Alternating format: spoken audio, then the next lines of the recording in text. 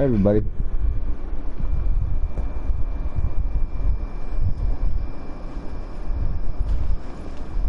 How do I get up there?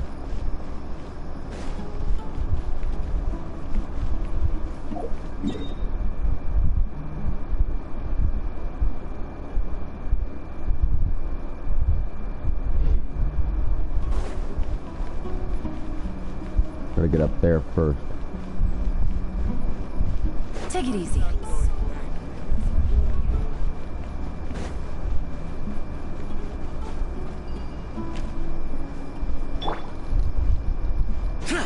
Useless.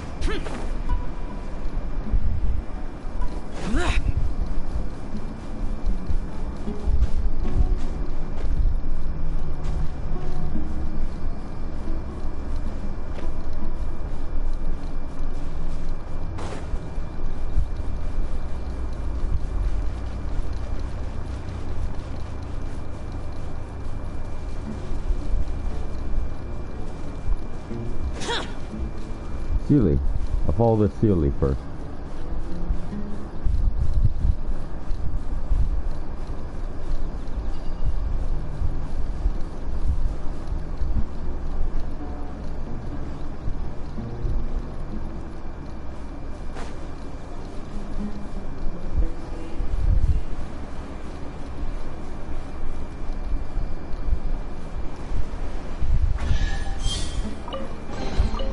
Why would anyone want...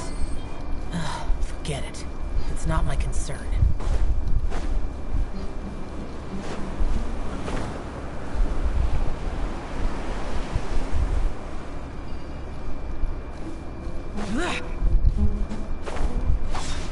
Wait, no.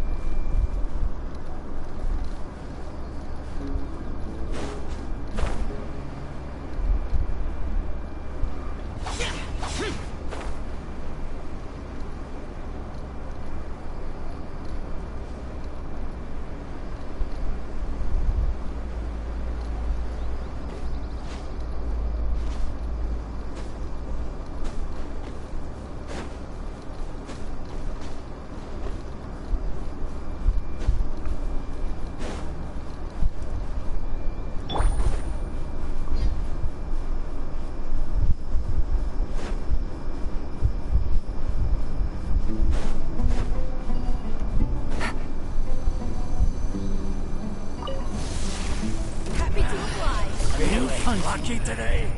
Busted. I hear everything.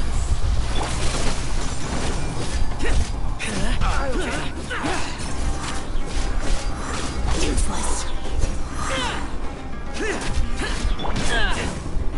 Enshroud. Game's up. Time's over.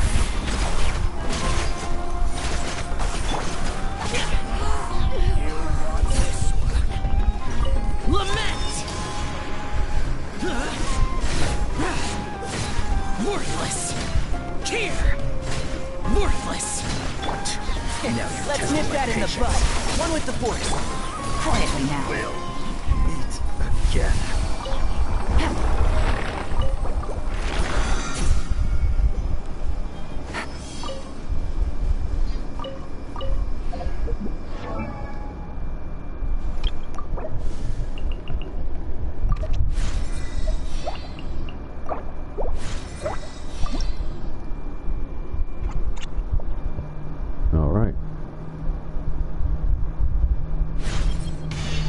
Seedlings grow, reaching out with their branches.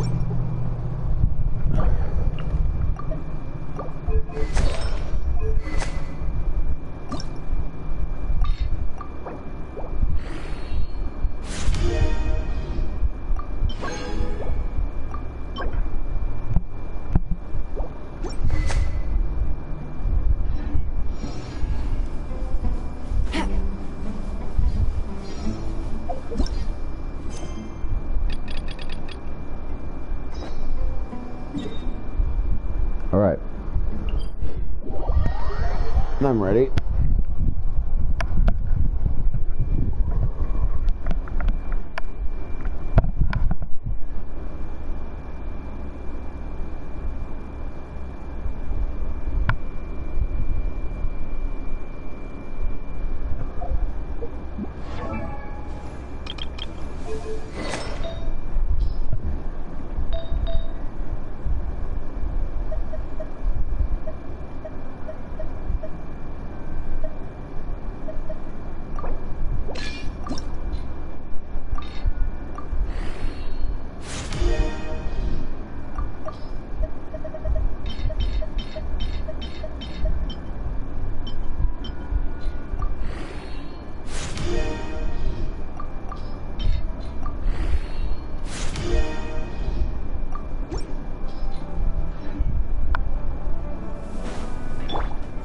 Steady, go!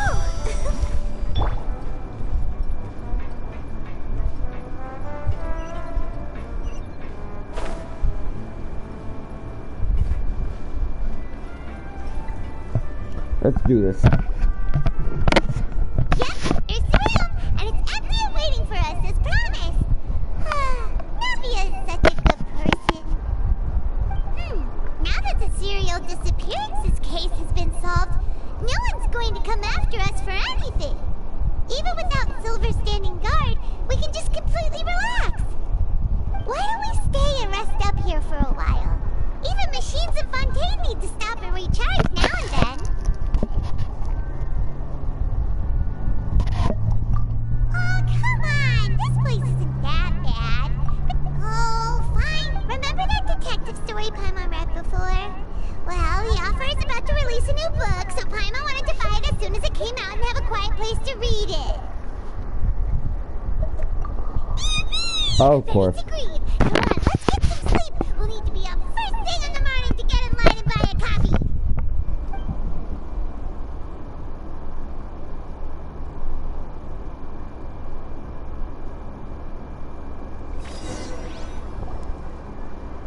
Paimon didn't expect that style at all.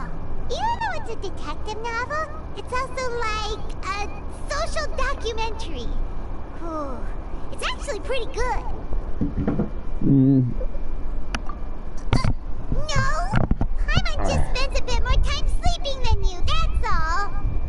Excuse me, but do you know if the Traveler and Paimon are lodging here? Huh? Who are you? Paimon doesn't recall seeing you before. Wait, you're not here to give us trouble, are you? A blonde traveler and a chatty little fairy. Looks like I found the place. Good thing I asked the Spina di Rosula. Seems they sent me the right way. Hey, what do you mean by chatty? Paimon's always careful not to talk too much. Most of the time, anyway. It's an You've honor never to shut meet you up. both. I was sent from the Palais Mermonia. Monsieur Nourilet wishes to see you. It seems he has something important to discuss in person. Nivelette? He wants to see us again already? Huh. We talked so much the last time we met. Has something happened since then? I am not privy to the details. It would be best if you came to the Palais Mermonia and asked Monsieur Nourilet in person. If you say so, but Paimon has a bad feeling about this. Now that I've delivered the message, I'll take my leave. Thanks! We haven't left the room for a few days, so we'll head over once we've freshened up a bit.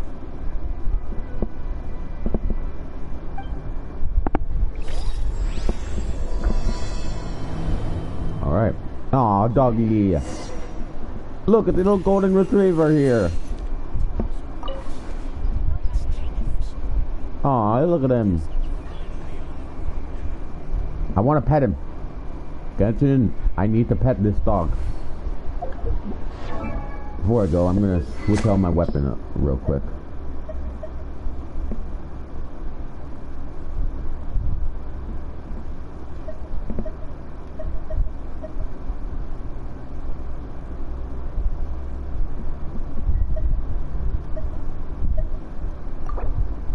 Yes.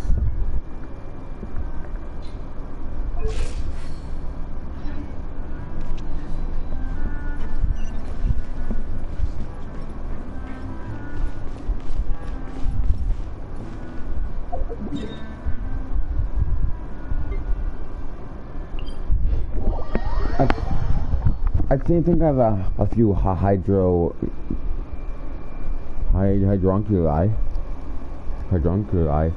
to deposit here anyway, so this is good for me.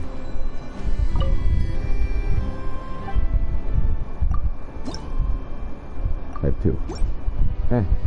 Good enough.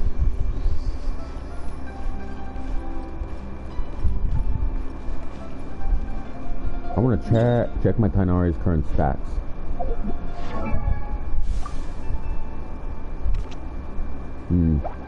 Crit rate's not doing too well.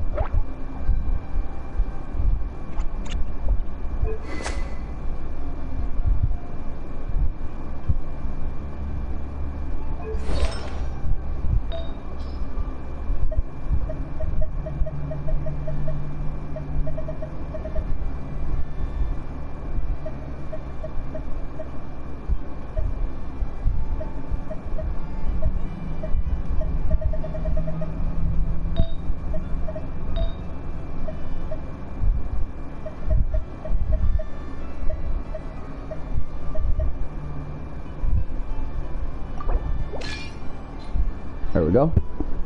That should fix a few things. Time to talk to Nouvelle.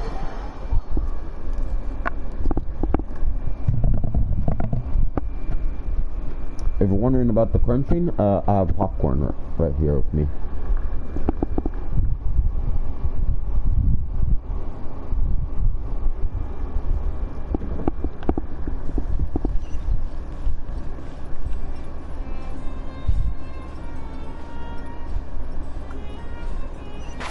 Can't see?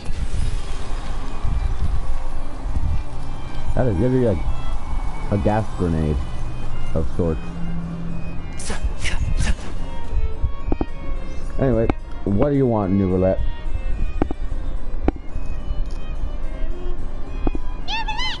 We're here! Did you want to see us about something? Huh? Why were you just standing there? You daydreaming or thinking something over? Yes, I did send someone to fetch you. But as for what I'd like to discuss next, well, I still have some reservations. Given that we've already made the trip here, you should just tell us. Bet you need us to help you with something, right? I do indeed have something I'd like to ask you to do. However, you should wait until after I tell you the details, then decide for yourselves whether you'd like to help or not. The situation is this.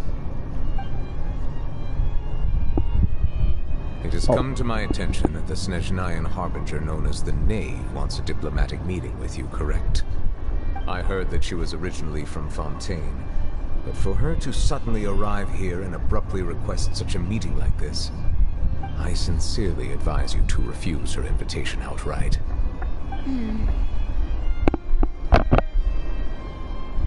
I'm sure you're aware that her purpose is most likely related to Child's recent predicament. We convicted one of the Snezhnayan Harbingers in a court of law, but we have yet to provide any form of detailed report on the matter. This does indeed provide an opportunity for Snezhnaya to put pressure on us. I think the knave is the one that looks like Lula that I mentioned another time when playing with you.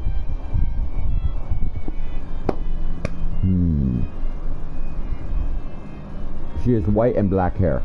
White hair with a black strand, I think. I don't remember.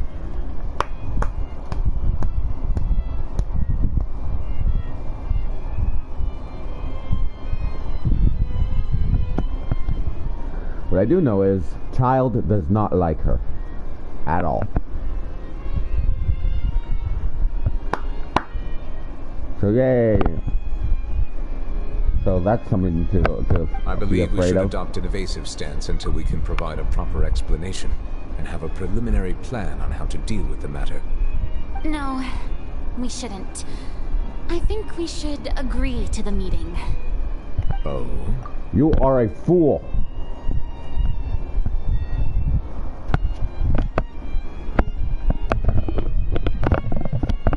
I think we all remember her being scared in the trailer for this update.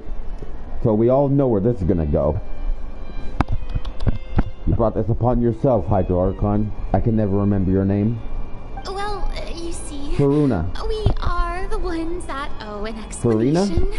If we keep putting off the meeting, it could easily result in Whatever your name is. escalating, right?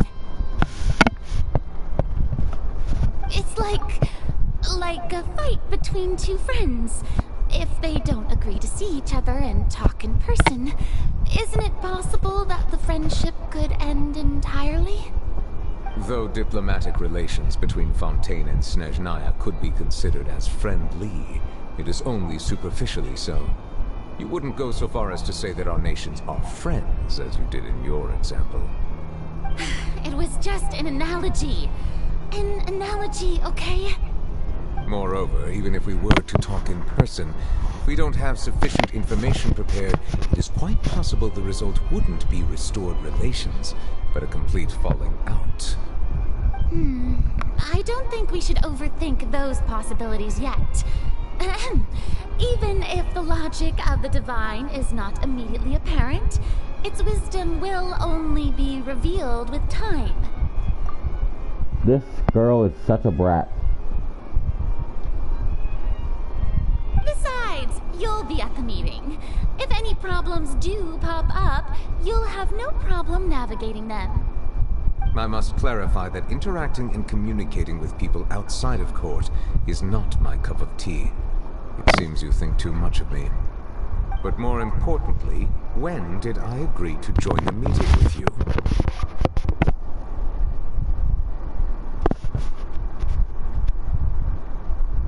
Oh, fun fact, some people think Nouvellette here is actually a hydro dragon in human form.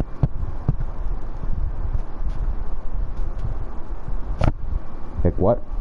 I don't see it. Where's the evidence?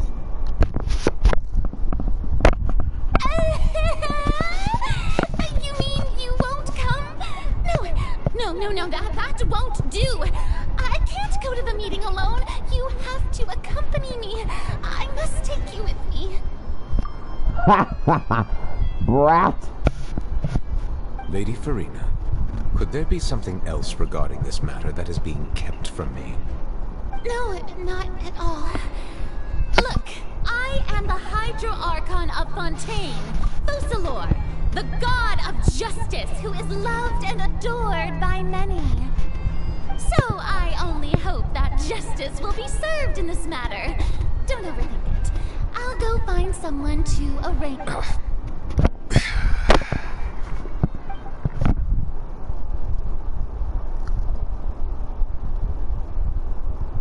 Though it could officially be considered a diplomatic conference, I prefer to see our meeting today as an ordinary tea party.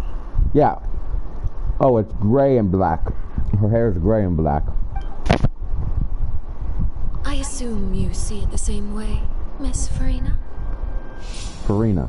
I did got it right. Number 4. Damn. And the doctor was number 2, so yeah. I guess we're making our way up.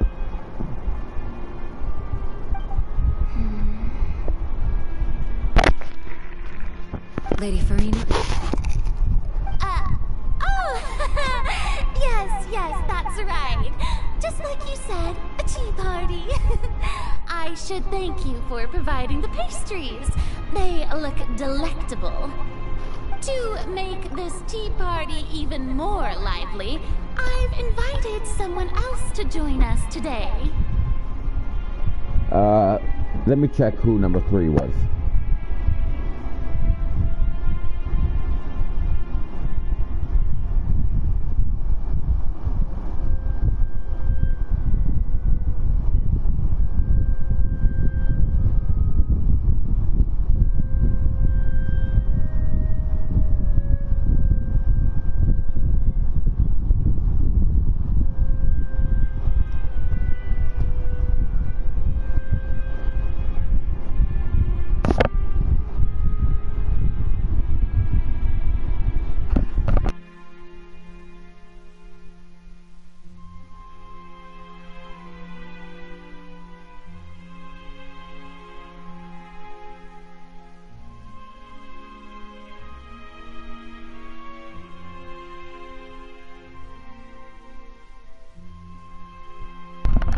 Apparently number 3 is a child?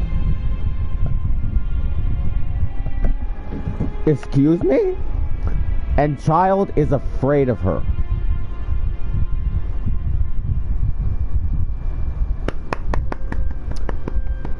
Oh my.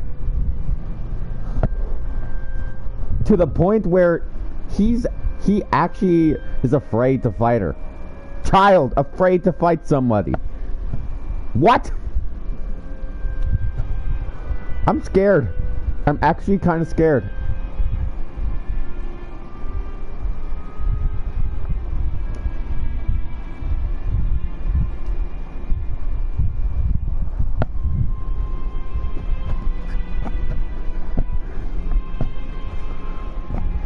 Oh no.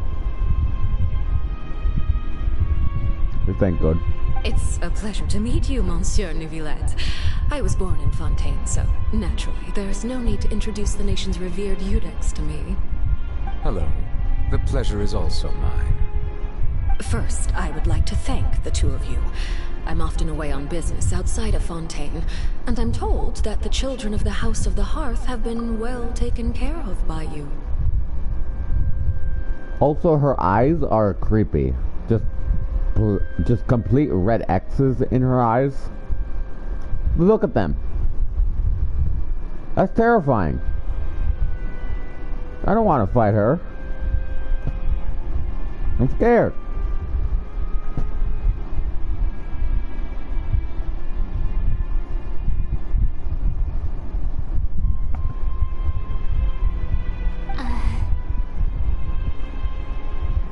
Oh, I'm not referring to when my children, Linny and Lynette, were falsely accused by you. Please don't misunderstand.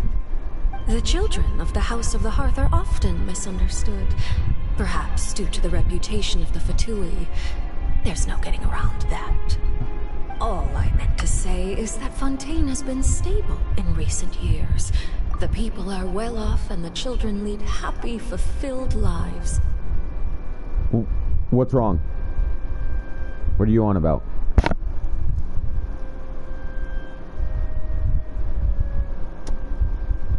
Yes. I figured that out pretty early on. It was pretty damn obvious.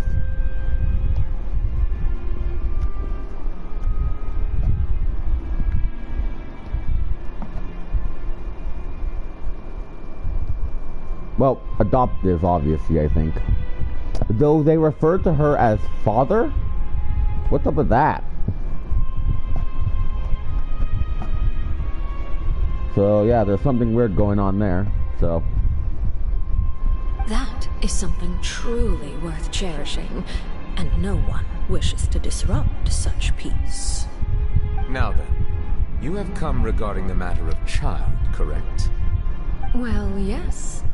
It appears the ever-busy Iudex Neuvillette doesn't wish to waste time with diplomatic pleasantries, and hopes that we can get straight to the point of our talk. Yes, as you surmised, understanding child's situation is indeed one of the goals of this trip. As we are both diplomats from Snezhnaya, as well as Fatui Harbingers, Child and I have always been colleagues.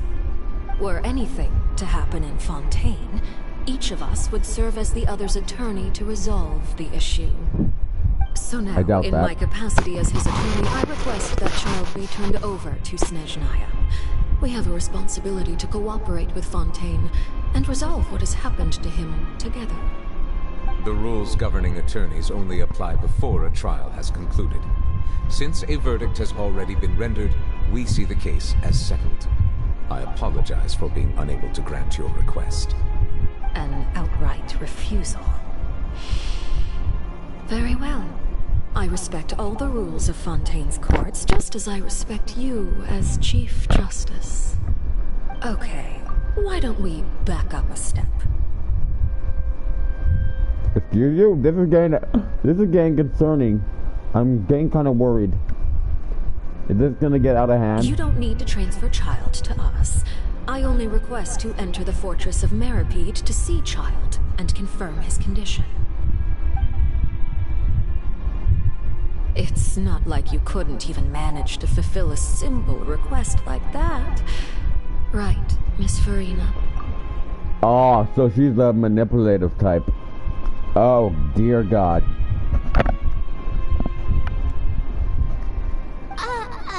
About that.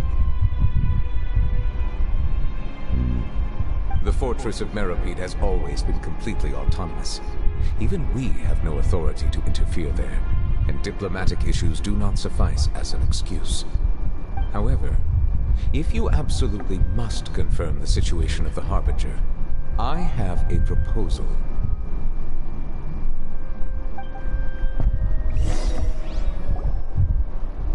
The knave showed up already? Well, Linny did say that Father will be returning soon. We didn't even know that Linny was from the House of the Hearth at the time, so we kinda overlooked that information. Yes, thank you for your kind advice. I'm well aware of the situation. I also noticed that Lady Farina acts a little odd and unnatural whenever I bring up matters related to the Knave. They have a history. The Knave be threatening Lady Farina or something? If that were the case, then why wouldn't Lady Farina inform me? And what means could the Knave possibly have to twist the arm of an Archon? So maybe that's not very likely. Even though Farina can act a little weird at times, she's still an Archon. In reality, this problem is even more thorny than it appears. According to reports from the fortress of Meripede, Child recently disappeared under mysterious circumstances. Oh. The Genshin is well worth the gambling. It means it's going great. I heard that phrase from a different YouTube video. But yes, it's doing good. The details are still unclear. We cannot Fucking rule hell. out an Why did I escape, do that? but there have also been no reports of him outside of the fortress of Meripede. Special guards oversee the fortress, and its internal systems are extensive. Combined with the special characteristics of the surrounding terrain, an escape should not be possible. I have popcorn right now. I suspect that there's something else behind Child's disappearance. I was only willing to share this information with you because you are friends of Child, and it is my duty to see justice done. So this is what you wanted to see us about before? Yes. I would like you to go to the fortress of Meripede and investigate Child's disappearance. This was my proposal during our meeting with the Knave. Rather than allowing her to intervene, I offered to send someone to find out about Child's situation and report back to her in detail. The Knave did not seem satisfied by my proposal, but she still agreed to go along with it for the time being. Her words were, "We will talk more once we have that report." So that means we bought ourselves some time.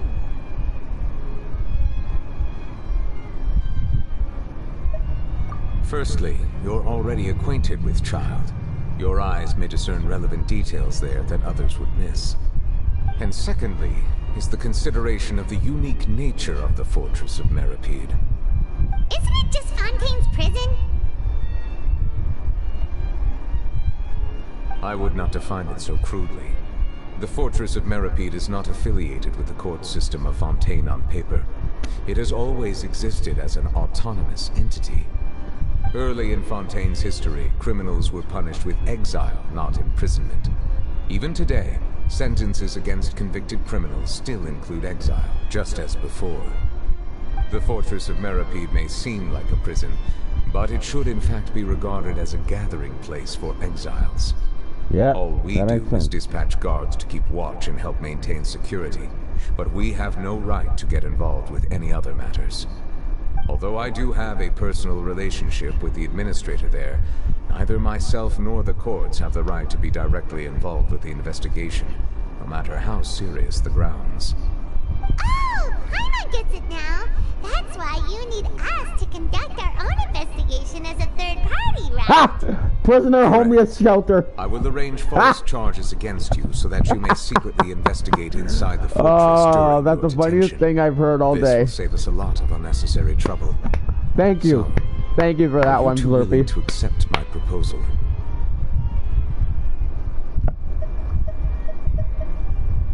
Yeah, no matter how you look at it, it seems we're the best choice. You are memeing! This difficult task. Reluctantly. You too have my sincere thanks. This matter is of critical importance to Fontaine's current situation. Also, I hope that both of you can keep this operation a secret. We will rendezvous at the Fortress of Meripede's entrance on Erinius once you've prepared yourselves. I will arrange for someone to take you inside. Prepared ourselves? Is there something we need to prepare? Perhaps you could enjoy a good meal and have a nice bath. I'm afraid that living conditions inside the fortress are nothing like those on the outside world. Oh, right! Even though we'll be there on trumped up charges, we'll be in prison for real. On second thought, is it too late to back out? You already agreed, Paimon. Please Just do not accept worry. it. Since you are sacrificing both your time and quality of life for the sake of delivering this report, you will be compensated according to the highest standards permitted to legal staff, regardless of the outcome. Now that's more like it! Come on, Traveler, let's go eat the best meal we can find! We'll eat so much that we won't need to eat another meal for a whole month! Your treat! So just Are you leaving eat now? Paimon! In that case, please take this cake as a token of my the only way to personal shut her up. gratitude. She is the rations.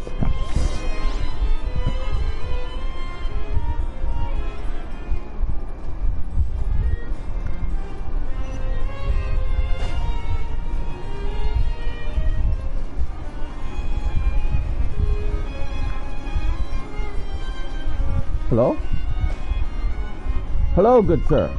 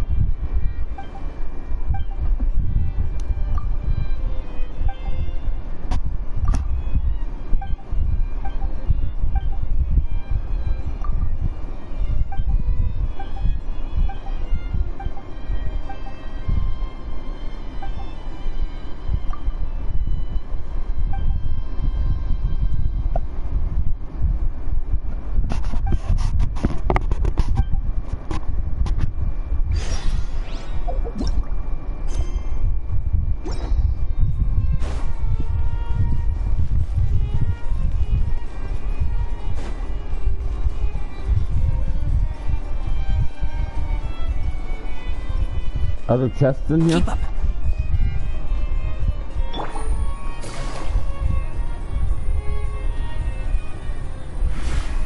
Nope.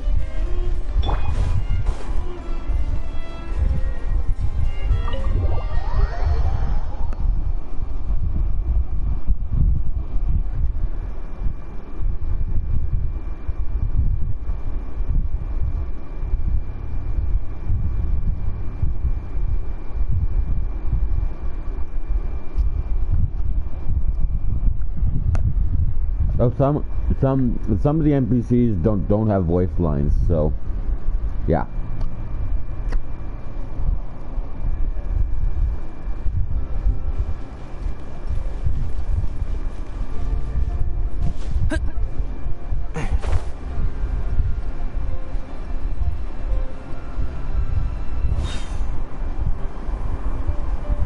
Ah, my ankles.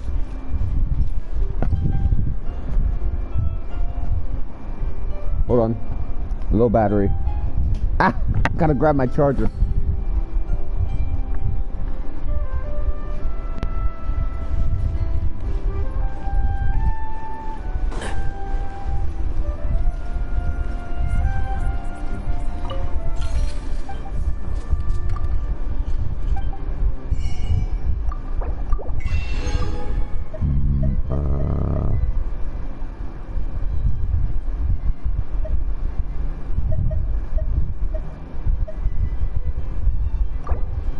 I'll be taking some of that.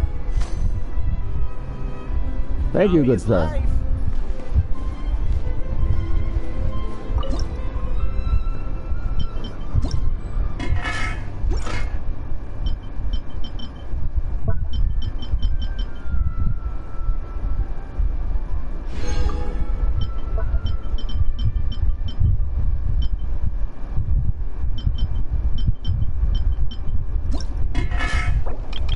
Yeah, I'm gonna just make a good few of these. 31 to do.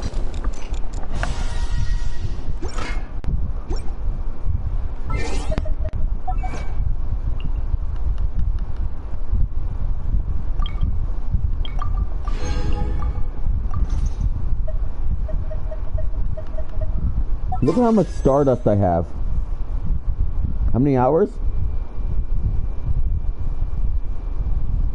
I have no idea, but it's a lot. I've had the game since day one. So yes, a lot. Although there was one time I took a year off.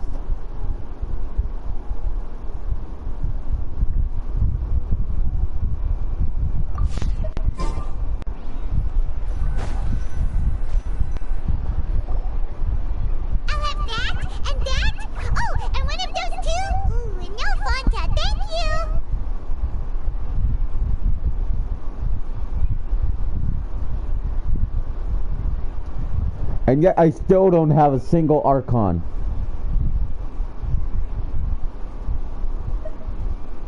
That cake was pretty good. But as soon as Paimon remembered that we were about to go to prison, Paimon's stomach suddenly became completely empty. Now that Paimon thinks about it, we've always been super careful ever since we arrived in Fontaine. Just to avoid breaking any strange laws here. But here we are, about to willingly send ourselves off to the Fortress of Mirapede. It's the 27th for me. This is what they call fate. Let's just try our best to investigate everything quickly once we get there. Paimon doesn't want to stay in prison too long.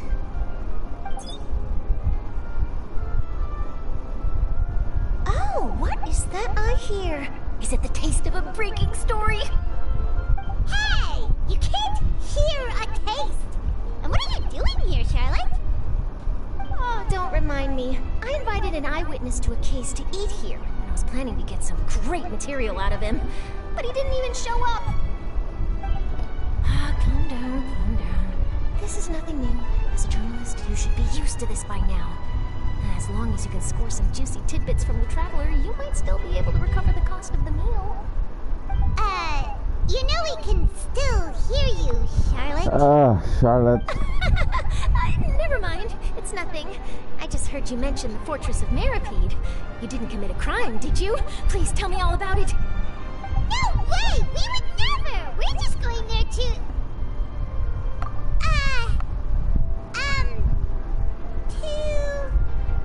Oh no, Paimon almost forgot that Neverlet told us to keep it a secret!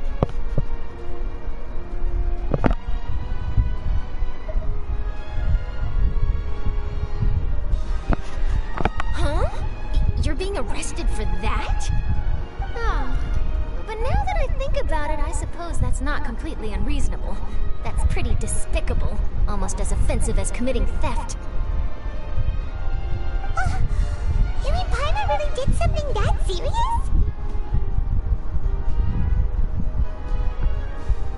Ha! Just get rid of Paimon at this point. Paimon really messed up. Well, in that case, it's nothing particularly newsworthy after all.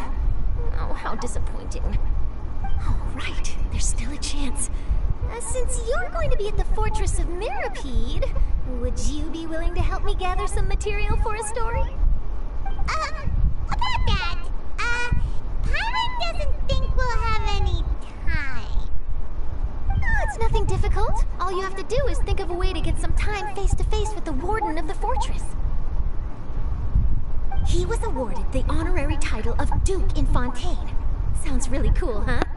Only those who have made significant contributions to the nation have been conferred this title.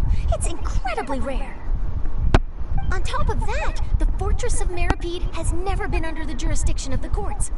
Practically nobody, including journalists like me, knows anything about the person in charge there. Oh, if I could write an exclusive article about him, I bet it would sell a boatload of papers.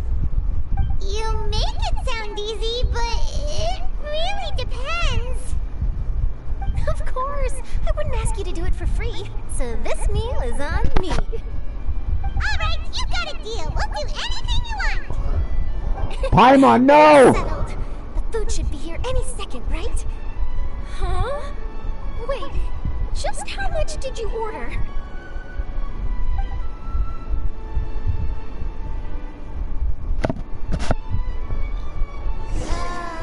Paimon's so full. Well, guess we have nothing to regret now, so let's... Paimon is so easy to convince. It's downright disappointing. Wait. Paimon just said something really ominous, didn't she?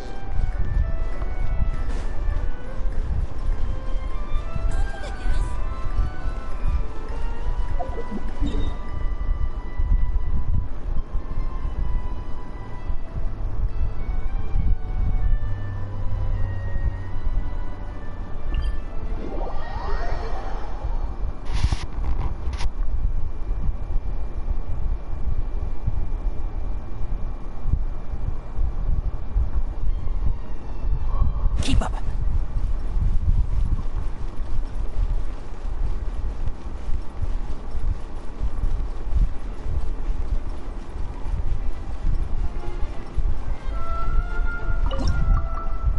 I don't have enough.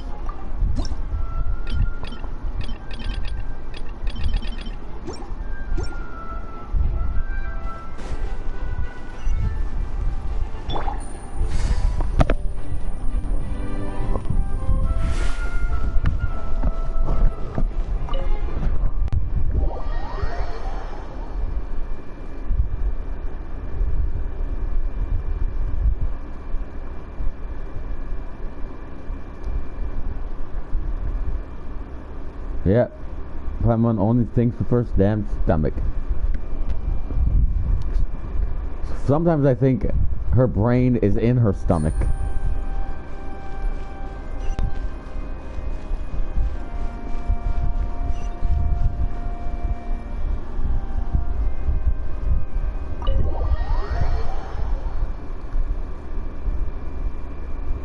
It would make sense, wouldn't it?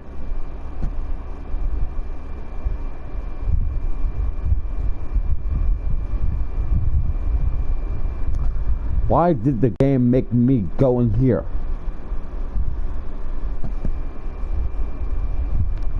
And then leave?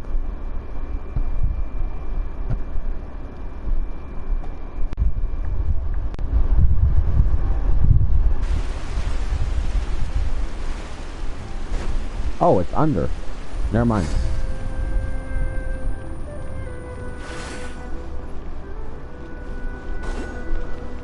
I had no idea this was even here.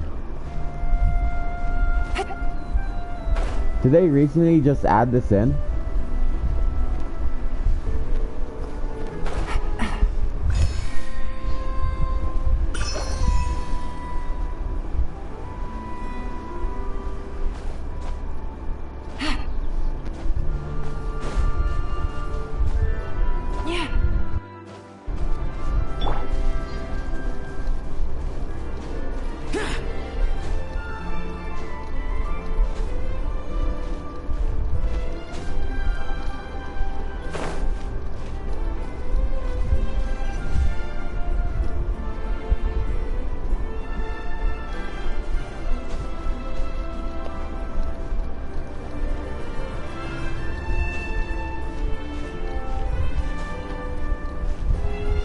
Hot, hot, hot.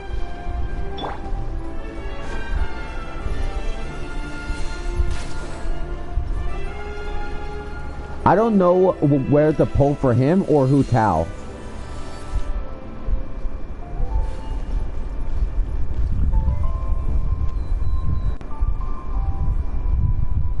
Conduct an autopsy on Paimon. Paimon after that. Which is a great idea. Make her feel the fear. Alright, Neverland, we're ready. Is this where the entrance is? You have come just as promised. Yes, this is the one and only entrance to the fortress of Meripede from Irenaeus. Careful. You may want to step back a bit. Whoa! So you have to go down from here? Is the prison underwater? Utilizing both the barrier of the water as well as the fear humans have of the depths, the fortress of Meripede is naturally the perfect place to confine and guard criminals. I thought it was somewhere else, to be honest. But do not worry. It is not nearly as frightening inside as you may think. You will see for yourselves once you are down there. Paimon hopes you're right. Don't know about you, but just thinking about being at the bottom of the sea like that gives Paimon the heebie-jeebies. Probably not the bottom, and there's but... one more thing. I mentioned that I have had personal dealings with the administrator of the fortress, Wriothesley. He's a very shrewd fellow. Yeah, we heard about him too. He's that Duke, right? Correct. He is the highest-ranking manager of the underwater prison. Even though you are going there to investigate at my behest, it would behoove you to avoid any confrontation with him or any of his subordinates. The Duke rarely ever leaves the fortress of Meripede, but that does not mean he is not privy to all that is happening inside and outside the fortress. He is quiet, but not unaware, so please bear that in mind. All right, it's about all the time that we have to talk privately. I'm counting on you two. Don't worry, we won't let you down. Good. Madeline! I'm here, Monsieur Nervalet. These two are the newest convicts, I presume? Don't worry, they won't escape on my watch. Like we would try. Please follow me, you two. I'll process your paperwork for entering the Fortress of Meripede.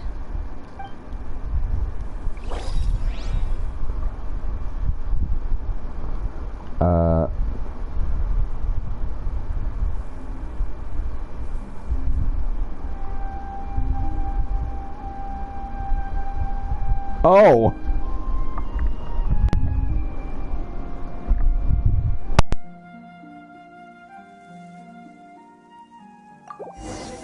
The value of knowledge cannot simply be quantified in monetary terms. Well.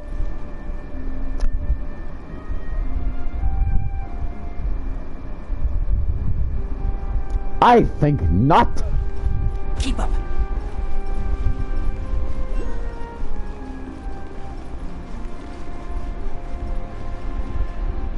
What is this thing? Can I...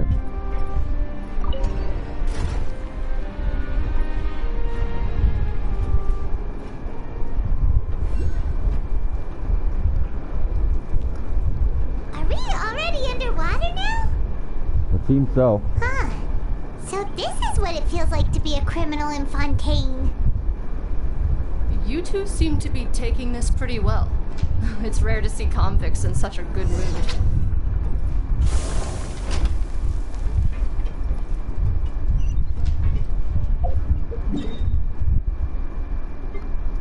Huh.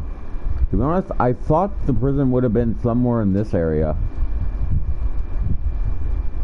Because of the new, you know, the new area being added. I guess not, though. Who knows? Maybe we will visit these areas later in the quest.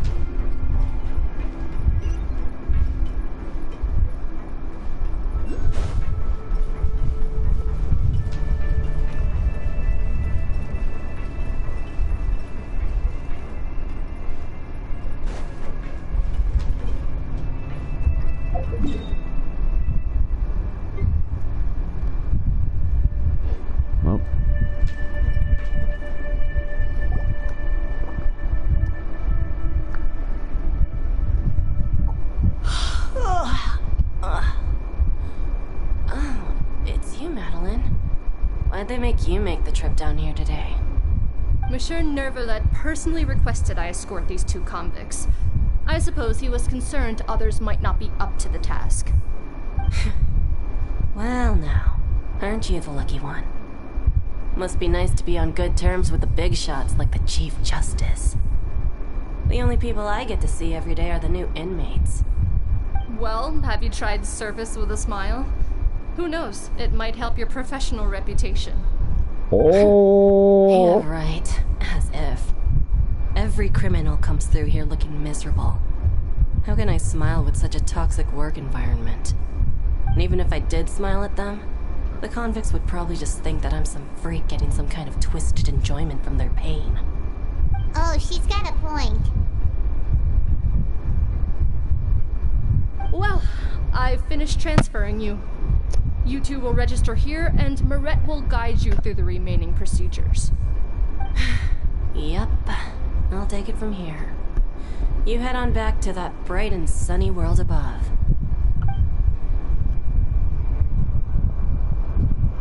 Okay, let me see. You are the traveler and... That would be us! Let me confirm your charges and sentence. Let's eating a cake specially prepared for the Ark. Huh? Wait!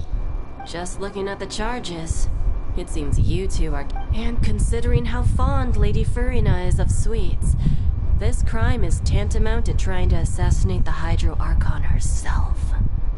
Now I've seen everything. I wish he was anyway, dead. We still need to finish processing you before you can enter the Fortress of Meripede. Please stand in front of the board over there. I'll take your mugshots with my camera. Chimera. Right. But whatever. Be sure to catch Paimon's good side. Do you have any good sides, Jake, to be honest?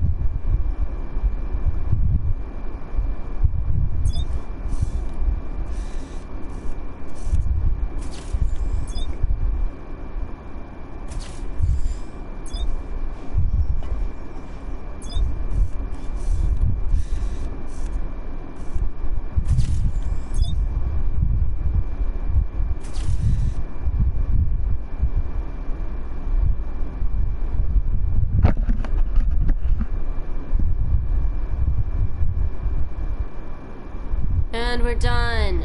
Thank you for your cooperation. Next, someone will be along to go. Huh? Rebirth? You two are the new inmates, right? Follow me. Oh, okay. Paimon is Paimon. Save it. Not like I'll remember your names. Move it. Rude. This guy's a major dick.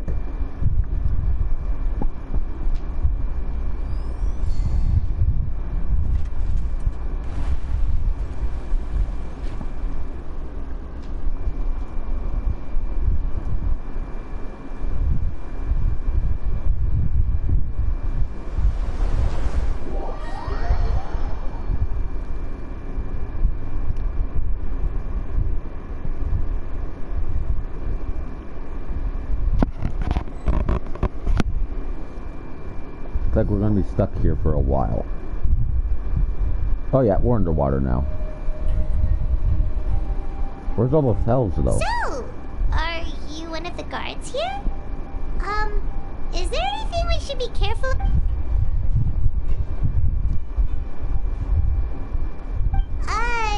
Did Paimon already ask something she wasn't supposed to? Why should I tell you anything? What's in it for me?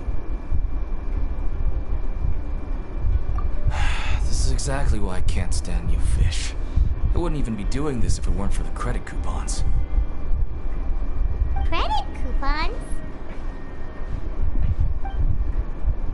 Alright, seeing as you're not the annoying kind that's getting dragged in here crying and blubbering, I guess I can tell you a few things. But next time, it'll cost you some coupons. Mora means nothing here. Here, we use credit coupons. Coupons can get you almost anything in the Fortress of Meripede. Desires? Fulfilled. You want power? No problem. Coupons can even change fate itself.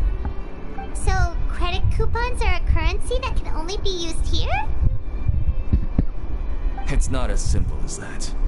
Like Moret said, everyone gets a chance at rebirth. No matter how much money or power you had before, it means nothing once you set foot inside the Fortress of Meripede. You have to start over and earn your coupons.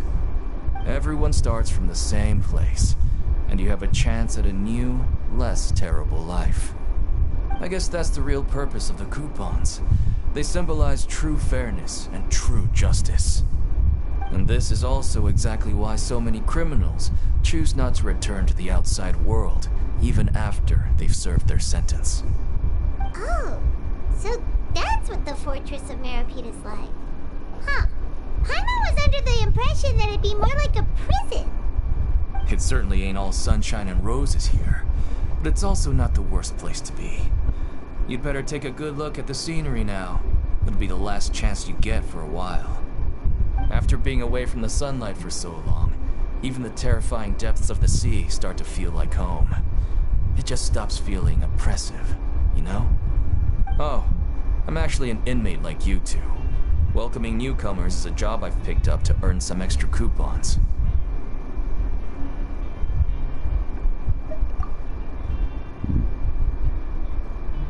Of course. Why aren't you answering us again? Coupons, bitch. I've told you enough for free. Any more info is gonna cost you. So all you care about is Mora! Wait, no. Coupons? Almost there. It's down through here. Your turn to give it a try.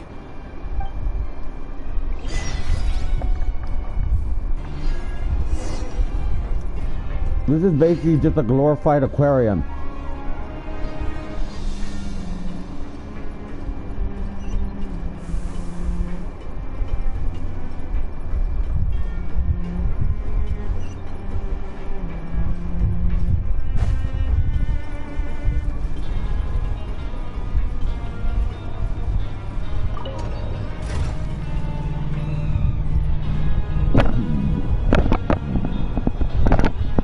Ah, sorry, I had to sneeze there.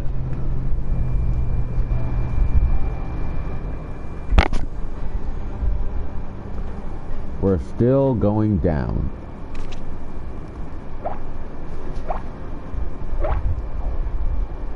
So, we're going even deeper now?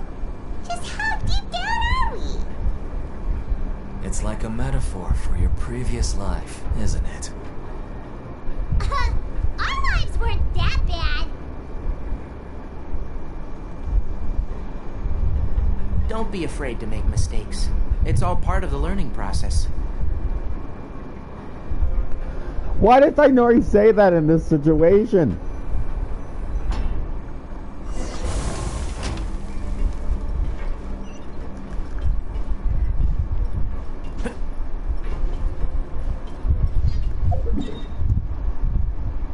Whoa, this thing is big.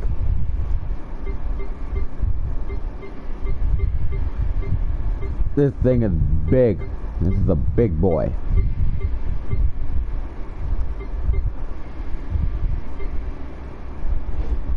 There's waypoints down here, so we'll be able to come back here afterwards, after we finish the quest.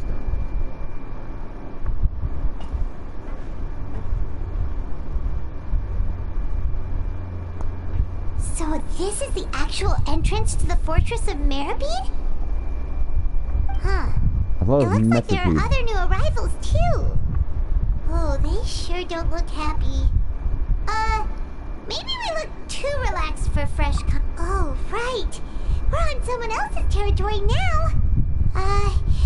If we're discovered, even Neuvillette might not be able to rescue us.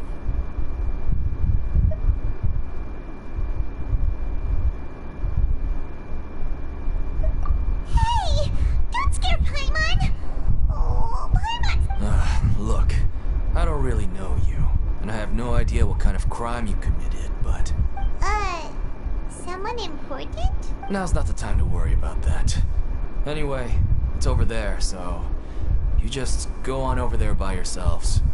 I've done my job, so... Good. Okay. What was that all about? Wait a second. Are there usually so many Garderex around here? They're already onto us? Prisoners numbers 7459 and 7560. Welcome. Well, no need to be anxious. These Gardemex aren't here to attack you. In fact, they're here as your honor guard. When I heard that you were friends of Monsieur Neuvillette, I had the Gardemex come and wait in formation. Wait, you know about our connection with... The seafloor isn't as cut off from the world as you might imagine. However, I'm afraid that I know nothing more than that you are friends of the Udex. And, as you can see, committing a crime means being sentenced here, even if you're friends with the Chief Justice.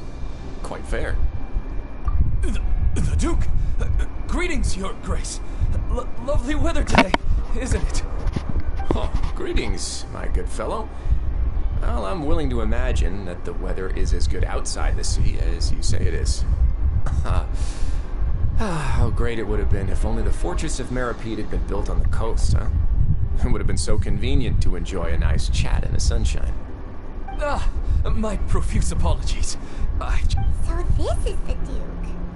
He sure looks a lot younger than Paimon imagined. The Traveler and Paimon, correct? Mr. Deacon here was responsible for your welcome. I trust you were satisfied.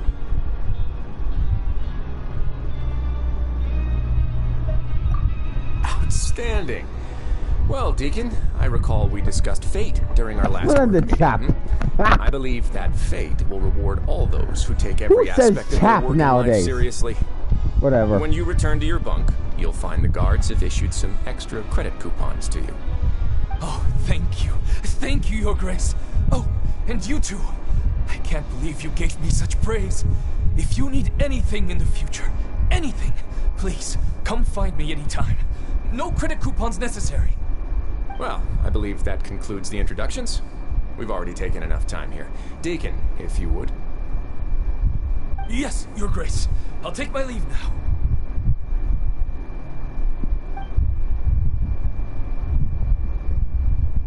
Please, follow me. To make you feel more welcome, I'll show you around the various facilities of the Fortress of Meripede. I hope it'll help you adjust to life here. He's going to personally give us a cure? Huh. Paimon can't figure out what this guy's thinking at all. No wonder Charlotte's so interested in him. He's one of those mysterious types. Alright, let's keep up with him.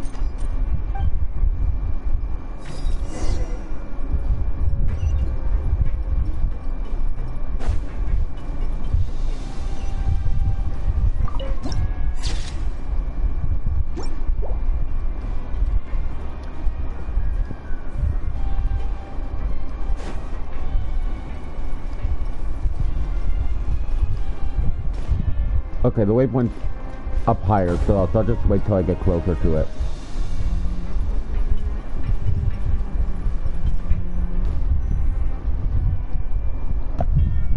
There's no need to be so reserved. The label of criminal is nothing but one of many identities, and being criminally inclined here at the Fortress is just one of many ways to survive. Is it really okay for the warden to think like that? We're real criminals, you know. What? Well, then maybe you'll be able to carve out a name and a place for yourselves in this underwater world, But before you go in swinging, please remember that in the Fortress of Meripede, it's better to not cause trouble for yourself or for the guards. Now, we've arrived at a very important place, the Coupon Cafeteria. You can come here and claim one welfare meal each day. Welfare meal? You mean it doesn't cost anything? That's right. Criminals are essential to Fortress operations, so does he have must dog ears? guarantee that they at least have the basic means to survive. I can't tell. But that's not how it was. Back in the day, it cost you reward coupons just to get a cup of water here.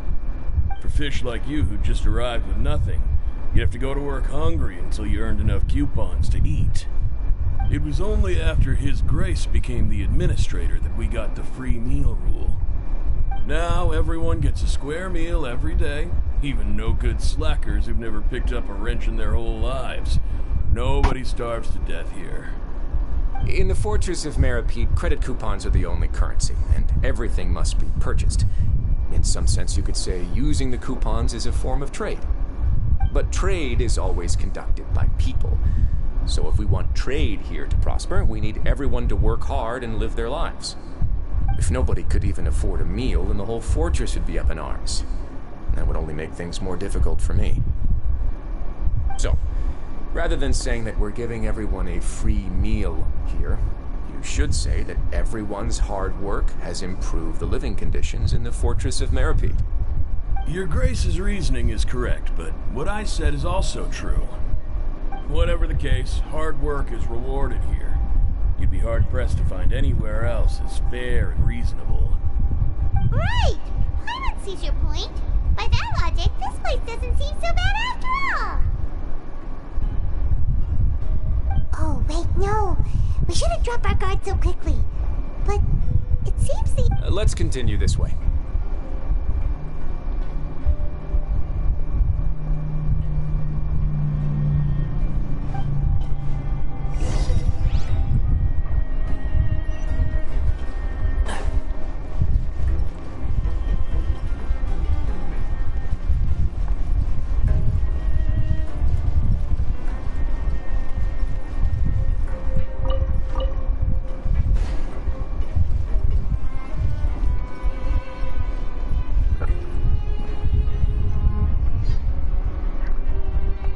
This place is known as the Pancration Ring. Sometimes we have criminals who have more energy than they know what to do with. Their daily work alone isn't enough of an outlet for them. So, Instead of leaving them to their own devices, we've provided them with this dedicated venue. This way, nobody will get involved unless they want to be. Pancration matches? And you can earn extra coupons? Oh, what do you think, Traveler? Interested? But I must warn you that your sentence will be extended if you fail to restrain yourself and end up seriously injuring or killing your opponent.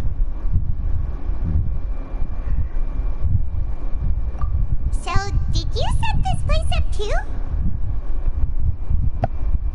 No, actually. I just granted approval for the organizer to use this area to build the ring, and I collect a portion of the proceeds in return. Of course, the fees are also quite useful. Oh. Do you mind if we ask what they're used for? Sure. Ensuring personal safety, maintaining the arena, and resolving any conflicts that arise. Why?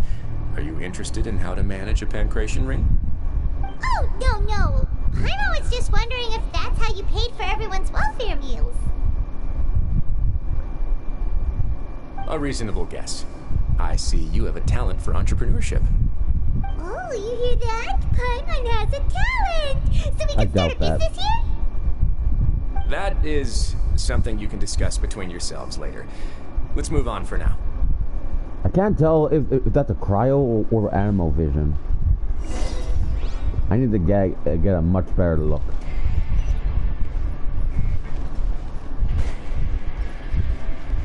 How do we get up there?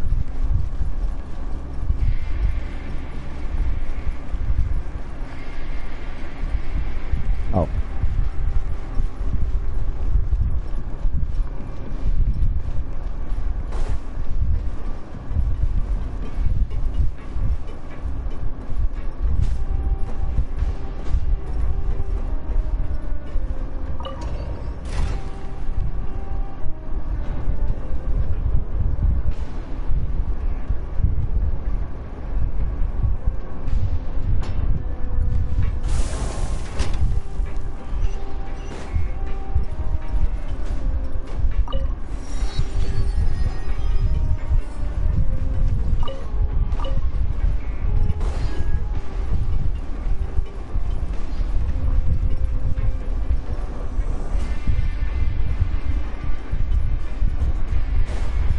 The music sound makes this place sound very ominous, but it's actually... But it doesn't seem that bad.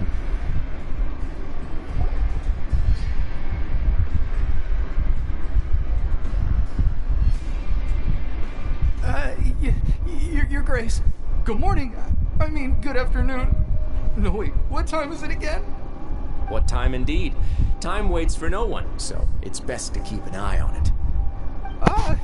My apologies, Your Grace. Oh, he's terrified. Jeez. That guy's so nervous he almost forgot to breathe. Sorry. Forgive my manners. This guy's a wimp. These are the dormitories, which is where inmates sleep. The guards will inform you where your bunk is later. In the Fortress of Meripede, criminals usually spend most of their time in either the production zone or the sleeping areas. The production zone? What does it produce? Is that where we'll be working? Not necessarily. Though working in the production zone is the most reliable way to earn credit coupons. If you have other skills, you can skip your shifts to earn them in other ways. Wow. Wait, you're the manager of this place? And you're just telling us to our faces that it's okay to skip work? The fact that the Fortress of Meripede has continued operating completely autonomously is proof enough that most people are willing to work honestly and earn a stable income. As for what we produce, many of the clockwork machines seen all over Fontaine originate from our workshop. Therefore, the Fortress of Meripede is not only a place where criminals serve their sentences, but also a giant machine factory. There's no need for me to get into specifics about the production process now. You'll experience it all firsthand when you report for work tomorrow.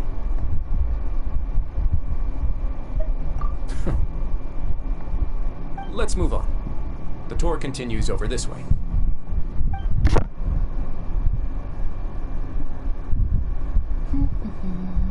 What's Lenny doing here? Why is Lenny here? What?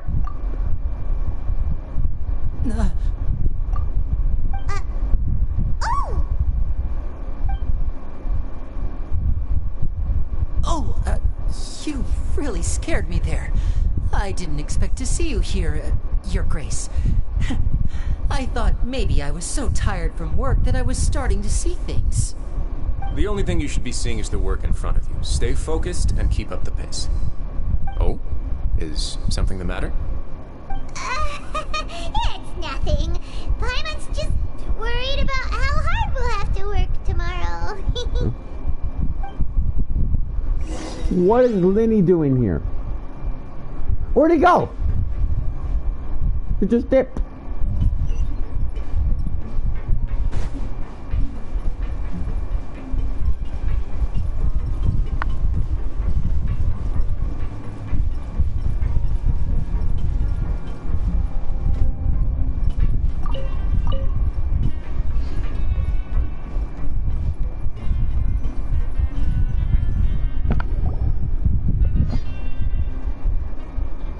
Who's this? Oh, the hydro user. Okay. Quite small. Your Grace?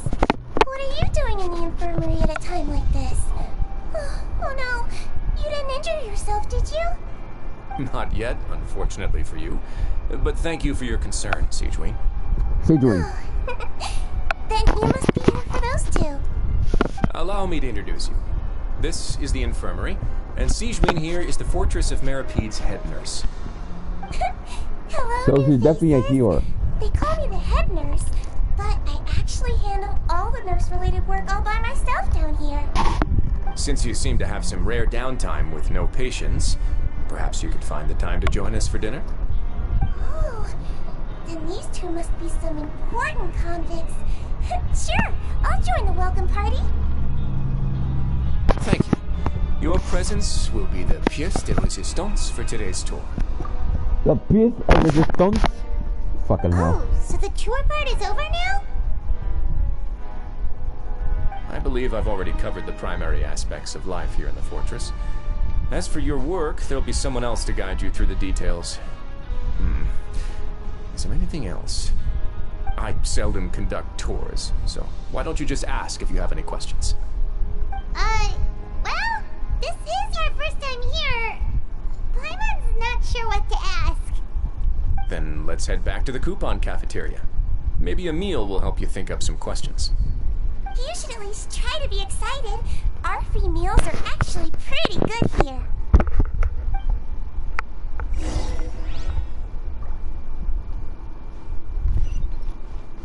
Keep up.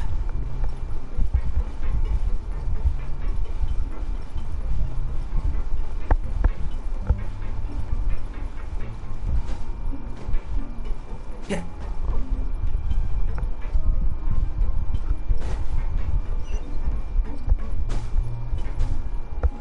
Rah.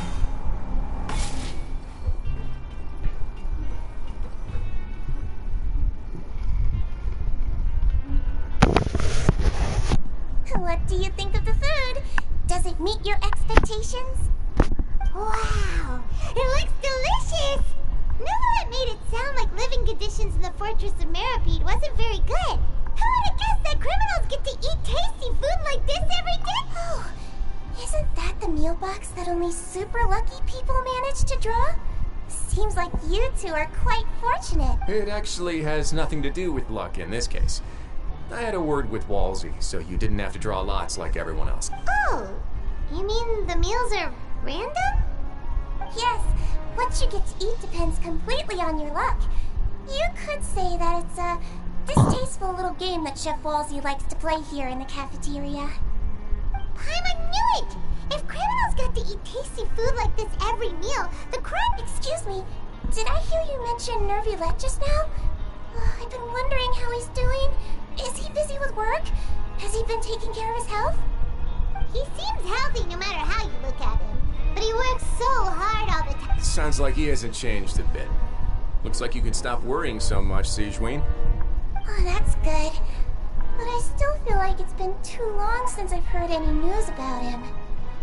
No news is good news. Maybe next time I've got something to discuss with him, I can invite you to accompany us. But isn't the Fortress of Meropide independent from Fontaine's court system? What do you two have to discuss? Well, we provide all kinds of mechanical products for official use, and some essential goods have to be obtained from the overworld, so we naturally have to stay in touch about this and that. Monsieur Neuvillett's character is unimpeachable. No matter the question, you can discuss it openly and freely with him. Talking with him feels quite effortless. In light of that, I am quite willing to go out of my way to show respect and accommodate him. In fact, right now, I'm treating you two as guests invited by Monsieur Neuvillette. But unfortunately, I can only do so until the end of this meal. After this, you two will just be inmates here. You're very welcome. Well, your new life awaits.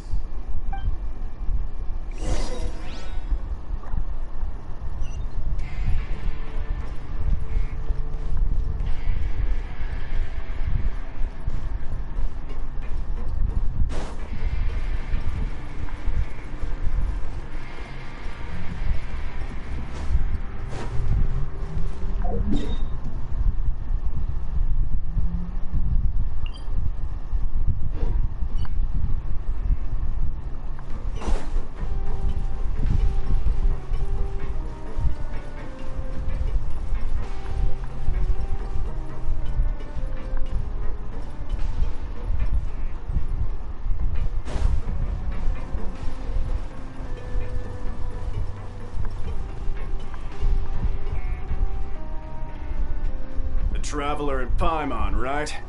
Listen up. As new inmates, the only thing you need to worry about is what to do and when to do it. Don't make any extra trouble for yourself.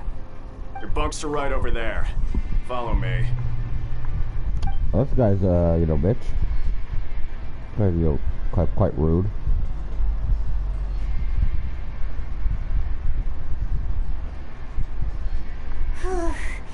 So this is where we'll be sleeping from now on. Oh, Paimon can't believe this! The days of staying home and reading detective stories are like a dream now. By the way, Traveler, we saw a lot of things worth investigating just now. Even though the Duke didn't say it too directly, judging from what he said at the end, it seems that he was only welcoming because we know Neuvillette. We are criminals, and Paimon did eat that cake, but we're actually here to help Neuvillette. Is it possible that he knows we're here on a mission? Or is Paimon overthinking things? Yeah, Paimon thinks so too. He probably knew why we came here from the very beginning and intentionally wanted to send us a message. Maybe something like, "Hey, I have my eyes on you, so don't try anything funny." Yeah, you're right. It's not like we can go back to Neuvillette empty-handed and say, "The dude looks scary, so we gave up." And besides, the Duke said that he was willing to go out of his way to show respect for Neuvillette, right? So, we at least need to try. But, you mean... Yeah, that's what Paimon was thinking too! Paimon almost spilled the beans when we ran into him. Fortunately, based on his attitude, it looks like the Duke sees Linny as just another inmate. We worked so hard to help clear Linny and Lynette's names, and yet we turn around and bam! He's in prison anyway! Oh, right!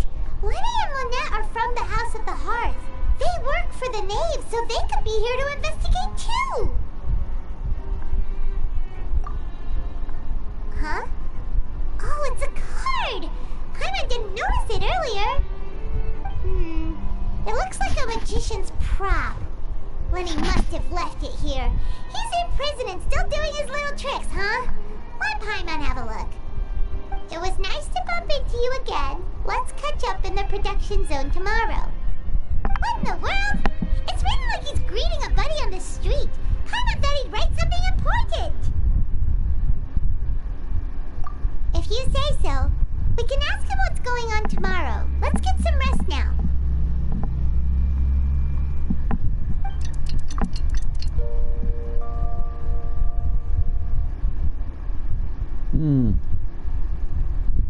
Hey, you're finally awake! Well, it's Paimon's first day as a prisoner.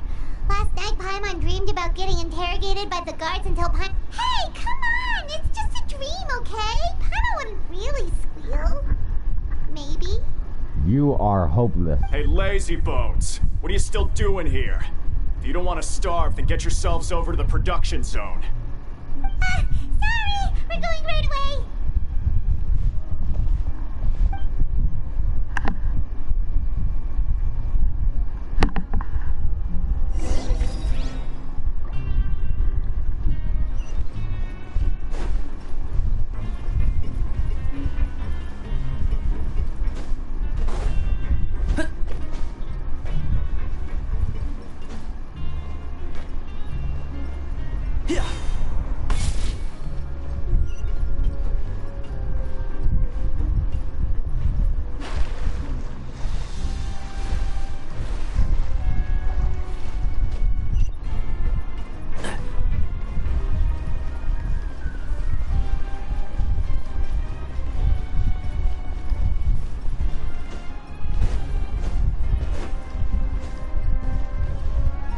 One with the forest.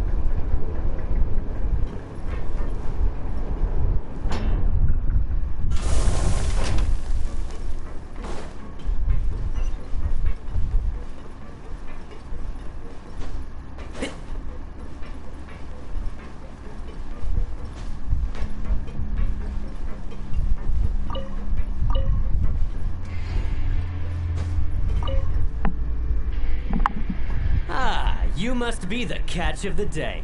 Looks like you've got some luck getting assigned this space. Yep, we just arrived yesterday and... Don't interrupt me when I'm speaking. Yes, sir. Listen carefully to my instructions. I don't want any mishaps. Every machine here is worth more than the both of you. Working around these machines can be very dangerous. Do your job well, and you can eat in the cafeteria after your shift. Get sloppy, and you dine in the infirmary. Anyway, the Fortress of Merope doesn't want to lose a single one of its machines. And it also doesn't want to waste the production potential of any inmate. You got that? Got it! Your job is to use the machine over there to process widgets. Watch carefully, and make sure you step on the pedal at the right time. If the machine gets jammed, then give it a little maintenance with your fist. Here, take this. Bring me the processed widgets, and I'll give you some credit coupons in exchange. I already do not like this dude.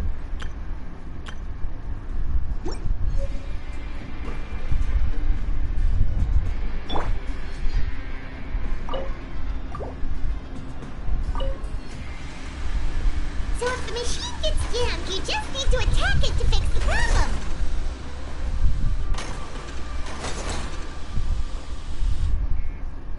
Once the widget is hot enough to glow, jump to step on the pedal and hit the widget with the hammer.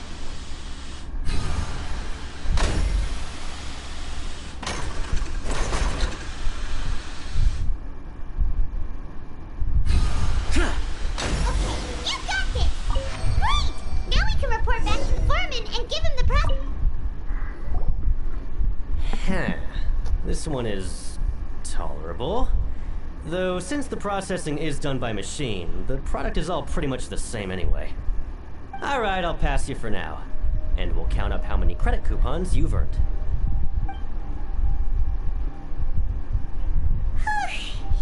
Paimon's exhausted. We're done now, right? Oh, that foreman. He's so scary that Paimon couldn't even speak. Ugh. Even though Paimon's starving and wants to head straight to the coupon cafeteria, we still need to meet Lenny first, right? He probably just finished up his work, too. He should be around here somewhere.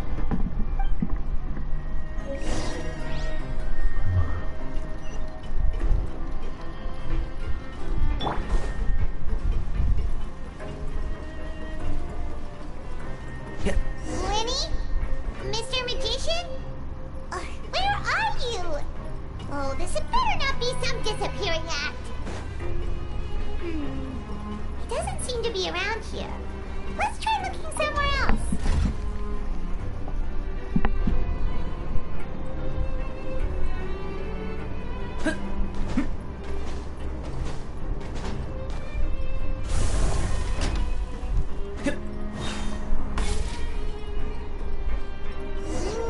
Where could he be?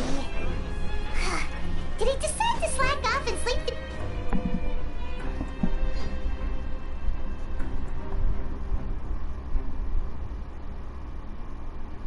Hey, over here. Hello. Oh, you scare so easily now?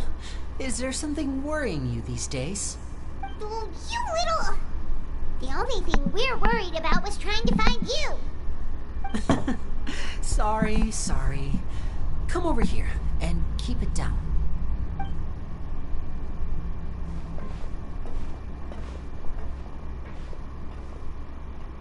Oh, Lynette! You're here too! You two really are inseparable. That's right. My brother simply can't stand to be away from me. It's not just Lynette. Fremine is also here. Do you still remember him?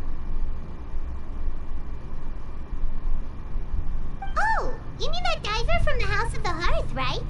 I don't remember seeing him in the Court of Fontaine before. Now hurry up and tell us, how did you end up as criminals this time? We fought so hard at court to prove you were innocent, but now it looks like our incredible court battle was for nothing! Sadly, even the teeniest of things can land you in prison these days. I put together a street performance and used the popularity we gained from the Opera House incident to attract a big crowd. And then?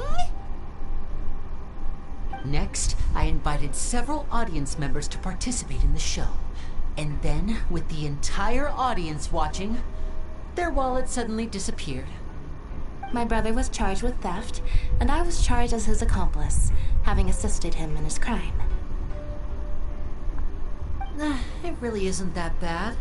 The missing wallets are all in the leftmost drawer of the Maison Gardiennage's big filing cabinet. We just need to see how long it takes to discover them. Yep, we should be released then. In terms of the magic trick itself, I think the performance went perfectly. Leave it to Lenny to magic himself into prison. Indeed. Last time I hid my identity from you, I promised that I'd tell you absolutely everything if you were angry about it. No more secrets. So I don't plan on keeping anything from you this time either. At the moment, the House of the Hearth's interests don't conflict with yours at all. We were instructed by the father of our house, the Knave, to come here and conduct an investigation. Told you so! See? Paimon guessed right. As for what we're investigating, perhaps you haven't heard, but the fortress of Meropide hides a secret. Some even say that the entire fortress exists just to protect it. The House of the Hearth has been investigating this for a very long time, trying to uncover its mysteries. But recently, all of our informants, including the ones that had infiltrated the guards, suddenly vanished and have not been heard from since. We believe that this is a direct provocation, and it's the reason why we came here. Father has somehow managed to confirm that Focalors does not have Fontaine's Gnosis. What? Huh? How did she manage to learn information that important? Father has her ways. Many of them are beyond our imagination, and we've never had the chance to see her at work. But we trust her conclusions. It was this information that led us to suspect that Fontaine's Gnosis might be in the fortress of Meripede and is related to that secret. So it's all about the Gnosis again. Well, that's about it from our side. How about you two?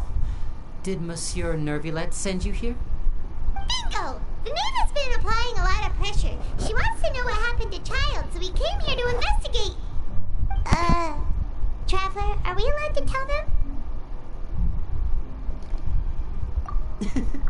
You don't need to worry too much about that.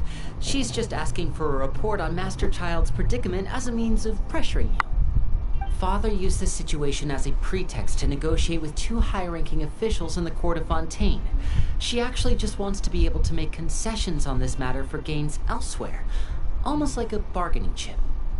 Sometimes you need an excuse to do things you otherwise couldn't.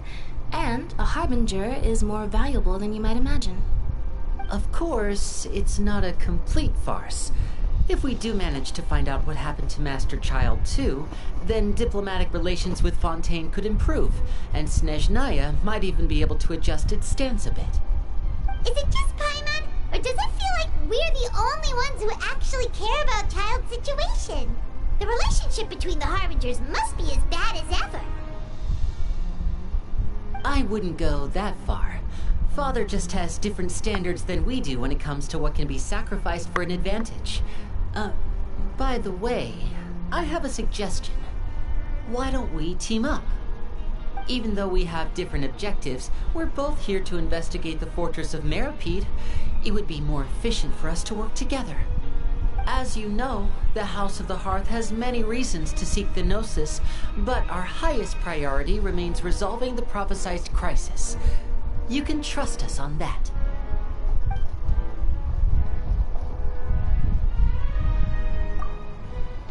See, I told you. Is that so? Sure enough, it won't be easy to convince them to cooperate with us. Lenny seems to be thinking pretty hard about something. Of course he is. Lenny has been looking forward to a chance to reach an understanding with you ever since last we met. Or, I should say, we were really looking forward to teaming up with you this time. Lynette, just tell them everything, why don't you? It's okay to open up a little.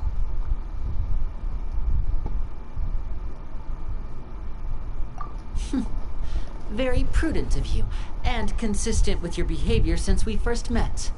That's reasonable enough, and I agreed to cooperate on these terms as well. I was prepared for the worst, but you were actually more agreeable than I anticipated. All right then, there's no time to lose. I have some information to share, so listen carefully. Since Lynette and I arrived here, our investigation uncovered the fact that the fortress of Meripede has a forbidden zone. Most people just clammed up and wouldn't talk, but after asking the right questions, we were able to confirm the existence of the forbidden zone from the guards. You should be aware of that while you're investigating.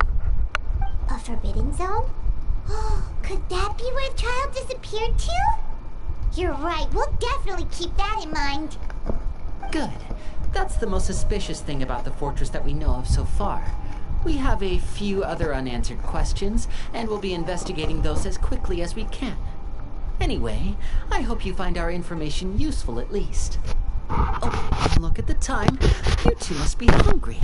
You should go to the coupon cafeteria and get something to eat. I'll use my cards to get in touch with you again in the future. Oh, that's just what Paimon wanted to hear! Paimon's starving after all that work today. We can talk more about the investigation later. Let's go get some grub!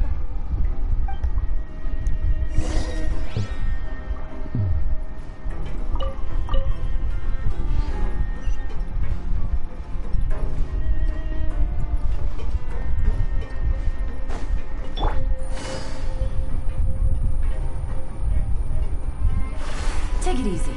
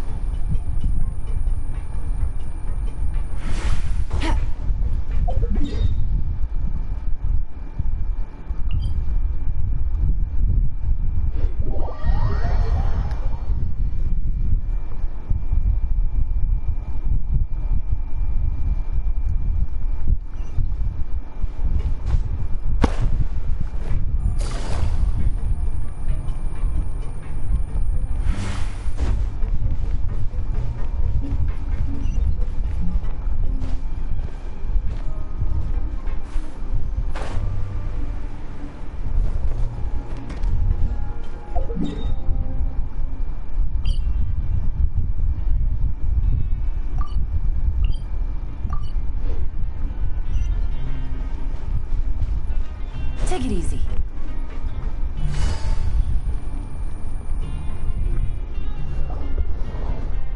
Oh, he wasn't kidding. Today's meal is nowhere near as good as last time. Oh, who knows how long it'll be until we're lucky enough to get that super tasty meal again.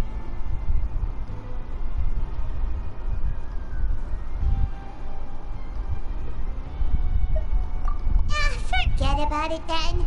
We'll just deal with the regular food for the time being. Let's just get out of here as soon as possible. But life here doesn't seem all that bad. Other than the foreman being kind of mean and the work being pretty tiring. You think so, mate? If I had a coupon for every fish who said that. Seems you fishies still haven't learned your lessons from your life up on the surface. If you take things at face value, then by the time you reach a dead end, you won't even know how you ended up on that road in the first place. I like your attitude. I can, let you in on a little something. Everyone's been telling you to just follow the rules and not cause any trouble for yourself. Am I right? But what they don't tell you is that the rules aren't exactly what they pretend to be. The rules for being a prisoner. The truth is, this place has a lot of hidden rules. Huh? Hidden rules? What do you mean? Not everyone knows about those rules, but whether you know them or not, once you break one, you might encounter something even worse than death.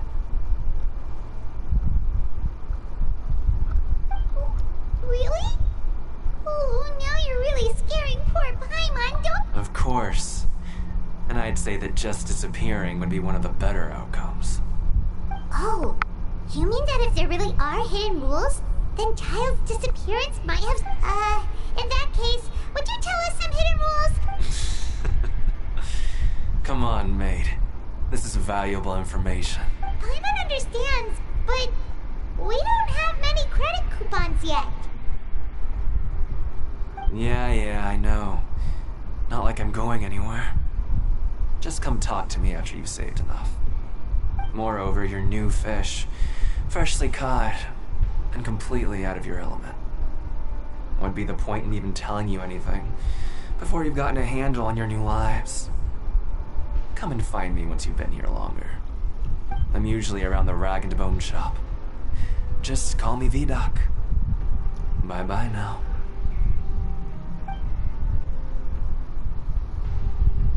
He left. Just like that. Huh. Do you think he's just trying to scare us into buying fake information from him? Yeah. It might be a good place to start in our investigation. Hidden rules, huh? But, like he said, we don't have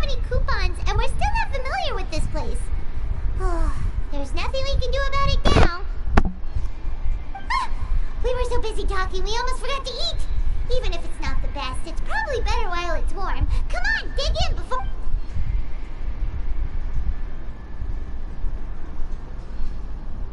Grab yourself a welfare meal.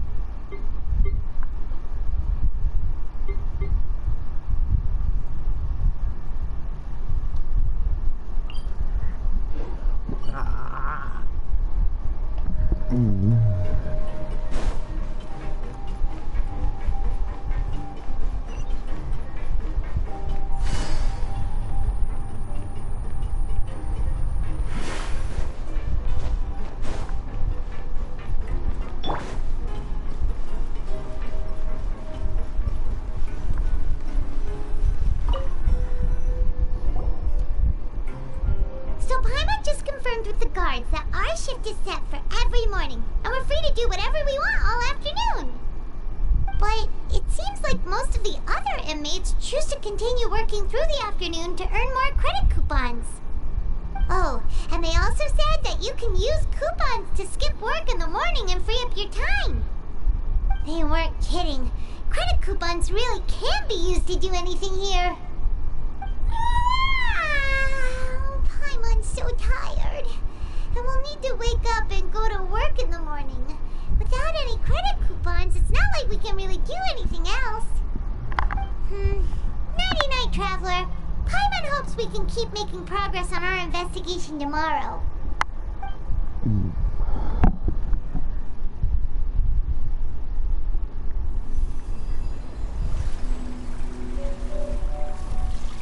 Wait, is that Child's Vision?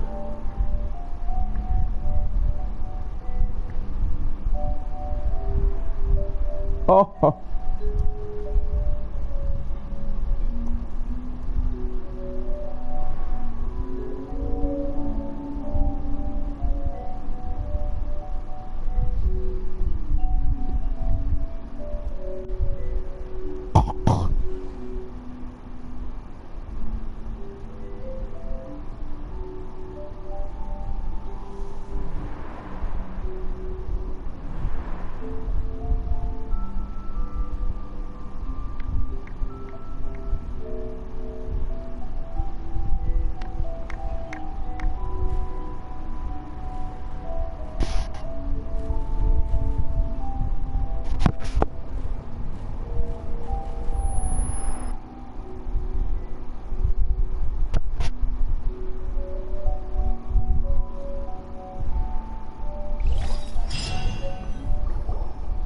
What was that? Are you awake, Traveler? What's wrong? You seem to have something on your mind. Did you dream about something last night? Is that even possible? Unless it wasn't an ordinary dream? Oh, Child's Vision! So you had it with you this whole time? Maybe the vision connected Child's consciousness to yours. And our investigation has its first major breakthrough! Good thing you brought the vision with you here. So what did you see in the dream? Do you know where Child went? Huh. Okay. Well, hopefully it'll be a bit more helpful in the future. What's more important now is that it's the start of another new day as prisoners. Let's do our best to earn more credit coupons. What's the plan for today? Let's go! It's time to start working. If that guard Fielding catches us skulking about, he's sure to give us an earful.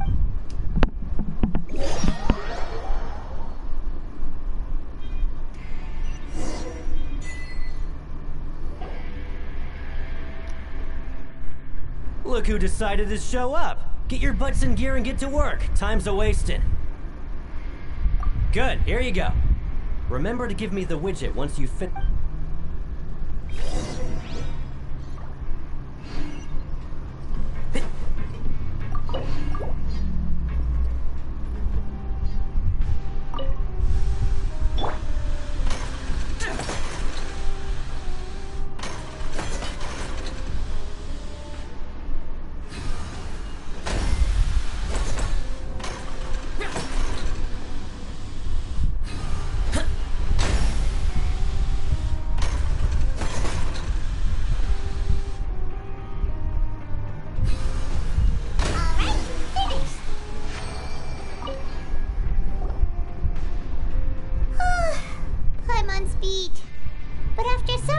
shifts, it seems we're really getting the hang of it now. Hey there, fellow shift mates. I saw you finished your work, so I thought I'd come over and say hi. Oh, hey there! We've seen you before. Your assigned workspace is really close, isn't it? That's right. The name's Rowan. This past few days, I couldn't help but notice the new faces working nearby. I guess we were destined to meet. I've been working here for almost 15 years. Even the foreman, Grainville, always calls me Chief. Whoa, you've been working here a long time, Chief.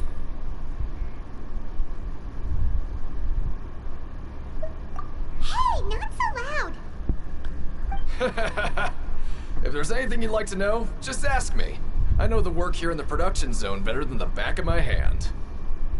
Alright, Chief. We'll be sure to come to you first.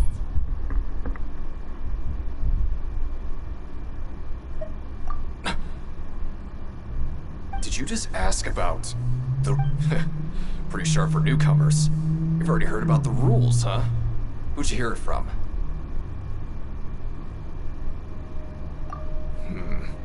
Alright.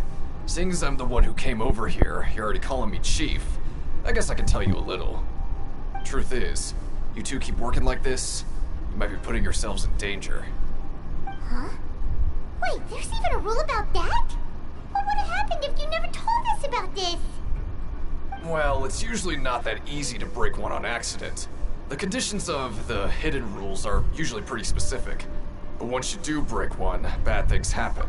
If you work continuously in the production zone for 3 days, and if all you do besides eating and sleeping is just work, then something bad will happen during lunch on the 3rd day. Huh? Like what? Oh, don't scare Paimon! If I knew that, then I wouldn't be standing here talking to you, now would I?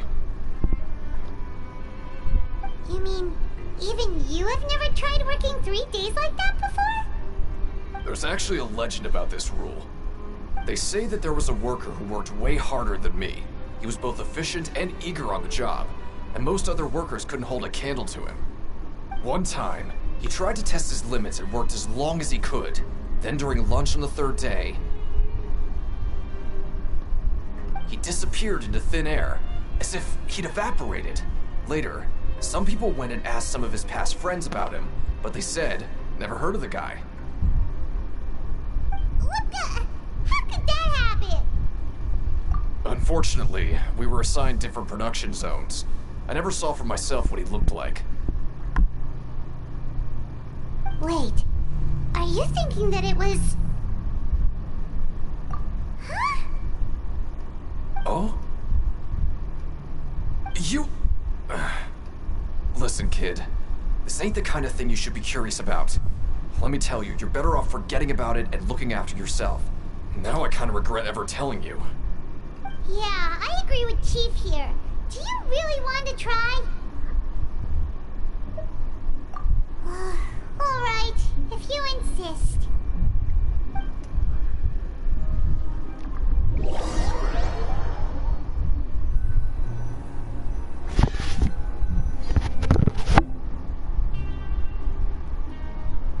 Oh, just a regular meal set. Guess Paimon shouldn't get her hopes up. What would you like to do this afternoon?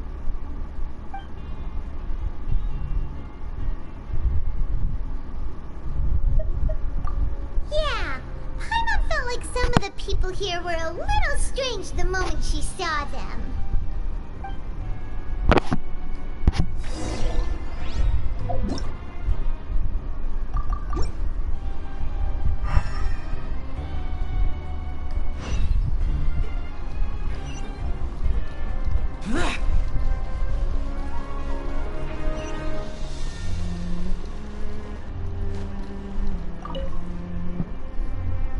Oh, hello. You two are the ones who were with His Grace. No need to be so... Sorry. I couldn't help but think of His Grace once I saw you, and well, it's hard to say. Maybe I am. He's got a very overwhelming presence. It makes me feel like I'm just some insignificant little bug. Wait, seriously? Well, I'm always indecisive, and I tend to make a mess of things. It's like a reflex. I just instantly start to tense up the moment I see a smart and capable person like His Grace. What? Please, don't say anything like that out loud. How could you possibly think something like that?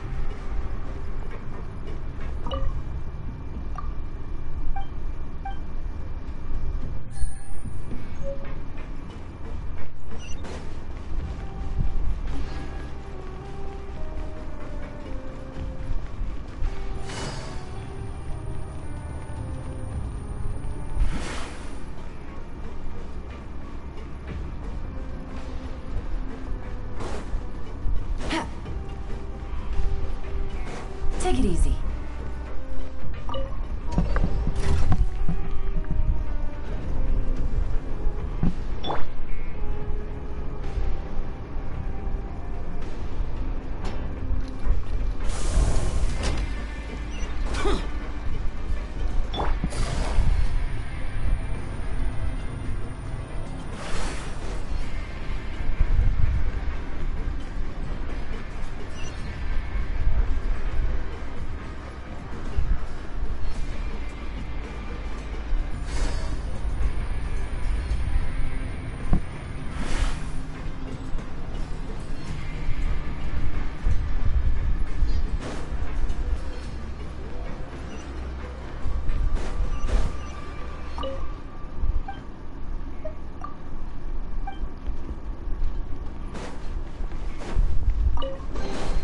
A chest full of valuables and a trove of potential clues.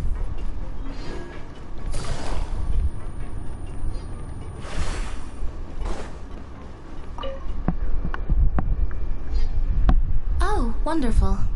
I was worried that you'd be busy trying to earn reward coupons all the time, but it seems like you haven't neglected your investigation work after all. Paimon likes having more coupons, but no one wants to work all the time. Have you also been investigating the area, Lynette? No, I was just slacking off, and you happened to catch me. My brother is still obsessed with anything remotely related to the Forbidden Zone. But knowing him, it won't be long before we get more leads. Oh, before I forget, this is for you. Huh? Credit coupon? I've been here longer than you. Coupons aren't a resource in particularly short supply. What is in short supply are interesting people to talk with. Aw, that's so nice of you, Lynette. We'll be sure to make good use of these coupons then.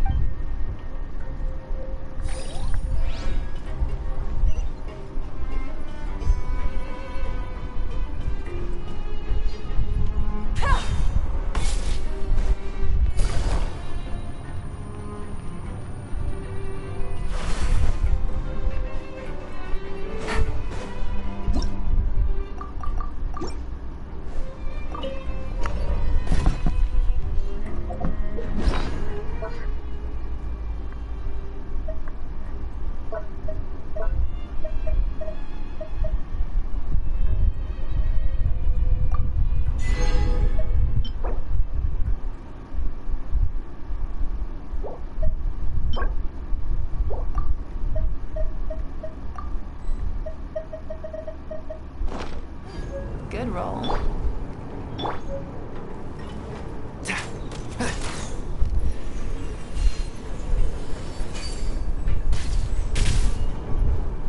Can't see?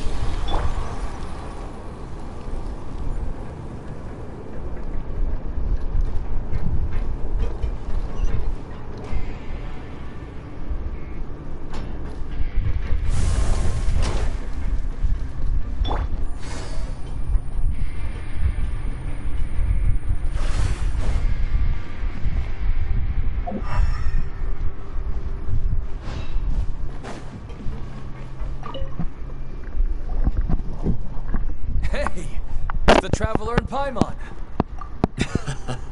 No need to tease me, okay? I won't trip on the same step twice. Listen, I feel ashamed about last time. Thank you for praising me in front of His Grace.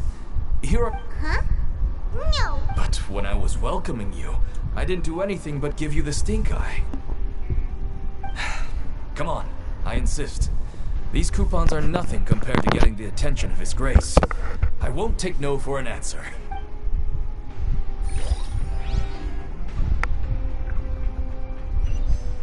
Take it easy.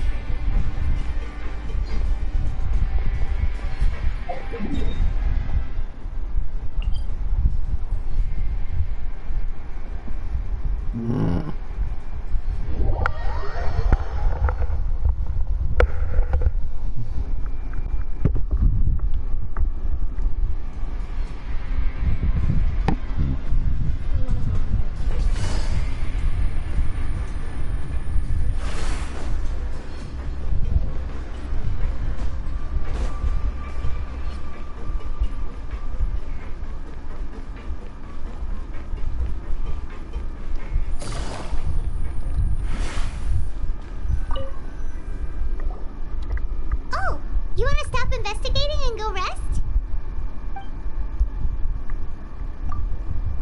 Okay, you should rest. Oh, looks like we won't get a chance to sleep in as long as we're here. Let's get to bed early.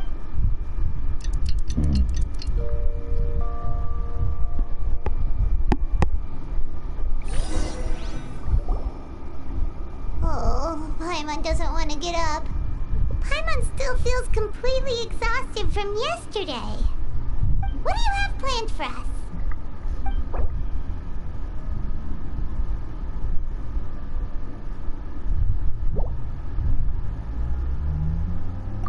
Right, we just need to...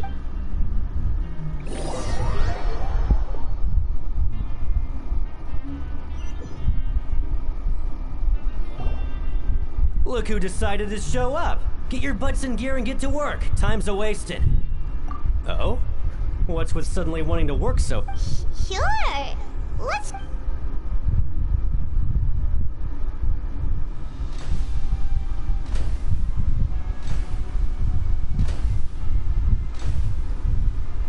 Nice!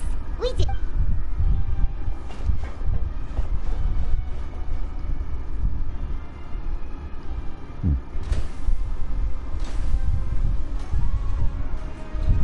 Ooh, Paimon's had it.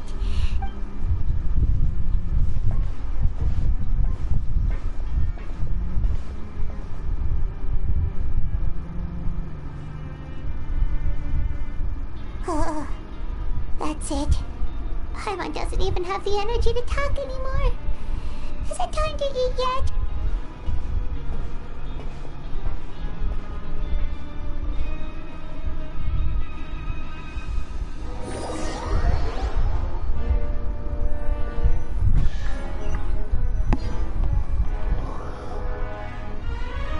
Oh, Paimon's exhausted. Wait a sec. Now that Paimon thinks about it, haven't we been working now?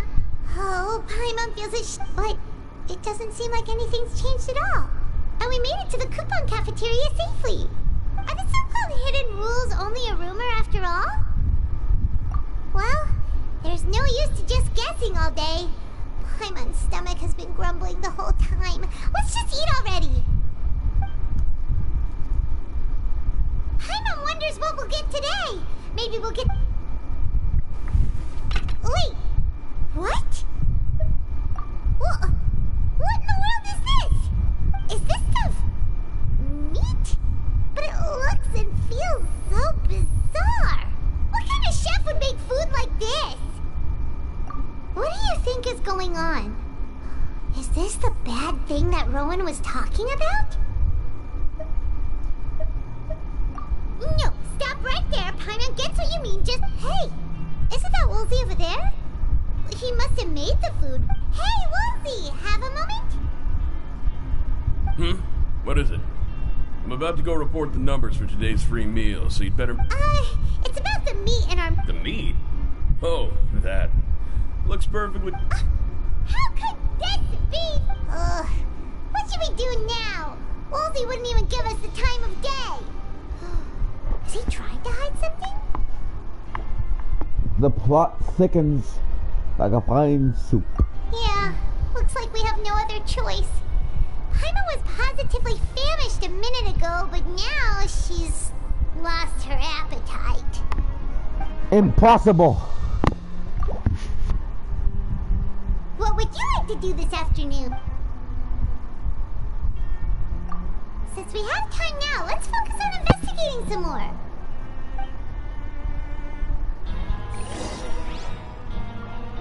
I gotta use the washroom. I'll be right back.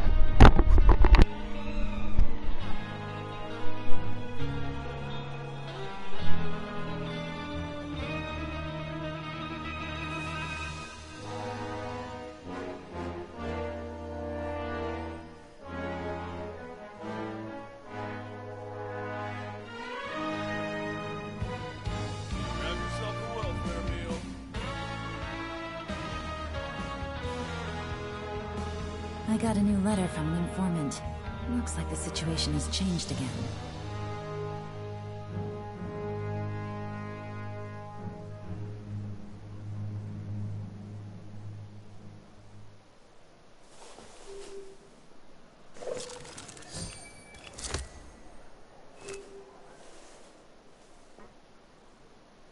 Grab yourself a welfare meal.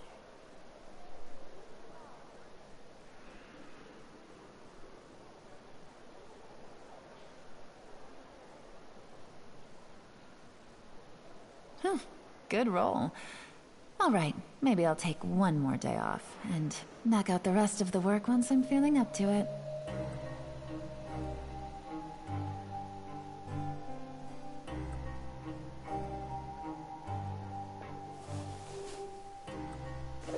Grab yourself a welfare meal.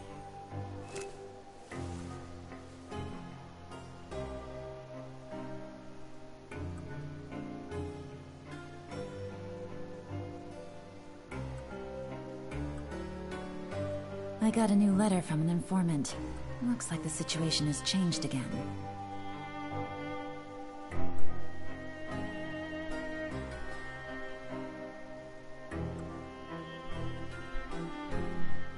Grab yourself a welfare meal.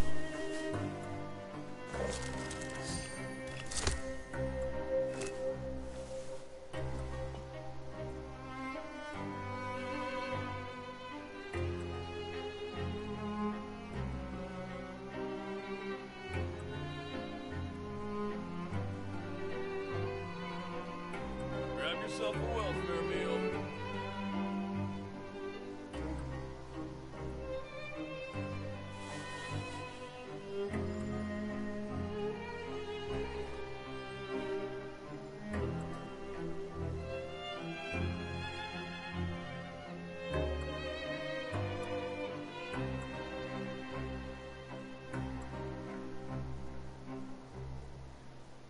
Grab yourself a welfare meal. Good roll. All right, maybe I'll take one more day off and knock out the rest of the work once I'm feeling up to it. Alright, I'm back.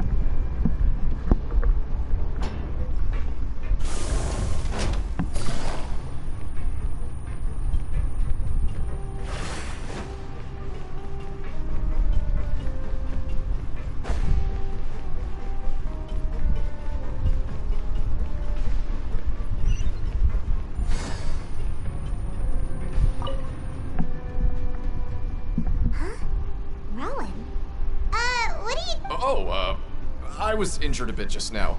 Nothing major, I think I just pulled something. Little mishaps like this are unavoidable at work, you know? wouldn't have thought someone as experienced as the Chief would still get hurt on the job. I just knew you would say that. This is pretty embarrassing.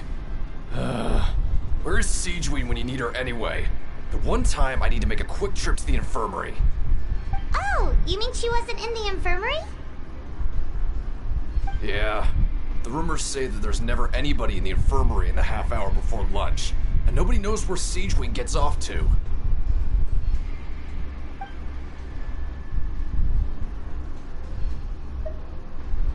Huh. That's actually really strange. Siegewein's always super dedicated to her work. Where else would she possibly go? Forget it. I can take care of a small sprain like this on my own anyway. No need to trouble her.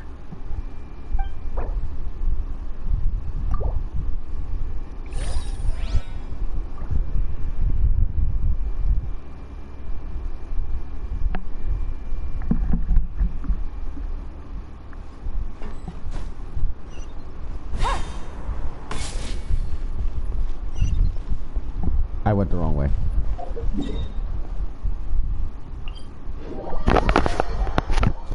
Bruh.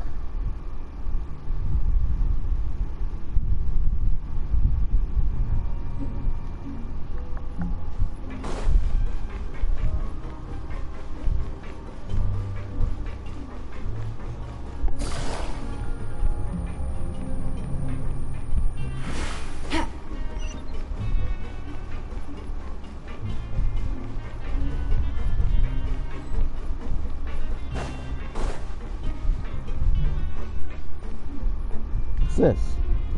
Hey, look! There's something here! Looks like a research notebook. That suspicious guy peeking into the infirmary just now. Are they a fan of Siegewein? He must have dropped this. Let Paimon read it real quick! The Melusine perceive the world very differently from humans. There are significant deviations. As a result, their sense of aesthetics and beauty is also very different from that of humans. This must be taken into consideration when giving gifts. Ooh, this all sounds pretty serious. He sure did his homework. And as for the notebook, let's take it.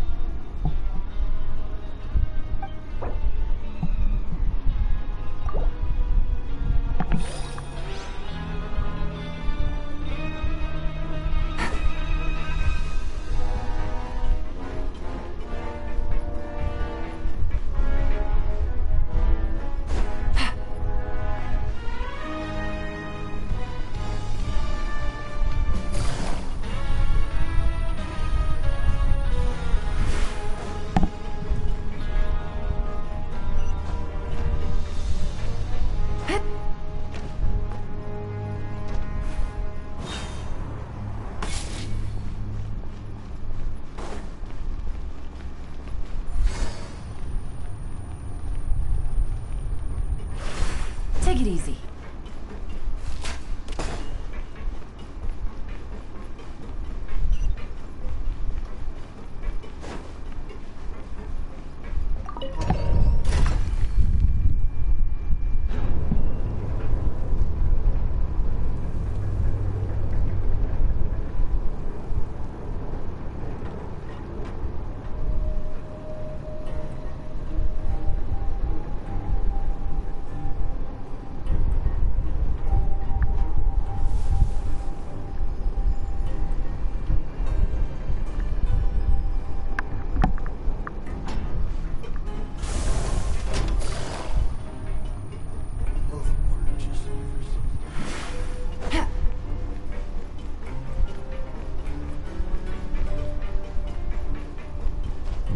Take it easy.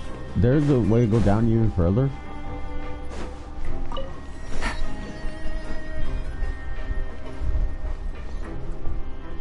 Abandoned project zone.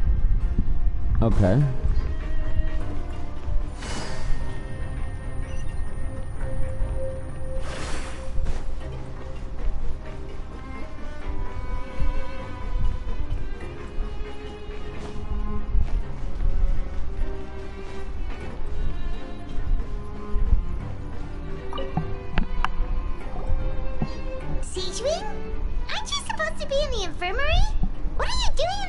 construction zone. Hello, Traveler. Paimon?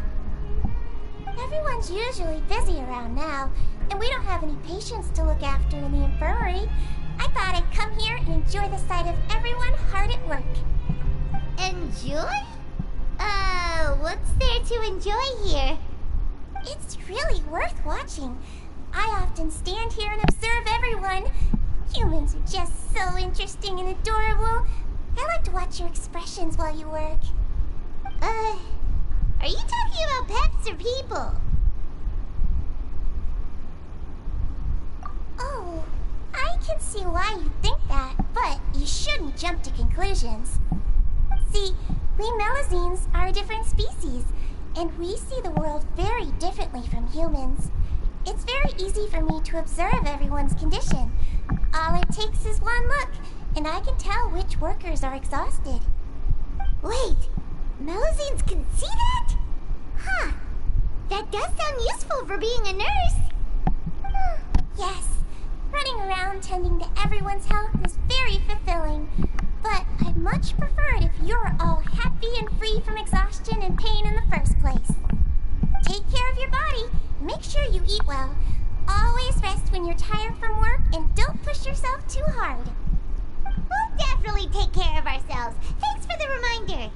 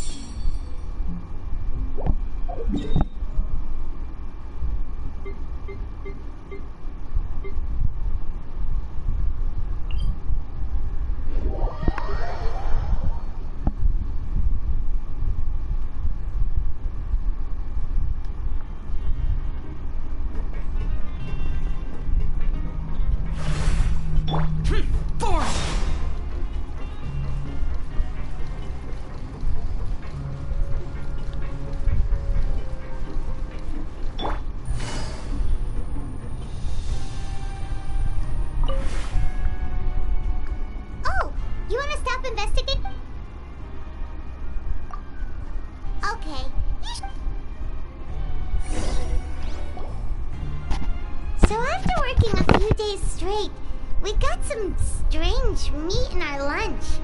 What was that all about? Has our investigation turned up anything useful recently? Really? And it looks like that part of the investigation has hit a dead end.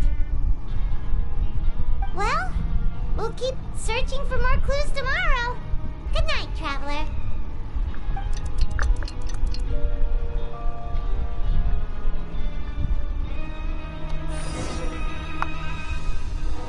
Oh, Paimon doesn't want to get up. Paimon still feels completely exhausted from yesterday. What do you have planned for...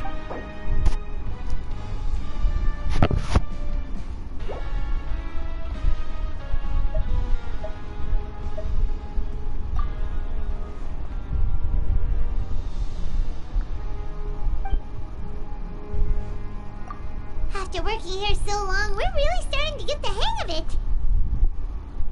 But doing the same thing all the time can get old pretty... Yeah, it's good to kick back and relax.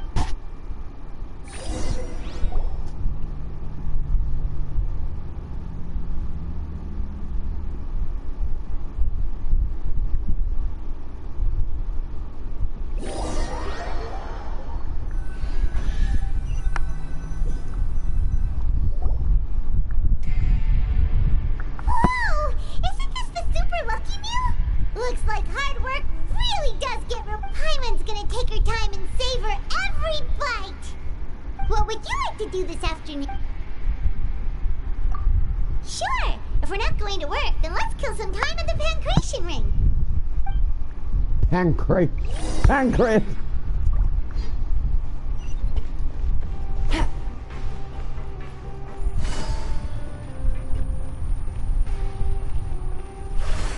Take it easy.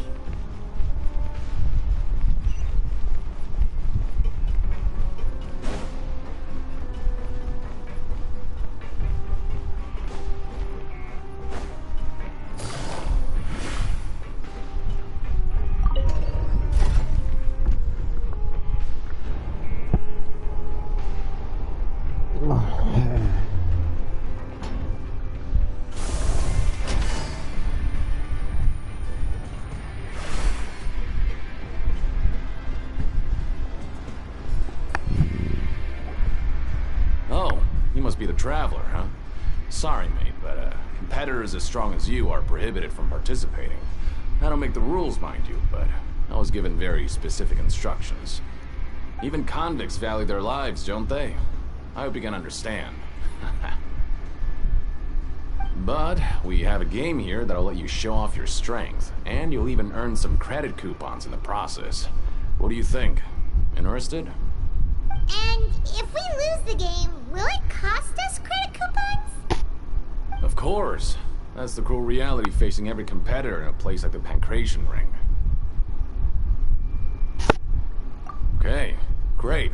Let me walk you through the rules. The targets in front of you will pop up one after another. You'll need to hit the targets in the same order that they popped up. If you can complete a few rounds in a row with no mistakes, then you'll win credit coupons.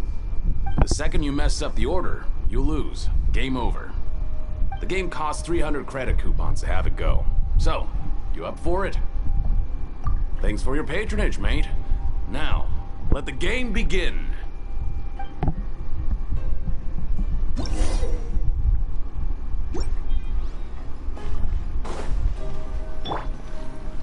Okay, do your best to hit the targets, just like Colin said.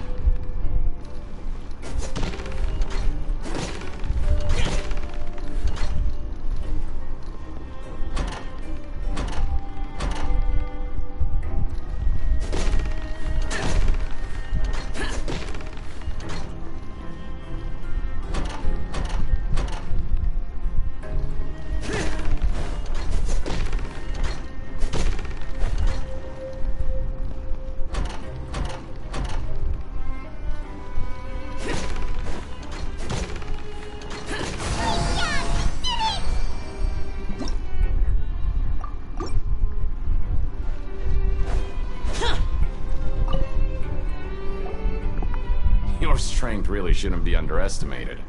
Now I get why you're prohibited from participating in any official fights. Nobody who values their life would be willing to get in the ring with you.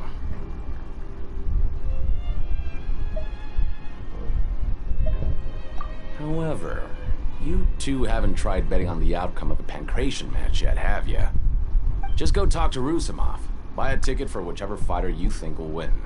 There's a big payout if the fighter you support comes out on top. But we don't know anything about the fighters. How can we possibly know who to support? That's normal. Just watch a few matches and get a feel for the fighters. It won't be long before you can pick winners in your sleep. He's got a point. Why don't we give it a try? If we have enough coupons, we can probably bet at random until we figure everything out. Bet at random, huh? Well, how should I put it? It's not like you can't do that, but I'd advise you to give it some more thought first. Huh? We shouldn't get too carried away. What's the problem? What? Never even picked a boxer before, and you already know about the rules? You're not just strong fighters. Seems you're pretty perceptive, too. Might as well tell you about it, since you already know that much. Plus, I think you've got the potential to be one of my greatest customers. I think I can let you in a bid. Besides, I don't want to risk ever losing a customer like you. Is it that serious? Okay. The hidden rule here is, if you buy both boxers' tickets and support them both, something bad will happen the next morning. So the rule is that we shouldn't pick both boxers in the same fight. But if anyone actually did that, wouldn't they be guaranteed to lose coupons? Who would do that anyway? And what do you mean by something bad will happen? How would I know? Not like I'm stupid enough to do that. But I've heard a story about the rule. According to the rumor, there was a masked boxer who possessed incredible skill and power. None of his opponents even stood a chance against him. However, in the final match, the organizers told him to take off his mask. He refused and never showed up to the fight. And after that, he was never seen again. Some say he died. or that he was taken care of by the event's organizers. But everyone remembers that he was someone who cherished honor above all else. In his eyes, supporting both boxers in a match would dishonor the competition itself. So you mean it's like a curse? He'll take vengeance on anyone who does that? No, he was always wearing a mask, like he was intentionally trying to hide his identity. I don't even know anything about his past. Traveler, do you think that boxer was... Huh? Wait... You're not serious, are you? Look, here I was just trying to be nice and warn you, yet here you are trying to break it on purpose? Yeah, it sounds pretty scary to Paimon.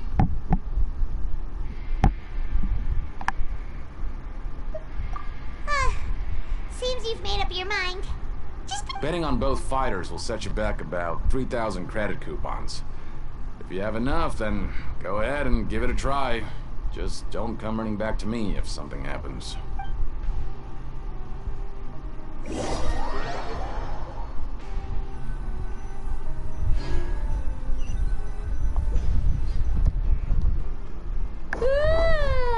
woke up so early today that Paimon's been nodding off all afternoon. Good thing it's finally time for bed.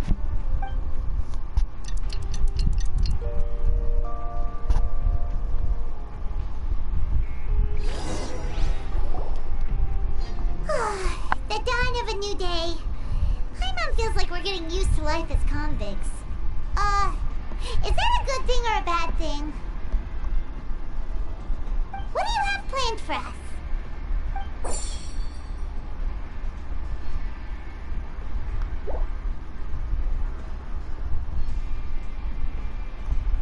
After working here so long, we're really starting, but doing the same thing all the time can... Yeah, it's good to kick...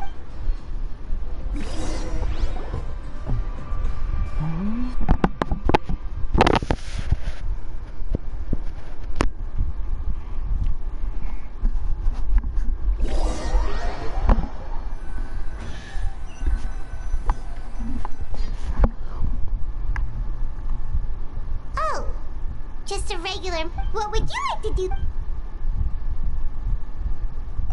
Knowing child, he must have been there all the time.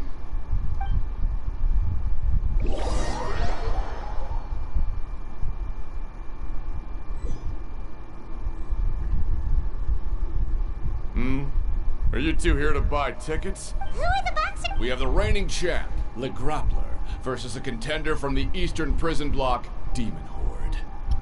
Are those their nicknames, or did they choose those names themselves? Since you're new around here, I'll help you out and give you a little suggestion. Even though Le Grappler is the crowd favorite, Demon Horde. Anyway, for this match, I recommend... Huh? I can tell you're new to it. Maybe you don't quite understand the rules. Oh, no need. All right then, if you're absolutely sure. Remember, no refunds once you... Yeah, we got it. Just shut up and take my money. Shut up and take my money. Seems we had a productive day. Hope we can make even more progress.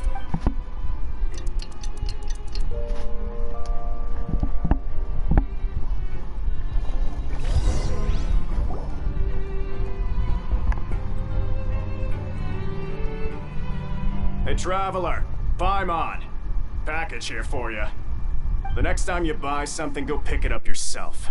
I'm not a delivery man, you know.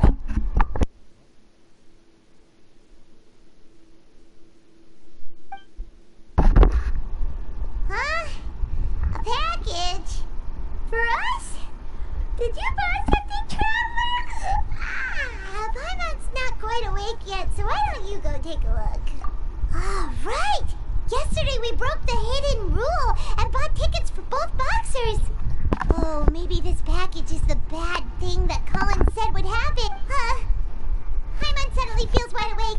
Wait, maybe let Paimon go hide somewhere first. Just call Paimon after you opened it. Hey, wait! Paimon's still here!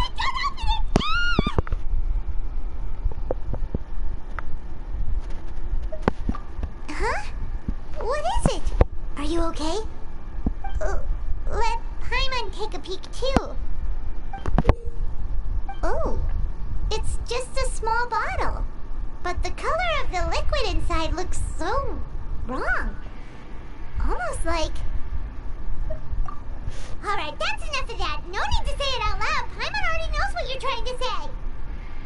Ugh, no way. Get that stuff away from Paimon. Paimon thinks we shouldn't open the bottle until we figured out what's going on. Just trust Paimon in this one, okay?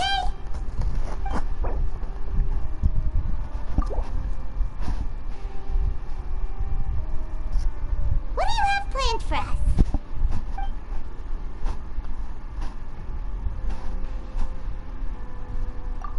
Though it feels nice to slack off a little, less work means less coupons. Let's make the most of...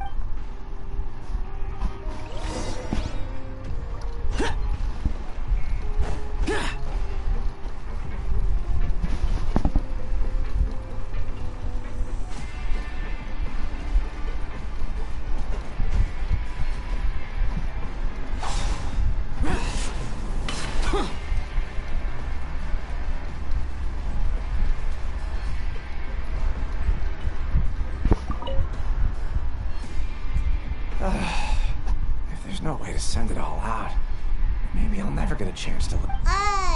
Who are you? We've never seen you before, and you don't... I'm not! Of course I'm not. Please, don't mistake me for a criminal. I'm a good, law-abiding citizen. Then what are you doing here? You sure seem... I'm a promoter for Fontico, and I'm usually responsible for promoting our drink products. I thought I could complete my task here quickly and return to headquarters, but I've been here way longer than I anticipated. Oh, a promoter from Fontico? I'm so... After discussing the company's promotional plans with him, he told me outright that my project was worthless. However, in light of our long history of successful collaboration, I still tried to patiently explain the details. However, to my surprise, he just cut me off while I was speaking. Let me take a moment and recall his exact words. I'm just gonna stop you there and say no. If anything, I'm saving you time. It seems you don't fully understand the value of credit coupons here, nor do you understand the value of your own products. The former is because you are from the overworld. That's understandable, and I don't blame you for that. But as for the latter, only someone monumentally stupid, so breathtakingly stupid, that they were completely ignorant of the value of credit coupons, despite living in the underworld, would ever possibly consider buying your drink. Let's just forget it. Anyway, that's how he rejected my proposal and asked me to come up with another solution with the condition that it doesn't cause any trouble for him. Can you believe that guy? Well, he is the head honcho here. Not much you can do about that. We met him too and could tell that he's the kind of guy that's hard to pin down. Fine. I know I should just let it go. I'm on his turf after all. His house, his rules.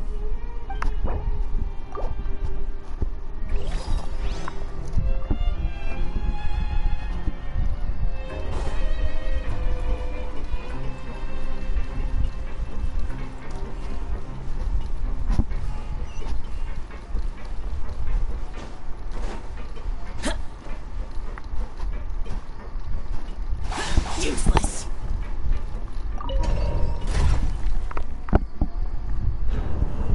Oh boy, this Archon quest is taking longer than I thought it would. And we're just going back and forth, back and forth.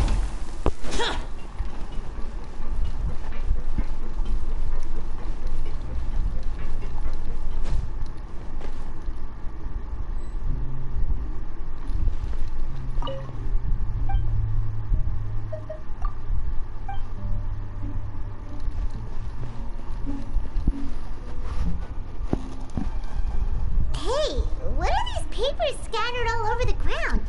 Are they registration forms or something? Maybe not. Every page has the Fontico symbol on it. Maybe it's some flyers from the company.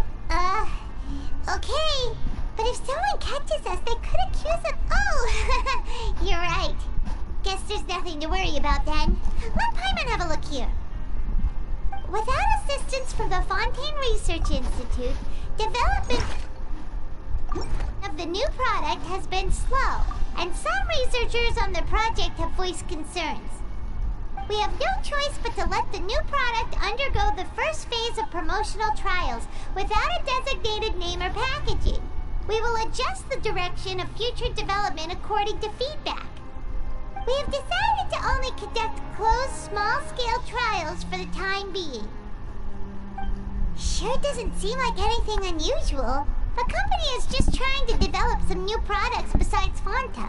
But it sounds like things aren't going well at all. Let's put these papers back where we found them and make it look like nobody went through them. Okay, good.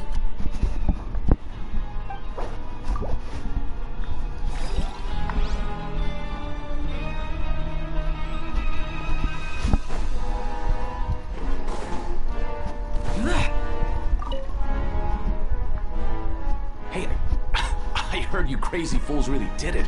You bought tickets to support both fighters, didn't ya? Well, did anything happen? Well, the next day we received a mysterious package, but we still haven't made any sense of the contents. So it is real. You didn't become cursed or anything like that, did ya? Are you both still okay? Wait, are you sure that it's still you controlling your bodies right now? Paimon's not sure. What do you think, Traveler? Is Paimon still Paimon? Oh, okay. Well, that's good. Only you could ask such a question. Yeah, you two don't seem to have changed at all. But I wouldn't let your guard down just yet. Still, I didn't expect you would actually do it. You'd actually throw away coupons like that just to satisfy your curiosity? Even if we bought tickets like everybody else, it's not like we could hope to earn any coupons. When it comes to things like this, it's always the organizer who makes the real profits. Hey, just what are you trying to imply? The Pancration Ring is an honest business, and we really don't make much from selling tickets. We make so little that even the current tournaments can only be held thanks to funding from the producer of Fanta. Oh, so it's the company that manufactures Fanta sponsoring the events? Paimon thought all of this was thanks to the Duke's support. Let's just say it's a mutually beneficial arrangement. They reached out to us first, hoping to promote Fanta products in the forges of Meropide. Anyway, you try and take extra good care of yourselves these next few days, you hear?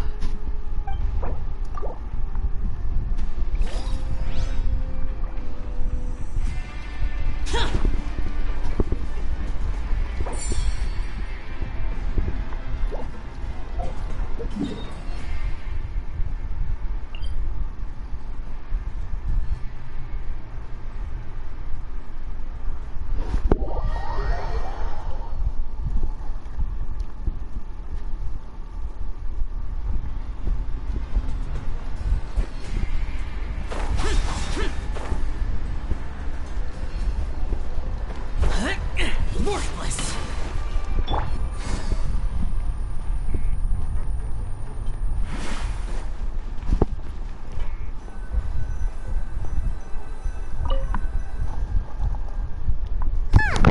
We ended up here without even thinking about it. Wanna grab something to eat? Alright, but remember that we bought this time with coupons, so let's make better use of it next time.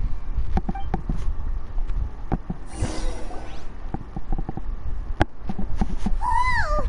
Isn't this the super lucky meal? Looks like Paimon's gonna take her time and savor every bite. What would you like to do this afternoon?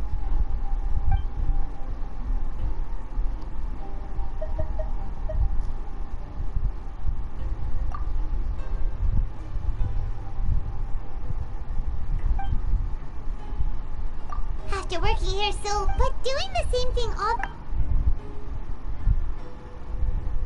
Yeah, it's...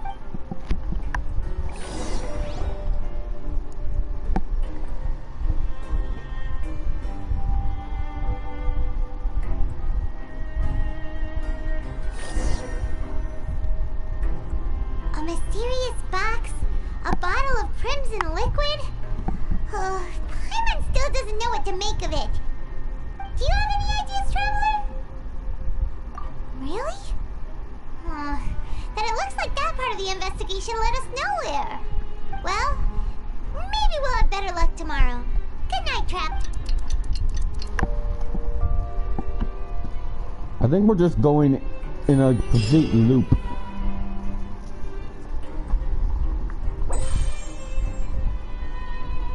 Okay, so we've investigated 2 of the hidden rules. Paimon didn't think this prison would have so many weird things going on. We'd better pick up the pace with our investigation, otherwise we'll never get anywhere.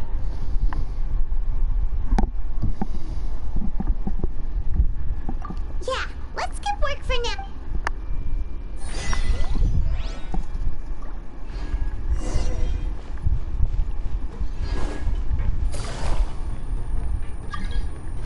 Not now.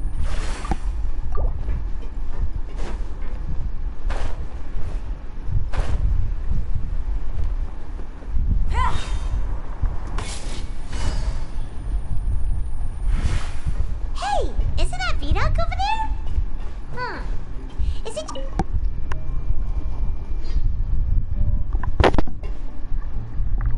Ah. Seeing you at this time must mean you've already saved up a lot of credit coupons. Or at least enough to skip work. Seems you're getting into the swing of things around here. Impressive. Very impressive. So, now can you tell us about the hidden rules you know? If that's what you want to know, I guess you couldn't have come at a better time. Huh? What do you mean it's a good time? Leonid and those other pesky broke urchins have all gone to work in the production zone. I wouldn't want them listening in without paying up. We get it! Just tell us already! So, you know those pipes that make strange sounds? Don't ever, ever go near them at night. Even if you manage to avoid the guards, you might find something even more terrible there. Something even more terrible? Like what? A group of cannibals. Cannibals? In the Fortress of Merripede? What? Every month, they meet a few times in the dead of night. Rumor has it they might be connected to the people that have disappeared here. But what's even scarier is that they have a special proclivity. Since they have no way to dispose of the leftover remains, they have ways to transform them into other forms and keep them in the fortress forever. Paimon might already know what you mean by other forms. So that's what's going on here. Oh, Paimon's stomach doesn't feel so good. You two look pretty skeptical. No matter. Learning the truth behind dark secrets isn't necessarily a good thing. I've got things to do too. I suggest you just act like I never told you anything. Traveler, can we just trust him on this one? Oh, Paimon doesn't want her blood and flesh entombed here for all eternity? Oh, so that's how you see the situation. Huh. You know, Paimon does feel a little better about it now.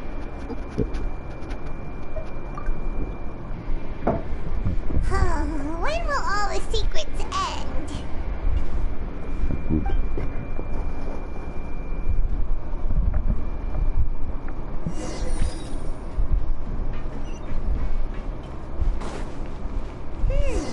Vidoc isn't here. But the guys who went to work in the morning are back. Let's go ask them! Just stay away from... What? What are you saying? You shouldn't go around saying stuff like that.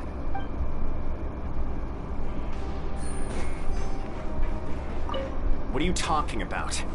Listen, you should keep your...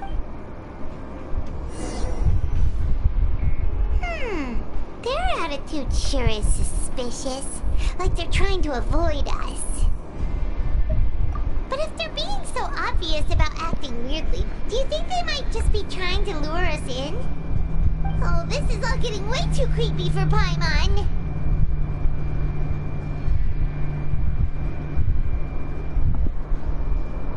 So you mean we still need to investigate some more? Okay, if you say so.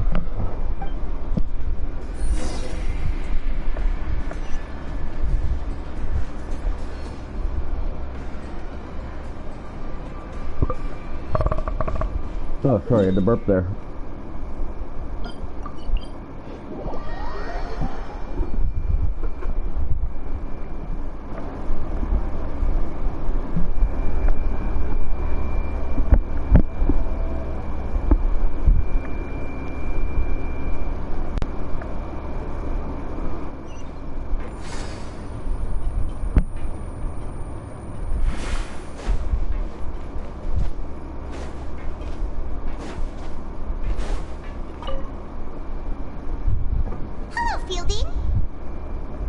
What do you want? Criminals like you ought to be We just want to ask you, have you ever discovered anything odd during your nighttime patrol? Why are you asking about something like that? Whatever happens at night isn't your concern. All you need to worry about is getting enough sleep. Well... Right! We've heard it happens a few times every month. Paimon has sensitive ears, so it makes it hard to sleep. Really? I see. But it's not like I'm on duty every night. And now that you mention it, I recall my colleagues talking about something like that before. They say that strange things tend to happen at night on pipe cleaning days. Lots of us don't willingly take those shifts. So, what happens at night on... They just conduct regular cleaning of the fortress's drainage facilities. There are 3 pipe cleaning days per month, and it just so happens that today is one of the scheduled days. You can try to confirm the sounds tonight if you want, and if they're real, then I can report the issue to my superiors for you. Oh, okay. Then we'll keep both ears out tonight. If that's all, then I'll be leaving now. I advise you not to try anything funny, though. Even if I'm not on duty tonight, someone will still be watching you. Don't worry, we don't want any time added to our sentences. Oh, he left. So what do you think about the pipe cleaning days he mentioned?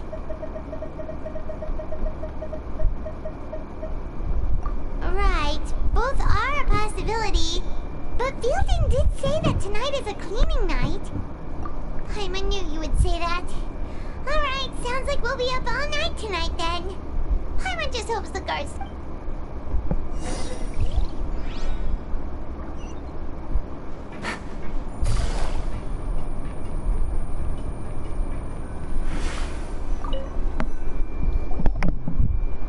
Oh boy, here we go. Oh, Paimon's so tired. But we can't sleep yet. They'll be cleaning the pipes tonight, so it's the perfect chance for us to investigate.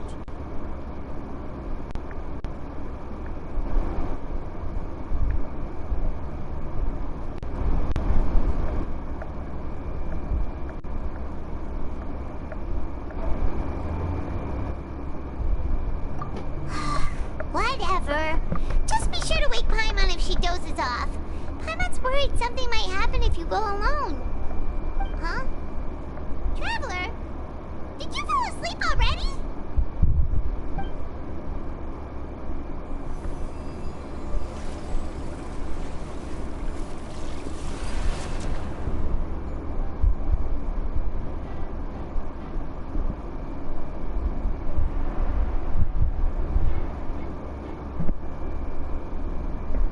Running.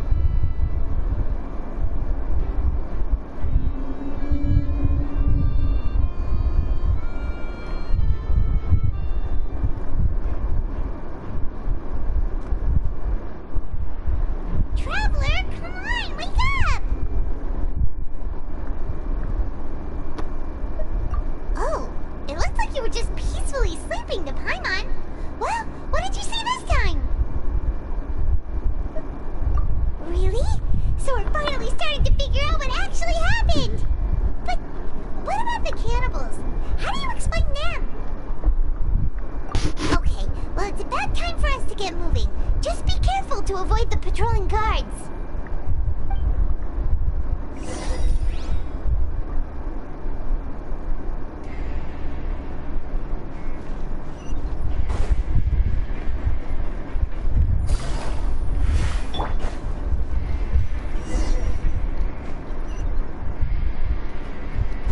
Shh! Careful! We'll get in trouble if the guards catch us.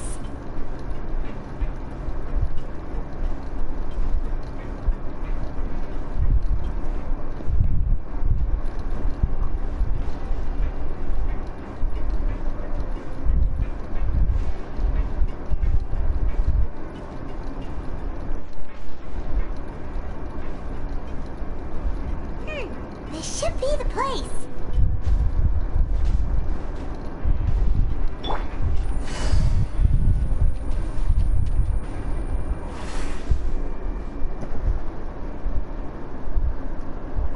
I know you.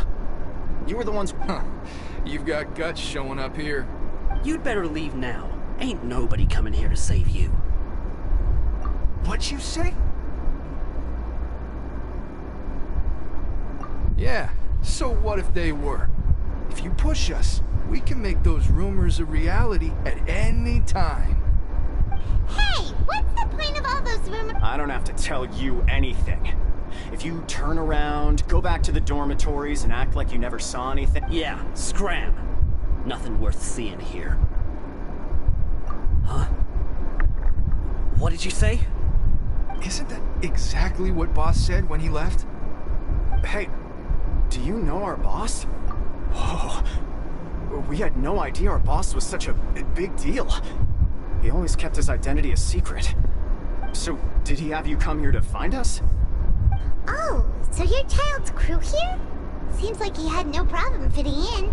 We're the only ones who heard him say those words when he left that night. So unless he somehow told you those exact same words after that... All right. I guess that's proof enough for me. I believe you. Wow, those dreams of yours sure come in handy. We gave him the business for a while and would always give him a hard time when he first came to the fortress of Maripede. But here in the fortress, the strong will always earn respect. He was working the longest hours and racking up wins in the Pancration Ring. You could always see how amazing he was, even when he was teaching us a lesson. So eventually... But one day, he suddenly told us that he had to find a way to escape this place, no matter the cost. He said it was because he heard that call again. And as his crew, if the boss wants something, then it's our job to get it done. So, we got to work, and used the hidden rules that were here to make up and spread the rumor about the cannibal rule. We just wanted to give him a better chance of escaping on a night after the pipes had been cleaned. Oh, thanks to your rumor, nobody would want to come anywhere near here, prisoner or guard. Wow. But hasn't Child already escaped?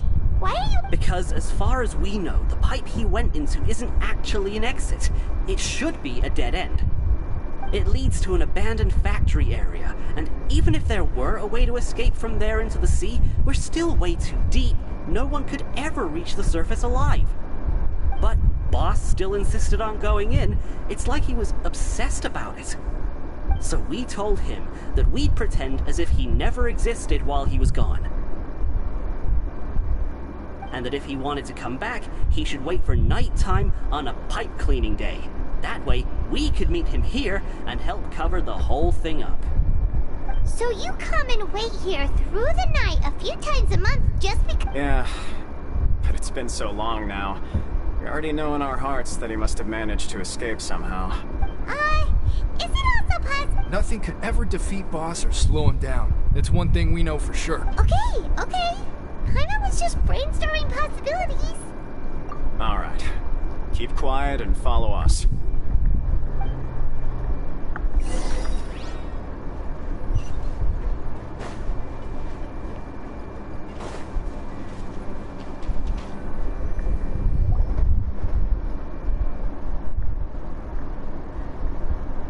The way up from here has been sealed off. It's impossible to get through.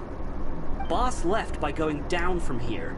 It wasn't full of water at the time. Later, we came back hoping to have a look, That's when we found out it had been completely flooded. It's impossible to navigate unless you're an extremely skilled diver. Do you think Child got trapped by the... Not likely. We all know that Boss was an incredible swimmer. Really? Then have him come investigate, pronto. Just be sure to tell us if you get any news about Boss. It's getting late. We should leave before the guards come this way. Yeah, we learned a lot about what happened to...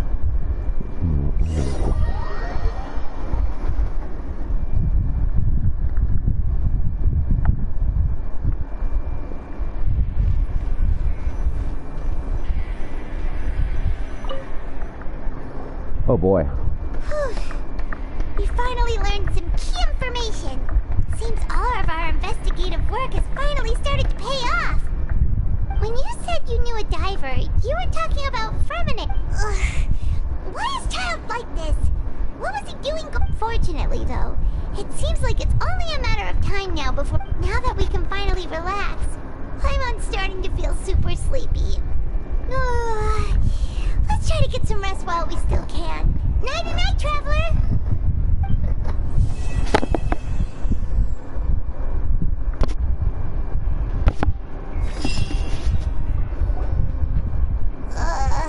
It's morning already? Paimon still needs more sleep.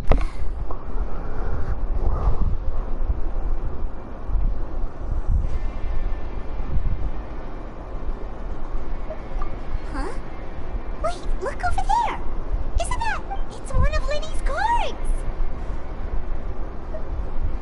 Let Paimon see what's written. Maybe you haven't heard, but today is the monthly free day.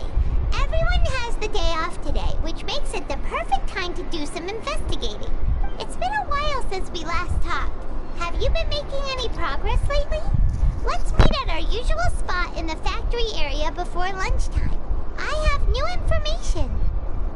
Ooh, today's our lucky day. We have the day off. From the sound of it, Lenny's been making progress with his investigation. Wonder what he's discovered. We still have some time before we meet up. Let's talk with the people here for...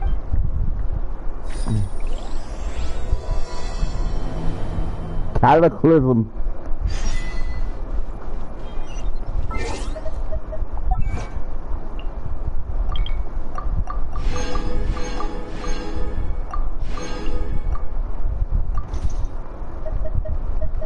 Well, legend in leeway. Oh, reputation. Okay.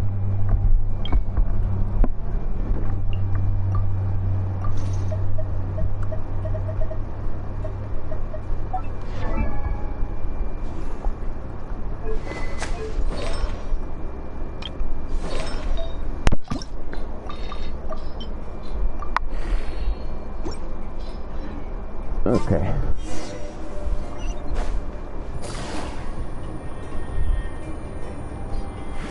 Take it easy.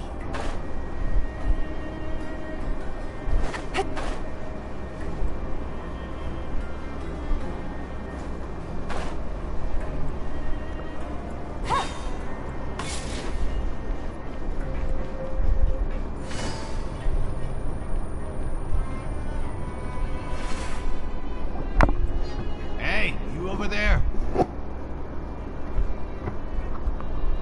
Yeah, you. Say, do you like playing card games? You know, like Genius Invocation TCG? Oh my god. You TCG players are like mint in the wild, literally sprouting up everywhere.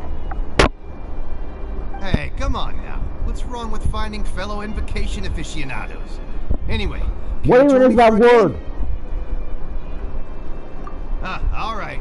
But why would you be looking for people to play Genius Invocation in a place like this? Don't be... Whether you're throwing down cards or throwing punches, it's all a competition, isn't it? It's all the same in my eyes. There are lots of card players here in the fortress. When I saw you, I immediately thought, hey, even outsiders from other nations play cards. So I came over to say hi. Sure. Great! Since you've been here longer than us, you need to flex your seniority a little bit, right? Maybe you could... I thought you would have already heard everything by now. Alright then, did you have anything specific? Why don't you pick? Alright. Have you heard any strange rumors? Then, did you know that there are some people who are always gossiping over in the corner? There are two guys who are always skulking around in the corners of corridors gossiping. The bigger guy is Quisto, and the skinny one is Lavaroon. People call them the Bombshell Bros. I never really found their gossip very mind-blowing. It's pretty much just the same stuff that I hear about when I'm at work every day. If you're interested, you can go talk with them. They tend to talk a lot of nonsense, but they aren't exactly bad. Good to know. Do you have anything else to tell us? Let me think. Sounds like you want to hear something a little more tantalizing. Oh, did you know that the Duke was also a convict in the fortress of Meripede before? Huh? Wait, are you serious? That's right. The Duke was an inmate just like you and me. Seems he was exiled here for committing some crime. Who knows how he ended up rising up to become the warden, though. To go from an ordinary inmate to becoming the manager of the whole place? I'm not gonna lie, I kinda respect that.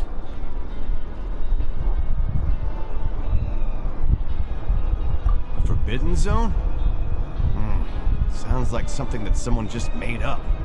I've never heard of that. Where did you hear of it? It's just a rumor we've been hearing, but no worries if you've never heard of it. Do you have anything else you can tell us? Anything else? Not that I can think of, but I'll be sure to tell you anything interesting I hear next time. You'll have to play a game of Genius Invocation with me first, though. Of course. I hate them. Look, I don't necessarily hate that game, but it's not very, it's not my cup of tea either.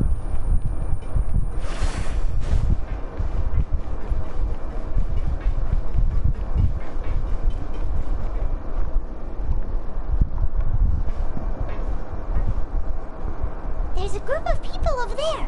Let's go with... So I said, that's not a faucet. Hey, who are you two? Why'd you come over? Oh, sorry for eavesdropping. Sounds like you were... What's the matter? They're just looking to join in? Hey, don't pretend like it's okay for them to just interrupt us like that. Fine. You're lucky we don't mind. You hear that, Quisto? What nice. Your expressions tell me you're looking to hear some juicy info, am I right? But before that, it just so happens... Really? You're kidding. How often does anyone get a personal tour led by His Grace himself? Practically everyone was talking about it. Word has it that you also caused quite the kerfuffle. A little mistake, huh? I like the way you put it. You see, people with a good attitude can join our group anytime. Unlike some of the others here. What is with his accent?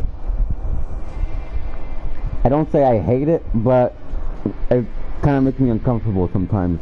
Your group? I'm Quisto, and this is Lavaroon. People usually call us the Bombshell Bros, but don't worry. We're not playing with bombs or anything. It's just that our information is always so explosive, and we blow minds on the regular. So, you two really like to gossip? No. You don't get it. Knowing intelligence will make things better for you here. For example, knowing who's working with whom, who has the latest rumors, who's not getting along. Wouldn't you like to know all that? Whoa, all this info's worth something, you know? I don't mind him. Quisto's always this way. Just play nice and say something to Masa. The welfare meals. Talk about the welfare meals. Right. That meal we had yesterday was super... Is that so? To tell you the truth, I've been helping out with making those welfare meals. I've been working as a kitchen assistant for about a month and a half. Oh, so you're the one who made... You are correct. I am a true professional. In fact, I even went to culinary school. But enough about that.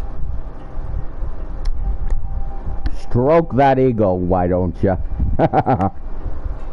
Since you like my cooking, I guess that means we share similar tastes. Listen carefully. This little bombshell will...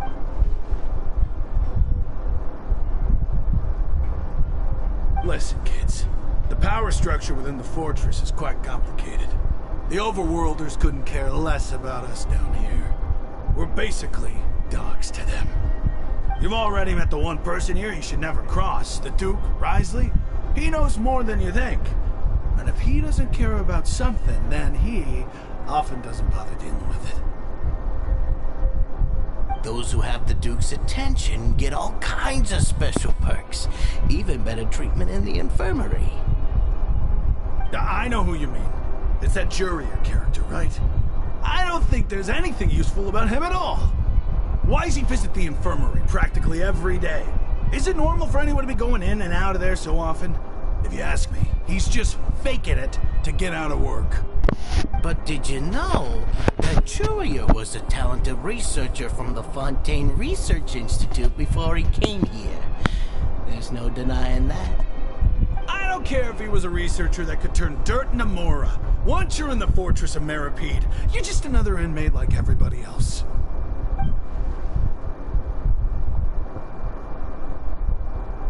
Speaking of which, the last time I saw him, he was passing by the corridor with Lorvine. I also heard they started arguing in the library and got into a fight, right? Guess that's just how terrible of a guy he is. You mean he hit a woman? Wow, I never imagined he was that bad. That's a woman? I had to do it. I had to do it. I had to do it to him. But that Lorvine's also quite the odd one, you know? She's always gabbing away, got into a fight with a man, and she also got sent to the infirmary. Come to think of it, I always see her going to the sick bay every couple of days, too. Wait a second. Do you think could it be that they're secretly meeting there to go on dates? After all, I do remember seeing Lorvine beat Jurier to a pulp that one time. And we might be overthinking things.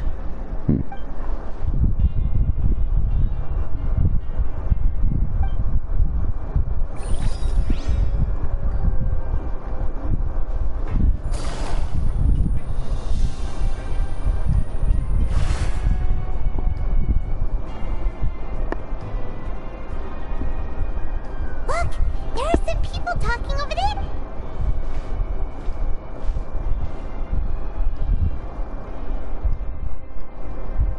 If you ask me, those pompous parasites on the surface act like they're all a bunch of aristocrats. Do any of them give half a hoot about a bunch of dogs like us? Hey, speak for yourself, mate. I'm no dog. Oh, you think you're special or something? If you're here, then you're just a convict like the rest of us. I've heard that even if you're released after serving your sentence, going back to life on the surface ain't any better.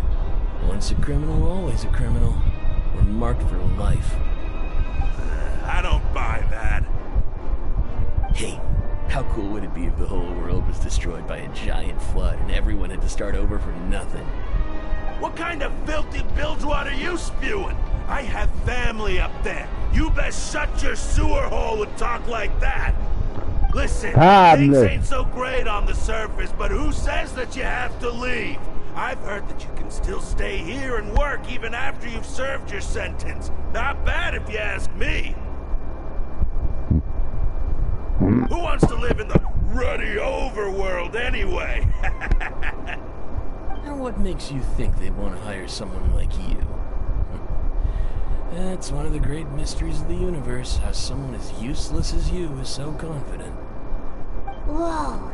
Sounds like they're really unhappy about the overworld.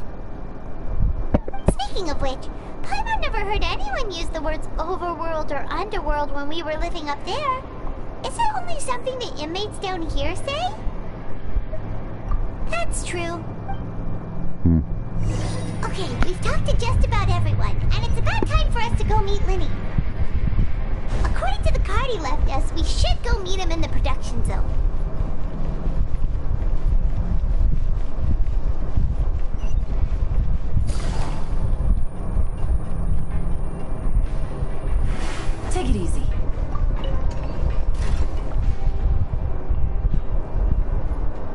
I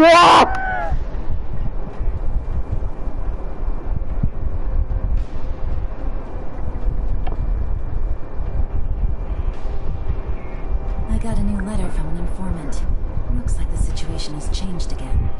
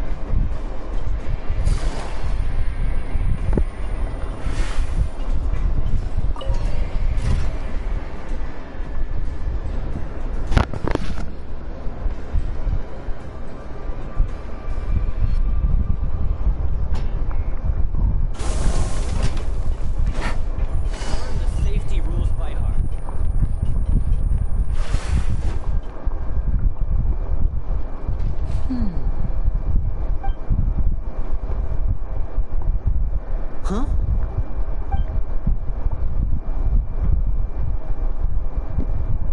That look in your eyes. You found something? Hey, this is no time to be modest. Just tell him we found a book. Oh, as expected of the legendary... Huh. I'd have never guessed that myself. The rumors swirling about this place are unreliable after all, and Master Child probably went missing because he found a way out. He is a harbinger after all. I suppose he's much more resourceful than I initially gave him credit for. Unfortunately, this isn't enough for our final report to Father. We need to find out Master Child's exact whereabouts. Father told me that even though Master Child said he was just coming to Fontaine for a vacation, he actually had some personal reasons. His agenda might be linked to his disappearance. His escape route is already flooded, so we'll have to task someone with professional Well, when you put it that way, it's obvious that only Fremine would be up to the task. Bingo! He's working today. Coming here as a group would have attracted too much attention. I'll talk to him about it later. It's the least I can do. We're all in this together, so it's only fair for us to fulfill our end of the bargain. Honestly, I'm far more impressed by you guys managing to collect all... Collecting information has always been our strong point. Now, let me think. To find out more information, Fremine will have to retrace Master Child's original route. And if he's to do that, he'll have to set out on the next pipe cleaning day at the earliest. That's 6 days from now. And after that, he'll probably take another 2 or 3 days to return. You can even estimate how long it'll take for him to get back? We've been working together for a long time. We know each other's capabilities like the backs of our hands. Traveler, what say you to meeting here 9 days from now? We'll be able to pick up Fremine while we're at it, too. Oh, and there's just one last thing. Though we can just sit back and wait for Fremine's report on Master Child's whereabouts, we still need to make more progress on the investigation of the Forbidden Zone. Fremine's no master of disguise. Lynette's still working on getting intel from the other areas, and I'll need to spend some time helping Fremine prepare for his diving mission. So, you are the only ones we can count. What do you want us to do? Well, I won't call it easy per se, but I think you'll be able to pull it off. Listen carefully. You'll need to find an excuse to get into the infirmary and investigate the room and environs.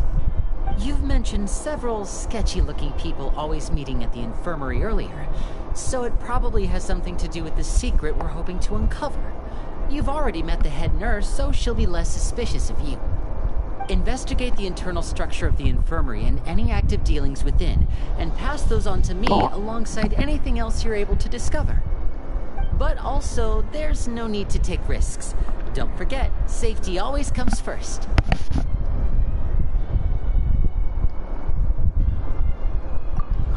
My apologies. I just started rambling out of habit. It was almost as if I was talking to my younger sister. But that's not a bad thing, right? All right, then and we'll head out as soon as we finish our prep. Let's go our separate ways for now, then. Don't forget, we meet here again in 9 days. Stay safe.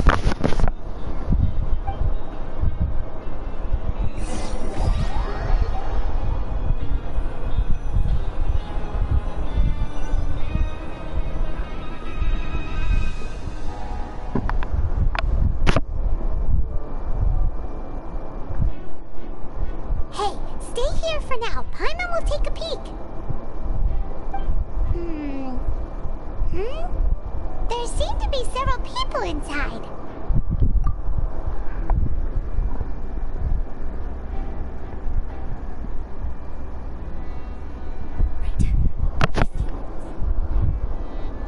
It's not impossible.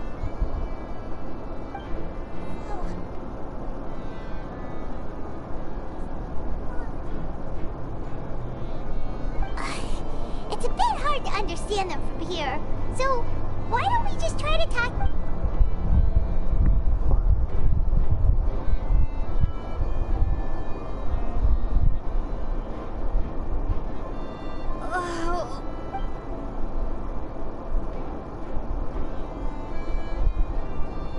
Oh. Someone, please help!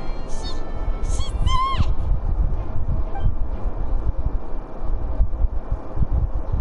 Whoa, are you okay? Oh my! What's wrong, little one? There's no need to panic. Take a deep breath before... The traveler started complaining of a stomachache, and then nausea, and then collapsed onto the ground. Paimon doesn't know what to do! Freezing limbs, twitching fingers, and pale complexion? Could it be poison? Let me take a look. Please, lie down over here. Good acting, I guess. Don't worry, I'll get you to the bed safely. Here, hold on to my shoulder and walk slowly.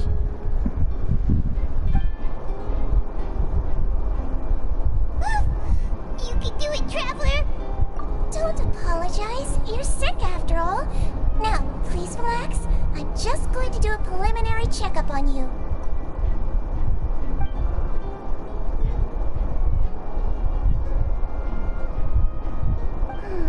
My checkup has confirmed that she's not in any mortal danger. Eh? Oh, that's good. I'll continue my diagnosis of the patient now.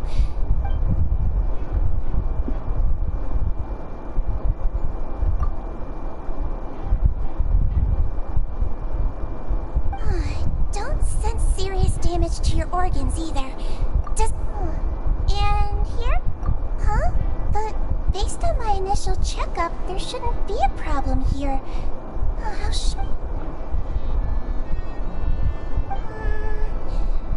what about here? Does this... Oh! I understand. I think you just ate something that disagreed with you. That's all. Nothing too serious. Outside of a pretty bad stomachache when it decides to act up. So that's what it is. Congratulations! The health risk is incredibly low, so you should recover within a couple days. Why don't you take a rest here while I go get some medicine for you? Miss Levine, I'll have to trouble you to help me look after this new patient while I'm gone. Very well. And she hopped away, just like that.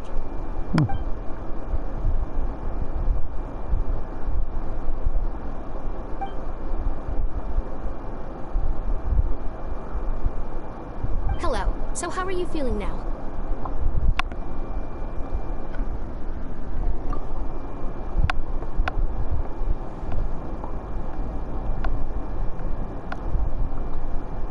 Her stomach aches really bad. She was stumbling about the whole way here. If Miss Sijuin says it's not a serious problem, then there's no need to worry. She's the best medic we've got down here. But it also looks like she's the only medic you've got down here. Well, that's true. What do you mean, that's true? That's really misrepresenting the situation. Of course I can't speak for the whole fortress, but it's not like everyone imprisoned here is useless, you know? Though they may have committed crimes and gotten locked up here as a result, they still know a thing or two about medicine, and they help Miss Sijuin take care of the sick and injured. Yeah, you're right. But did you have to lecture me about it in front of another patient? Aren't you a patient too? Where did all your energy come from? That's correct. Are you two old? We've been sick a while. I come back every once in a while for checkups, and to pick up the medicines Miss Siegewien prescribes for us. That's just the nature of chronic illnesses. As for her... you could say she fancies herself as Miss Siegewien's capable helper because she learned a bit of medical knowledge ages ago. Please watch your mouth, Mr. Jurier. Don't forget that you are the primary reason I have frequent heart palpitations. Hey, don't start arguing now. Please, keep it civil at least.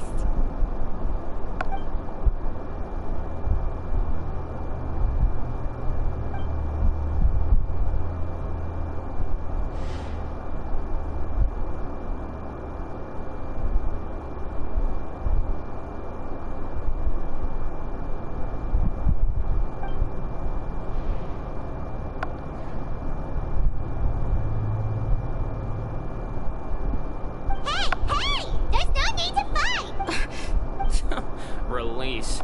It's way too early for us to even think about that.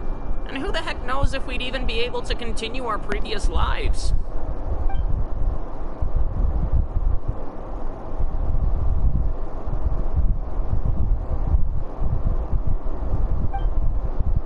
Please allow me to end this boring and useless conversation.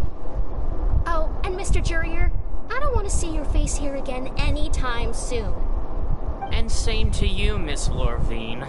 Anyway, that was more than enough rest for me, so I'm going to get out of this excessively noisy place. See you later, everyone. He just slowly walked off like that? That's just what he's like. I'm sorry you had to see all of that. I'm Lorvine, and that's... well, his name is Jurier, but I hope you'll never have cause to remember his name. You really can't stand him, huh? I mean, can you blame me? Look, who would like someone who is as arrogant and obsessed with weird research topics as he is? I'll accompany you two for a while. Missy... No, it's nothing. I'm back! Did you rest like you promised? Thank you for getting our medicine, Miss Siegewien. Did you all cooperate with your bed rest? I trust that nobody got up to walk around. Good. Here, this should be 2 days' worth of medicine for you. Take 1 pill now, and then continue your bed rest.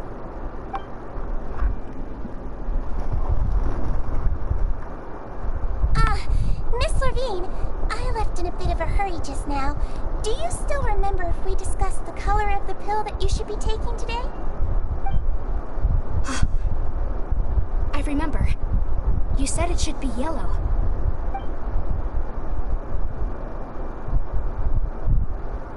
Yellow, huh? I understand. These are yours. Please, make sure to go to bed early after taking them tonight. You'll benefit. All right, then I'll also be on my way now. I hope you feel better soon, too. See ya!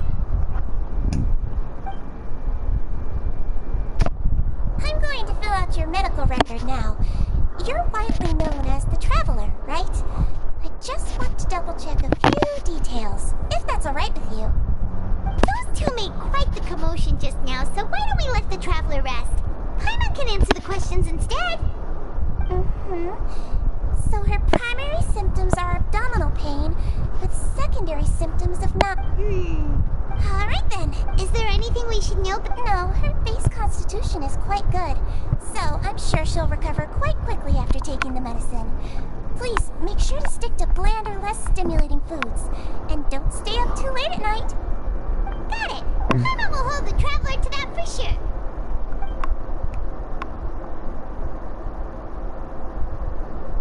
Oh, you're going to take a nap already? Okay then, you get some rest.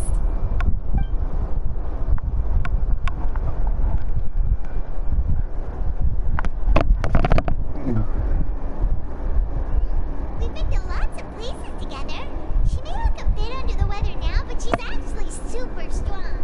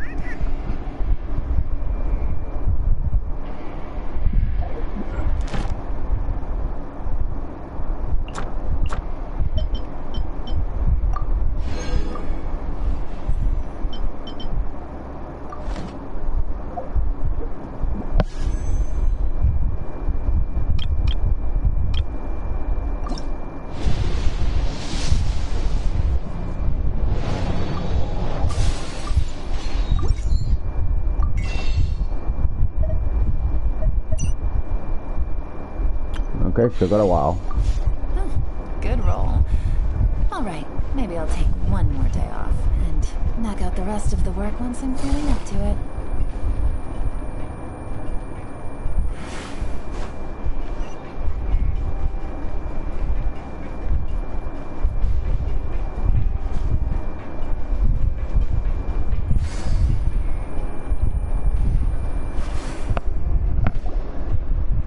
You really are something. To be able to fall asleep like that and even sleep talk the entire time, you scared Paimon half to death! No, but you kept mumbling things along the lines of, Tyron, don't take my grilled fish and put down the Adeptus Temptation now! Paimon talked with Sigewinne the entire time you were asleep. She seems like she's just a sincere nurse, and Paimon didn't notice anything unusual in the room. Are you sure we're not going off track with the infirmary?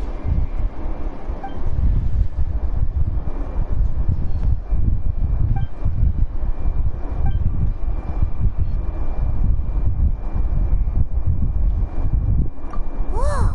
You really are super thorough. All those tiny little suspicious things that Paimon didn't even pick up on. We've got to get the info to Linny.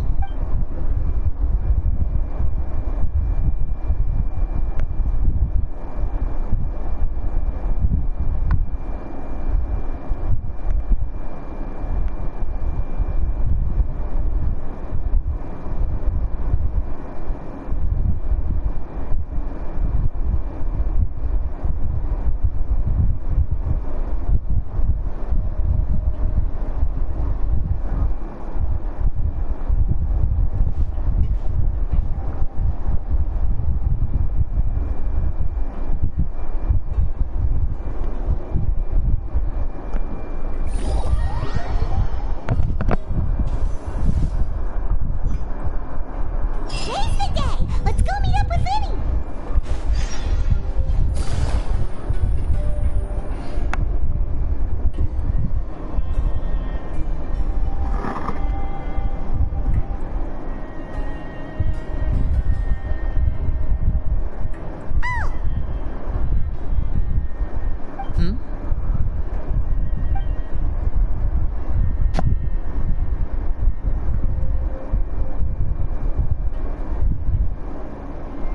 Did you two run into any trouble over the past few days? No, we just worked our shifts according to the schedule. Nothing weird happened. That's good. That means you didn't raise any suspicions when you infiltrated the infirmary. We've taken a look at the slip you sent. Fremine successfully left the grounds via the pipes 2 days ago, and as of last night, Lynette has also infiltrated the infirmary after faking an illness. Wait, why is she getting involved as well? You already went above and beyond when you scoped out the infirmary. To put it more bluntly, even if we were to view that as something you did in exchange for Fremine's help, you've already done more than enough. Infiltrating a guarded stronghold is a different kind of job from a one-off investigation. We want to avoid using the same faces over and over and reduce the amount of suspicion that will fall on any given person. Lynette also felt like you have already taken the first step for us, so she should be the one to finish the job. So that's what Lynette thinks. Oh, Paimon hopes everything's going well for her. Then, let's go check on Lynette before Fremine returns. If everything went well, then she should be wrapping up her investigation right about now. Is now really a good time? According to my observations, Sigewinne always spends around half an hour away from the infirmary right before lunch. Lynette knows this as well, so this should be a good time to meet up with her. Also, I'm her brother, remember? It's only natural for an older brother to care about his younger sister's well-being. Okay, then let's head over right away!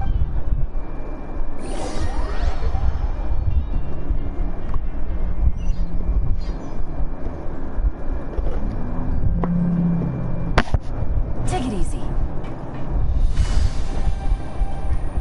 Kids these days.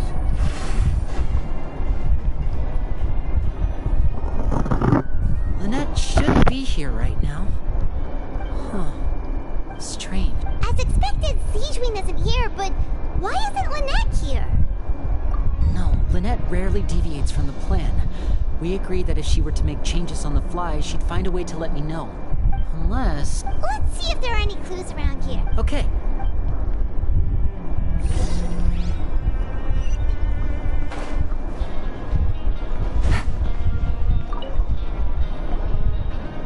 None of the beds have any signs of having been slept in. That's the one Lynette must have used, right? You said she was pretending to be... She would have said her migraine was having a particularly bad flare-up. Generally speaking, the head nurse would then ask her to lie down and rest, while she left to retrieve the medication. Which means, either the head nurse didn't return the entire time from when Lynette laid down up until she left the bed, or the nurse intentionally left it this way.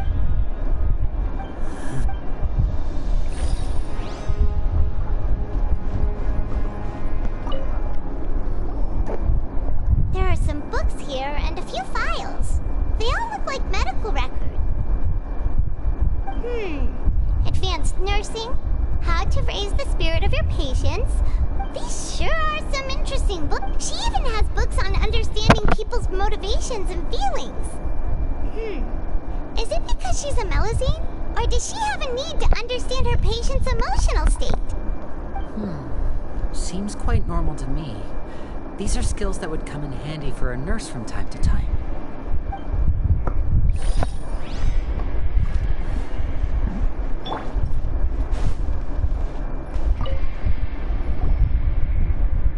This is it! We saw it before! Wait, this thing? It doesn't look like it's been disguised that well.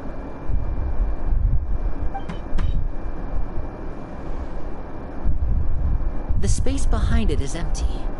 From its size, I don't think it's an entrance that is meant to be taken apart. There's probably a mechanism around here somewhere. Could Lynette have tried to get inside?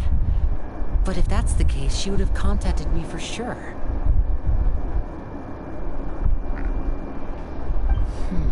Let's look around here for some more clues.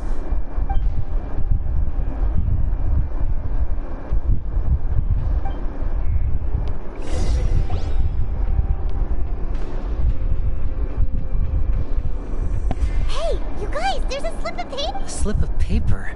It's right over here, and there's a bunch written on it too.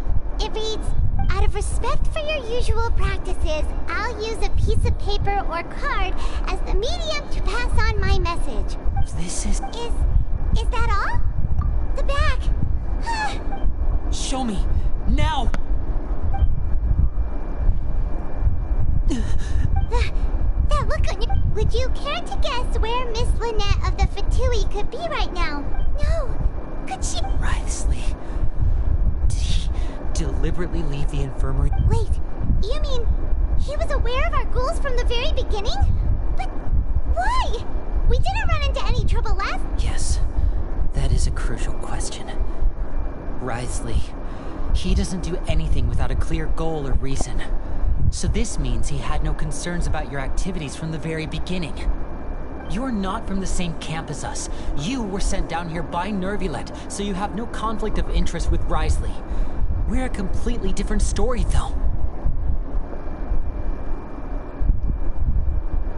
I'd like to know that, too. Why did he only go after her? Don't panic. Just think everything over. I have to stay calm. This is not like what happened last time. The situation's different now.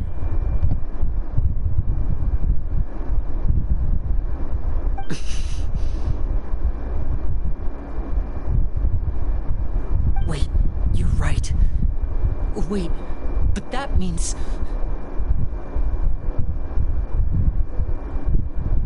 The fact that Fremine was able to leave the grounds. Could Wriothesley have let him go as well? What does he gain by letting Fremine leave like that?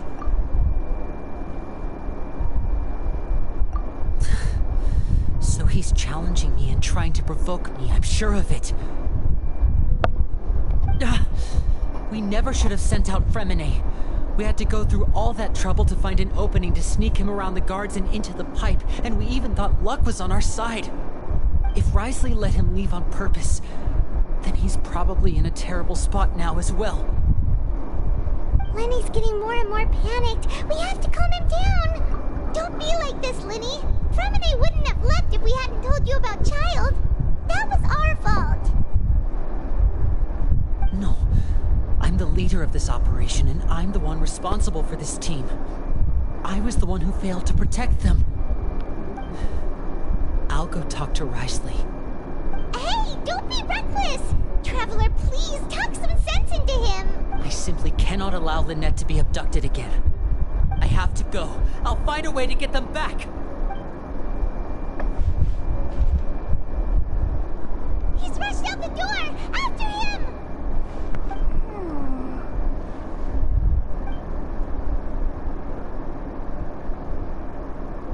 Right.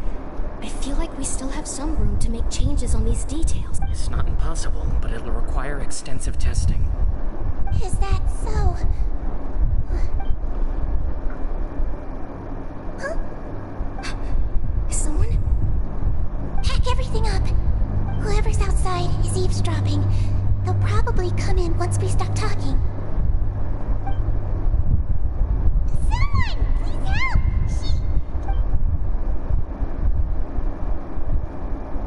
Whoa! Are you okay? These two. As expected, they've already found this place. Oh, they are quite sharp. What a delightful turn of events.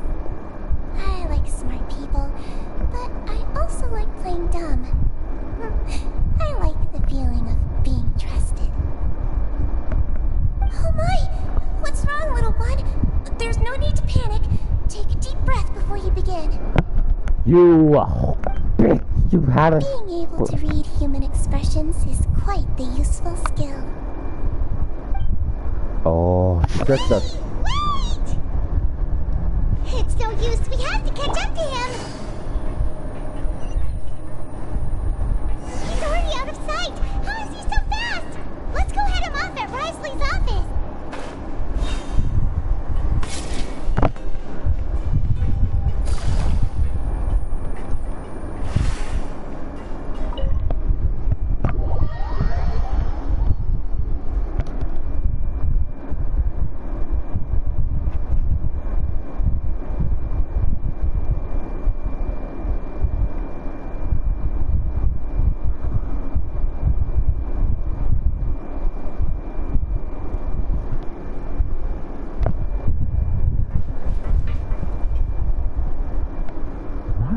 Come out and face me, Risley!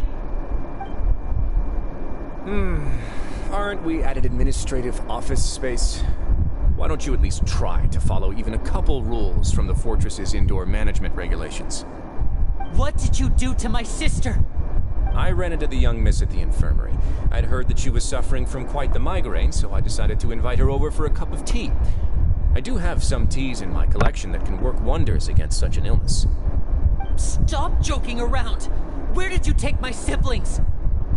I have also heard that your performances are quite the spectacle. Miss Lynette would sometimes enter a box filled with water, only to emerge the next second from another place altogether. Maybe she'll appear behind you right now if you were to turn your head. Is he trying to trick me into turning my head? No, he's probably not looking to attack me right now. All of the hostages are in his hands, and he's even in the mood for small talk. That means Lynette is probably still alive. You knew we were investigating the infirmary from the start, so you deliberately aroused the Traveler's suspicions and baited us into continuing our investigation, just so that you'd be able to kidnap Lynette. As for Fremine, no, you probably didn't even interfere with Child's escape. You let him go, so you could purge the Fatui members that we had planted into your ranks. There was no need to do so. The Fortress of Meripede is a pretty pleasant place. Most people enjoy their lives here. The only ones who act differently are those with personal agendas. It was quite easy to identify your colleagues. You removed our original members and spread the news of Child's escape so Father would assign our team to come down and investigate. Fremine has also fallen into your hands, right? If you're oh so omnipotent and so in control, why would you need hostages? One correction. Lynette is in my hands right now, but Fremine is not. He's not? What do you really want? Lenny! Wonderful. Everyone is here, so I'll only need to say this once. Thank you so much for cooperating with me. Eager and to the point, I see. Alas, only Miss Lynette is currently having a cup of the fortress's finest tea. Although, as per your original plan, Mr. Fremenet should also have returned to the fortress by now. But he has neither shown up within my gates, nor has he been taken into any kind of custody. So, where do you think he may be right now? Wait, you can't mean... You locked him outside in the sea? I closed the fortress's gate to the outside world. That's all. Fremenet's a star diver, so he should be fine, right? No, we're still here, so he definitely tried to find a way to come back for us. So we can't assume he might have made a break for the surface. But why would I do this, you may be asking? To have an audience with you, of course. My intel tells me that Mr. Linney is a great magician, so it's only natural for me to want to have some cards of my own when it comes to negotiating. Besides, I do recall you mentioning to Miss Lynette that you've always wanted to have a face-to-face meeting with the Lord of the Fortress of Meripede, regardless of whether it was in a personal or a professional capacity. Well, you got your wish. So, you've been keeping tabs on us before we even set foot in the fortress. Some of my folks just happened to hear a thing or two, that's all. In any case, I will be straight with you. I was willing to play dumb and turn a blind eye, so we had a pleasant few days playing games together here. But once you started focusing on the Forbidden Zone, all of that changed. Mr. Linney, the cards are stacked against you right now. Miss Lynette is in my hands, and Mr. Fremenet is still slowly being pickled out there in the brine. You know just as well as I that he cannot last out there forever. You need do but one thing to guarantee their safety. I would like you to contact your superior, and ideally invite her over for a cup of tea with me. You want to see Father? But why should she bother giving you an audience? Well, if she cares for the well-being of her dearest children, she should have plenty of motivation to join me for a parents' evening. I've heard that the bonds between the members of the House of the Hearth are like the bonds of family. I don't see why she would refuse. Why did you think Father sent us to handle the Fortress of Meripede? This place is basically a no-man's land.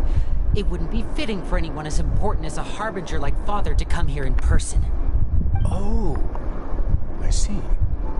So it's because she doesn't care for my place here. That's such a shame.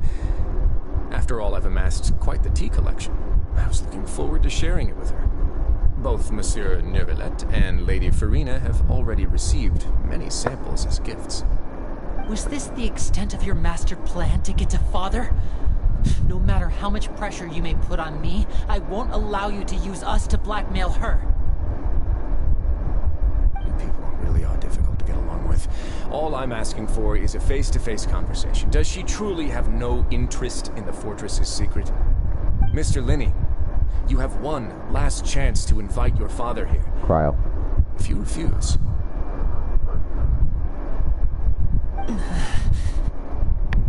Linney! Instead of asking why I'm doing this, why don't you try to see things from my perspective for a second? From the very beginning, the Fatui has been actively infiltrating my fortress. I gave you a warning by cutting off the first few operatives I found, but that only caused you to double down. Had you given up on the fortress then and there, I'd have no reason to want to talk. Mr. Fremenet left the fortress on his own, and Miss Lynette tried to pry out my secrets right in front of me. No matter how you look at it, the responsibility for this falls on you. I shouldn't ask Father to do anything because of us. 6, 5... Wait, 2, 1. Time's up. It really is a shame, Mr. Linney. Risley! Negotiations have broken down. Please leave, ladies and gentlemen. It's time for my afternoon tea.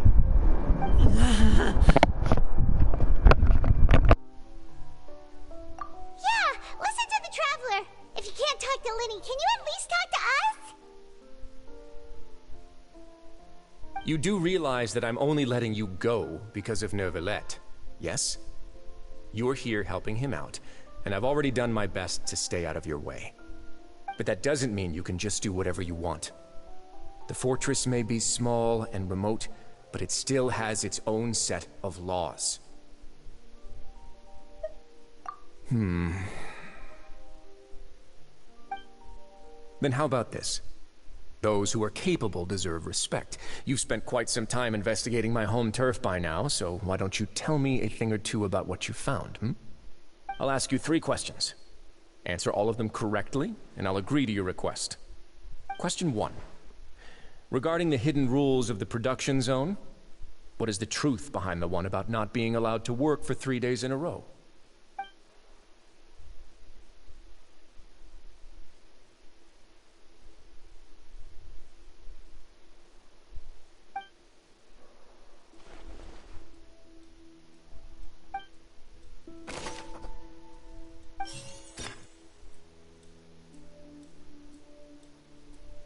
I've been told that the infirmary is always... The Fonta promoter has been struggling because he doesn't... We often see Miss Sijuin... Fonta's internal reports suggest that they're starting a new trial of an unnamed and unpackaged... According to Collins, the Pancration tournament only took... The research note said that the Melusine race perceives the world very differently. Fonta's internal reports suggest that they're starting a new trial of an unnamed and unpackaged product. But the product has to undergo a trial. We often see Miss Sijuin observing the prisoners at work near the production zone. The Fonta promoter has been... I've been told that the infirmary is always empty for the half hour just before lunch.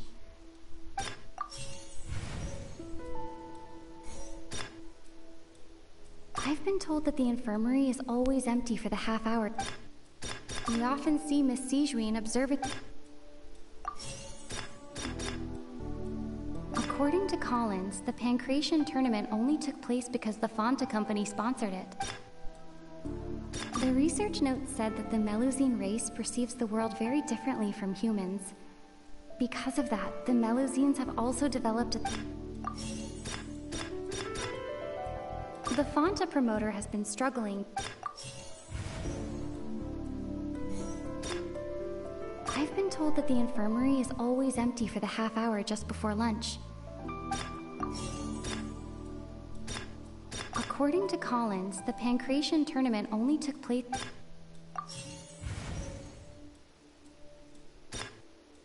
Fonta's internal reports...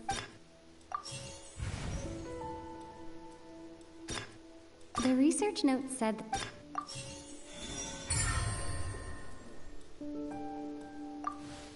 So that's what's going on. Paimon understands it now. Who would have guessed?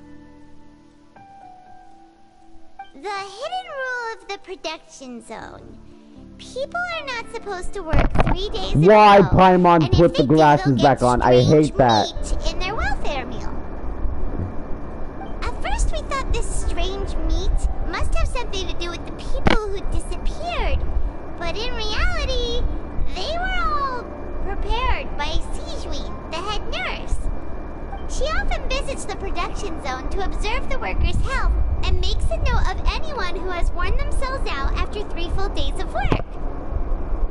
Out of her sense of duty as the head nurse, as well as her genuine concern for the workers' health, Sijuin visits the cafeteria right before lunch and cooks an extra dish for those who can use the stamina boost. Sijuin has only the best intentions with her surprise gift and doesn't want anyone to find out about what she does. However, unfortunately, Melusines as a race perceive the world differently from humans, and their sense of aesthetics is even more alien to us. The recipients of her lovingly prepared special meals cannot taste the care within and usually just freak out. Are we on the right track? Not bad. You've uncovered Sijuin's secret and even guessed her intentions correctly as well. It's nice to know that her efforts have not gone unacknowledged. All right, now for my next question. There are also some hidden rules in the Pancration Ring, including the one that you're not allowed to support both sides of a fight. Why is that?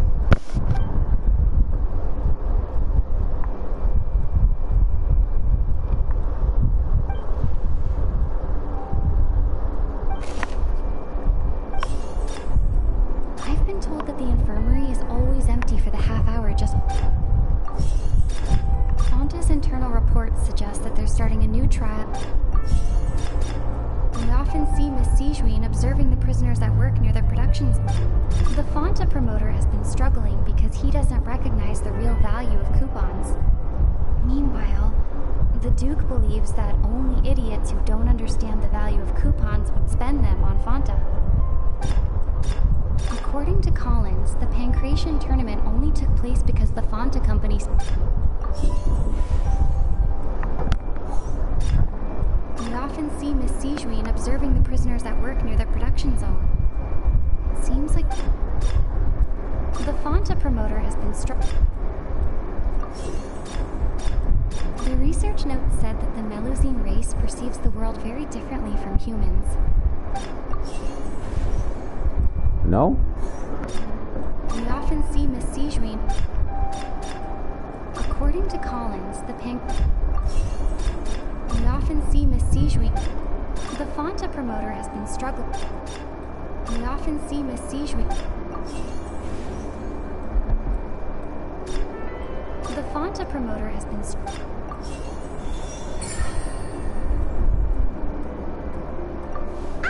Paimon gets this rule too now, so there really was nothing to be afraid of.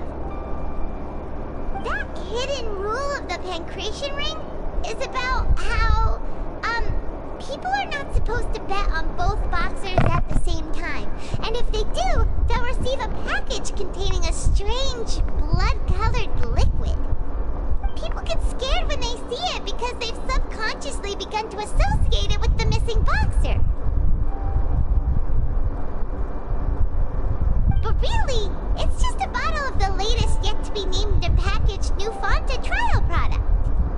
A blood-red drink. It's no wonder even Fonta's own staff were questioning the company's decision-making. The company, facing backlash from its own staff, decided to try to trial the product on a smaller scale to see how it might be received by customers. They came to the fortress of Meropide and offered to sponsor the Pancration tournament so they could push their new product. But the Duke completely refused to even entertain the idea. The Duke, knowing how valuable coupons are in the fortress, knew that only total idiots who didn't understand their true value would bother buying a Fonta product here. And so, only those who proved their stupidity by being dumb enough to bet on two opposing sides of the same match were selected to receive the drinks. Dude, you have a fork there? You have dishes. Dad's home tomorrow. You have 2 cups. I'm busy. No, you're not. I am. I acknowledge the effort you've put into bringing the truth of this mystery to light. Although, based on your description, that Fonta promoter is a bit too careless with his words, I may just reconsider my collaboration with the company. All right, and here's the final question. What's the secret behind our head nurse and all of her patients in the infirmary?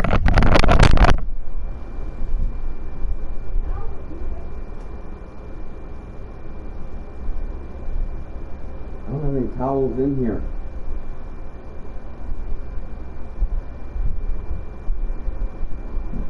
Are the blinds or secret? I don't even have them.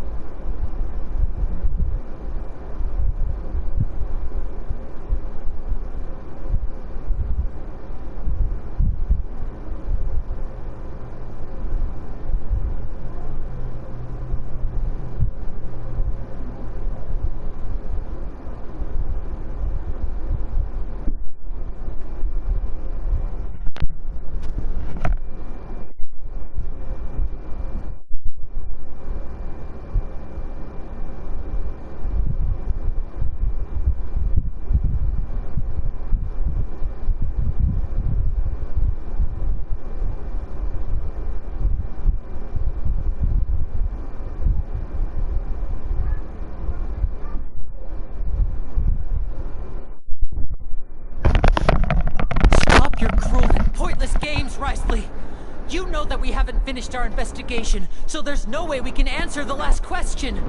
The thought of sparing Lynette and Fremine never even crossed your mind! You'll pay for this!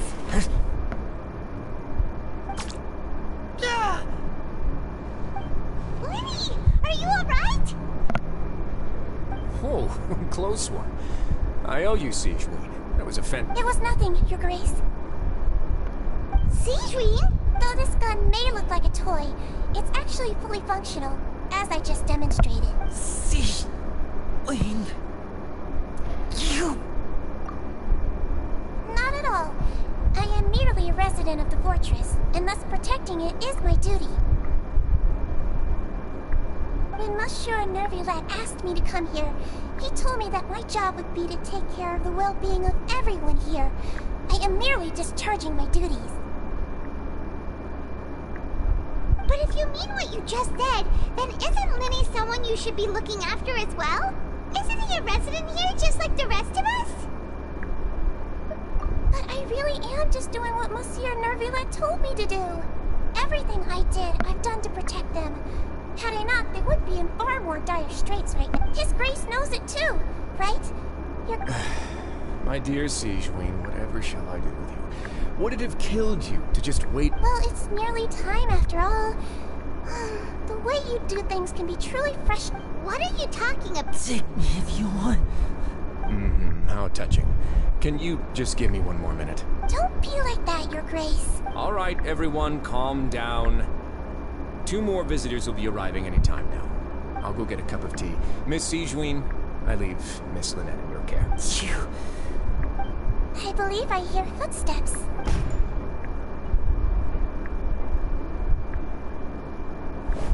Some space, please.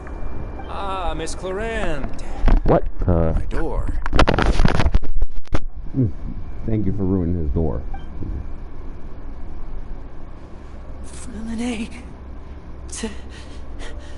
Fremine... What's going on? What is Clarand doing here? Work. I'm sorry about shooting you, Mr. Linny. The tranquilizing effect will begin to wear off soon. What happened to Fremine? Wasn't he diving just outside of the fortress? Why is he looking like...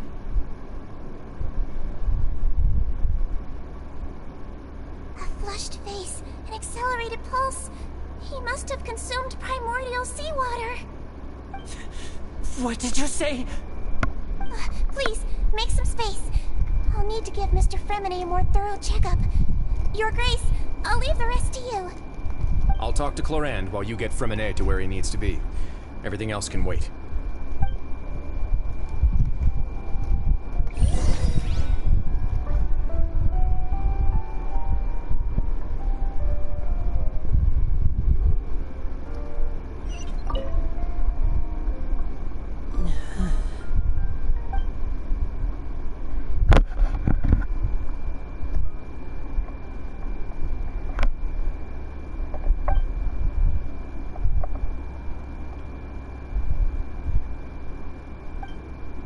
How is he? These symptoms are probably caused by an acute ingestion of a large amount of primordial seawater. Of course, it would be best if he stayed for further sorry. I am aware that the infirmary may not be your favorite place in the world at the moment. We do only have a single clinic. Why would he ingest a large amount of primordial seawater after leaving the fortress? How could that possibly happen? Please, look after Mr. Fremine for the moment. I'll go fetch some medicine and a respirator. Oh, Where is she? How is she right now? Oh, she just took a nap in an empty room after I tranquilized her. If my calculations are correct, she should also be waking up right around now. You might not believe me, but His Grace and I actually...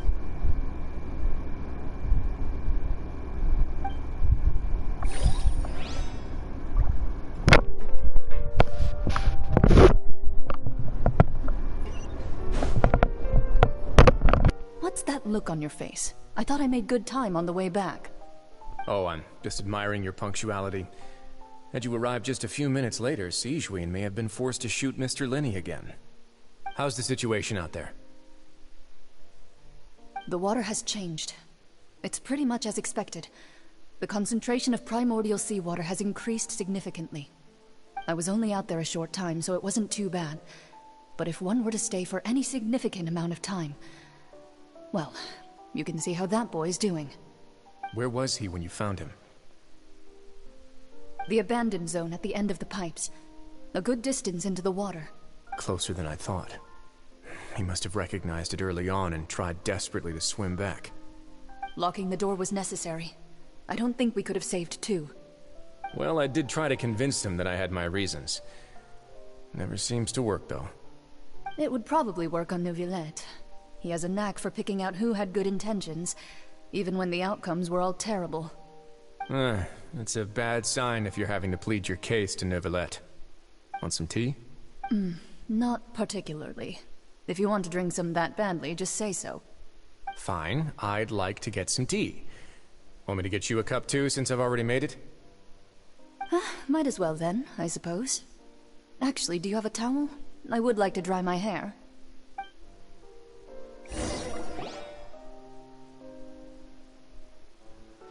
Linny, are you okay?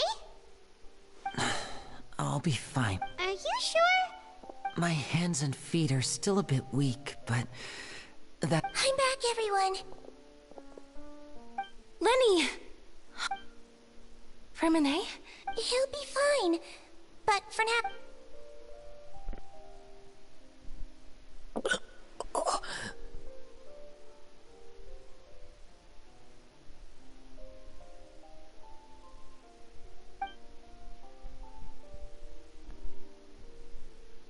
His breathing's beginning to slow down. Give me a hand and help me get him to the infirmary. Yeah, I'll take him from this side. On it. Traveler, you seem pretty worried about him. The Duke and Clarande are gone. They probably went to get some tea. The Duke will explain the truth in just a bit. Miss Clarande will need a break, since she only just returned from rescuing Fremine out of the sea.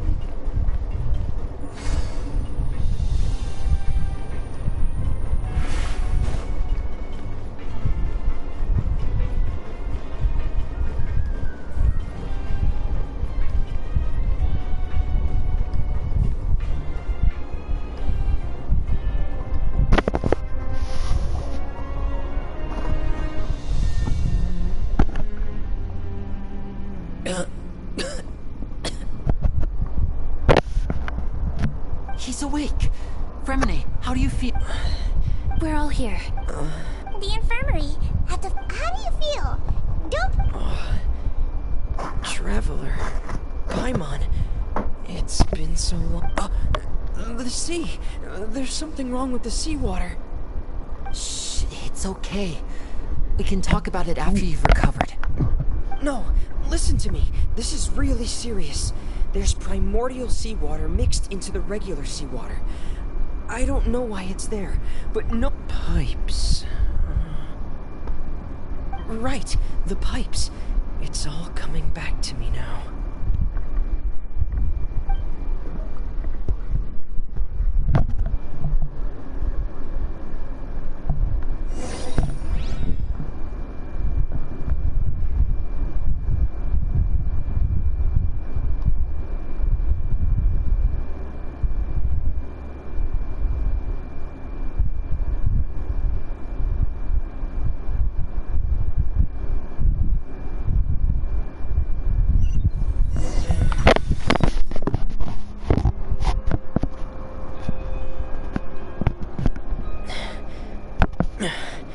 I'm in.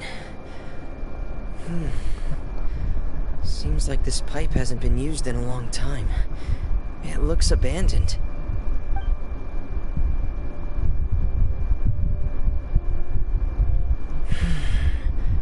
Where could Master Child be?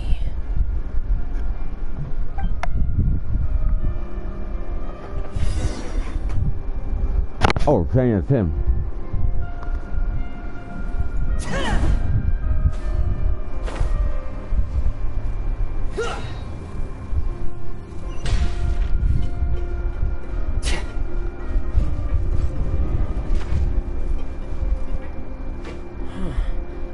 This mechanism looks like it's been tampered with. Could he have done it?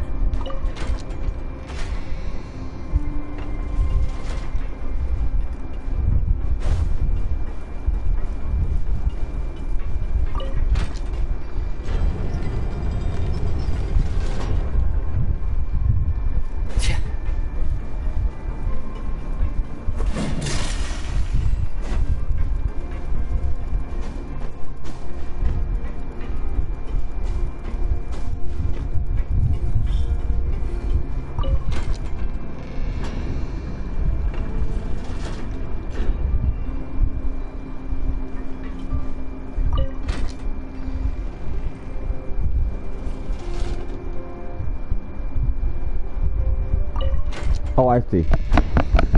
I'm a fool.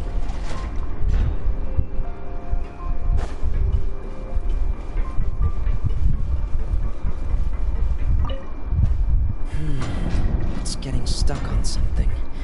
Seems like I'll have to avoid those obstacles while I turn it.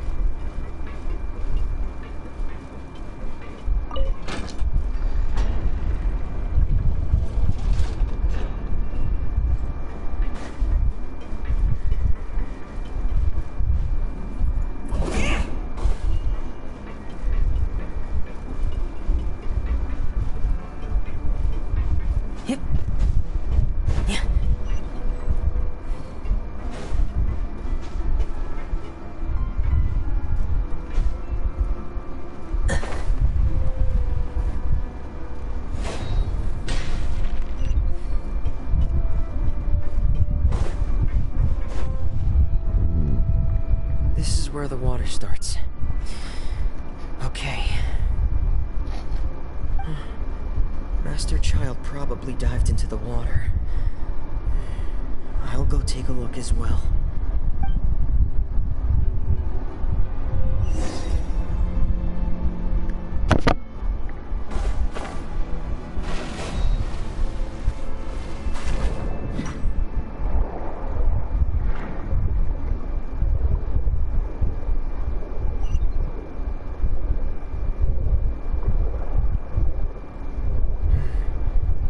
Vegetation here is a bit more sparse. These traces aren't natural. A person must have left them, and recently. I should be going in the right direction. There are traces here too. I need to keep going. The traces are gone. But I don't see where he could have gone from here. Wait, what the?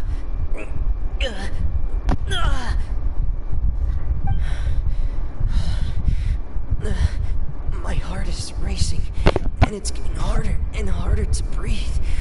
What's going on?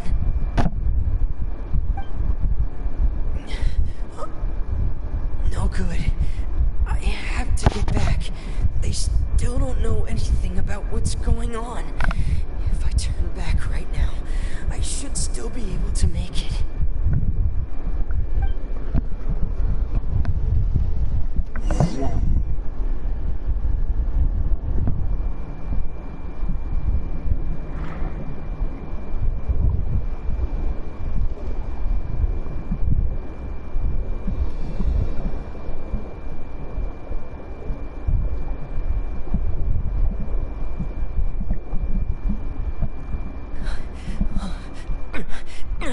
I can't die here.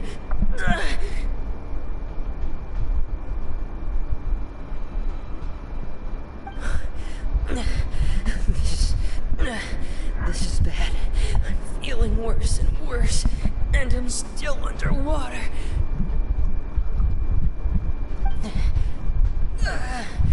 I have to push on.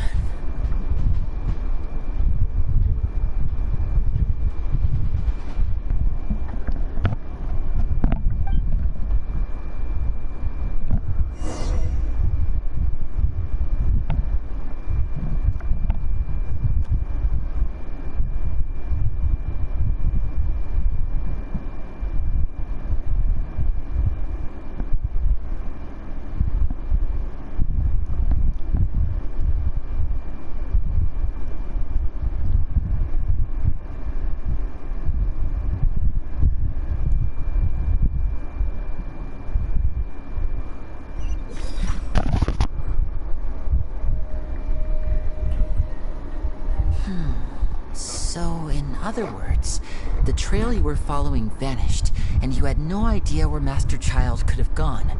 But there was also no obvious place for him to have disappeared to. That's right. I tried my best to swim back, but I had already put some distance between myself and the fortress, and I just couldn't find the strength to keep going. I probably passed out some time after that, and you know the rest. Miss Clarande brought you back, but we also don't know why she just suddenly appeared at the fortress, or why she went out to save you. Miss Clarande, you say? I must go thank her in person. You're still too weak for Monet. You can go after you've had some more rest. Miss Lynette is right. I believe Miss Clarande will stay here as a guest for another few days, so there's no need to hurry. A guest? Then I can assume Risley was the one who invited her to come down here? You should ask His Grace about that. He'll be able to explain better than me. Yeah, it's about time he actually told us what's going on. No, please go on without me. Lenny. The logical part of my brain is aware that we're safe right now, but I still can't bring myself to leave. Both of you are just in danger. Understood. In that case, I'll leave the infirmary to you. The Traveler and I are going to head out for now. Thank you.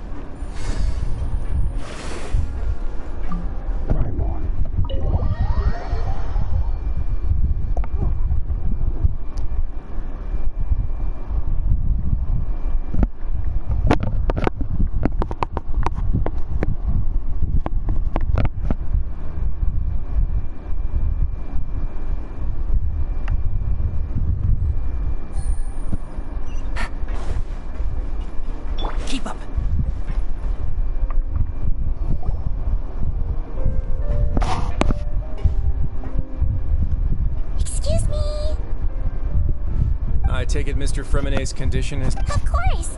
I wouldn't have... I've been expecting those two, but might I inquire as to the purpose... I wanted to check up on Miss Cloran. Mostly fine.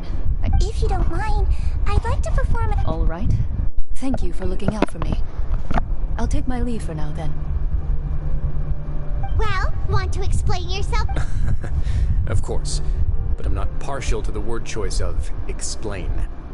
How about... where should I begin? How about you... Then Paimon will begin. Did you know about... No. I just knew they were Fatui operatives sent to the fortress by the Knave. As for their specific goals, I only figured those out as you made progress on your investigation. You managed to monitor and stay ahead of them even though you didn't know what they were trying to do? They came here with ulterior motives. I'm quite adept at discerning what that kind of behavior signals. Initially, I thought their goal was just to investigate Child's disappearance. Linny suggested that I had deliberately let him escape, but in truth, I didn't really do anything special to help or hinder him while he was here. Everything he did, from finding helpers to leaving this place, he did on his own. Of course, it's inevitable that the Knave would make a big deal out of her fellow Harbinger's unexplained disappearance. I'm also quite curious about where that Harbinger went, so I figured I might as well let the Fatui do their own investigative work. All I care about is the answer. So you were hoping Linny's group would just do your work for you? You make it sound like that's a bad thing. Unfortunately, things didn't go as planned. I assume that Fremenet has told you already, the ratio of primordial seawater around the fortress of Meripede is on the rise. The Forbidden Zone has always been Linny's target, and you got roped into that investigation after running into him. I began to intervene out of concern for your safety, and also to prevent the fortress from becoming entangled in more irksome matters.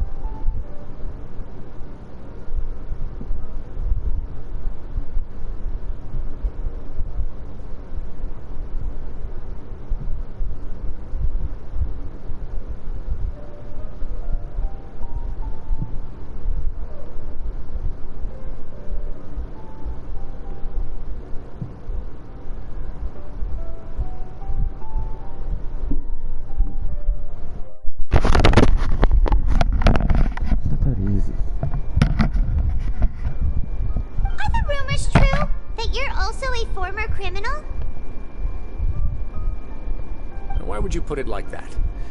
Isn't staying here all day and serving as the manager of the fortress a kind of sentence unto itself? Another form of prison? I just happen to have some support from the rest of the inmates. That's all. Oh, right! Paimon wanted to ask... Me, of course. I paid her good mora to come down to the fortress for some field work. As a champion duelist, Miss Cloran could be considered to be an independent party. I needed to find an exceptionally capable person to help me get through the impending crisis. And saving Fremenet was part of... You can think of it like that, yes. Credit where credit is due, that boy is quite adept at diving. Had conditions not been as hostile as they were, he probably would have found the missing Harbinger already. That's not something you should be asking after. Neuvillette only asked you to investigate Child's whereabouts.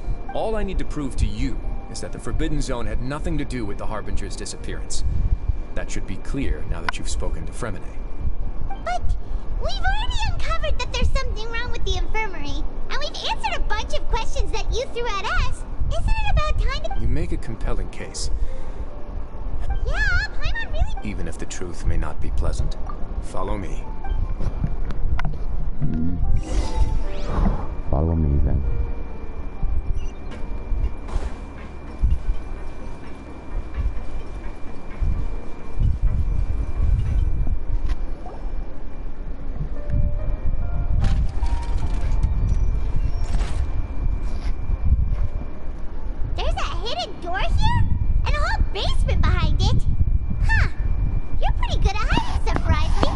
seems you've forgotten just what kind of place...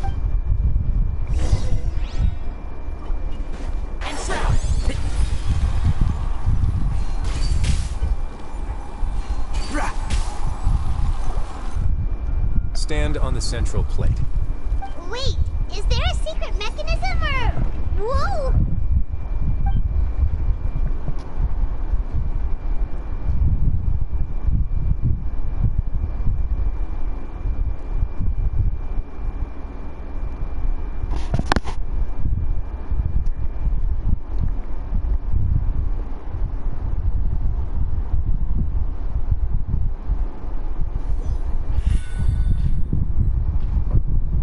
So, this is the Forbidden Zone?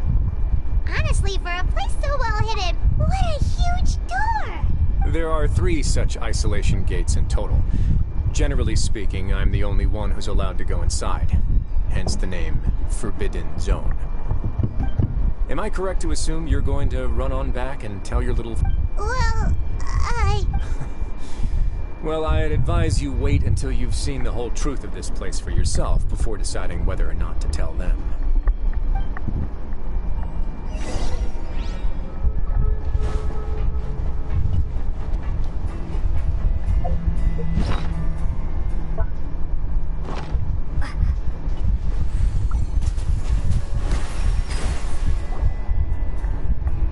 Huh. So there's a switch on the side. Stand back.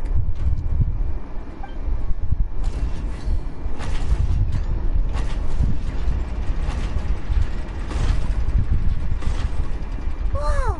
They all just went up one by one! Go on.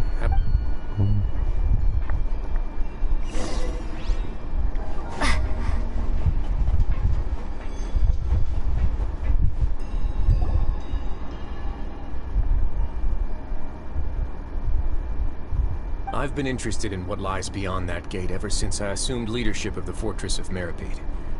Of course, it would be unwise to recklessly open it, but it'd also be risky and negligent to simply ignore any potential danger that could be behind it. The readings on that dashboard have not budged since the day when I first laid eyes on this place. But over the past year, the needle has crept upwards from its original position, likely because some parameter it's been tracking has changed, if only infinitesimally. Normally I would have ignored it, but I happened to have some free time when I noticed it, so I investigated. Any guesses what the reading could be tracking? Very reasonable guesses. I've considered both of those as well. Unfortunately, our dashboard is tracking something less ordinary. The temperature should vary with weather and climate changes, so for something that rarely shifts, the water pressure is more likely. We ran a few tests to increase the pressure from the outside, but the readings didn't change at all. Later on, a few more possibilities occurred to me, such as a potential connection with the primordial sea. I began to make a few preparations based on that hypothesis. Over the past few days, the needle has moved again. With that, and the symptoms that Fremine displayed after leaving the fortress, I can now confidently conclude that the readings represent the concentration of primordial seawater in the seawater nearby. The concentration of primordial seawater? But we're already under the sea! And that is precisely the problem. We're at the bottom of the sea, and now we're surrounded by toxic seawater. Somehow, primordial seawater got mixed in, and the concentration is steadily rising. Yes, that's very likely. But forget about the two of us! Not even Novelette knows where the primordial sea could be, much less where we could find to plug a leak. Oh. Oh! Seems like you figured it out. I believe the primordial sea lies directly beneath this sluice gate. For some reason, the primordial seawater levels have risen significantly, and it's now very close to us. The indicators are now red. Although the gate still stands, some primordial seawater has already leaked out and mixed into the sea around us. If this continues, soon it will no longer be able to hold back the primordial sea at all.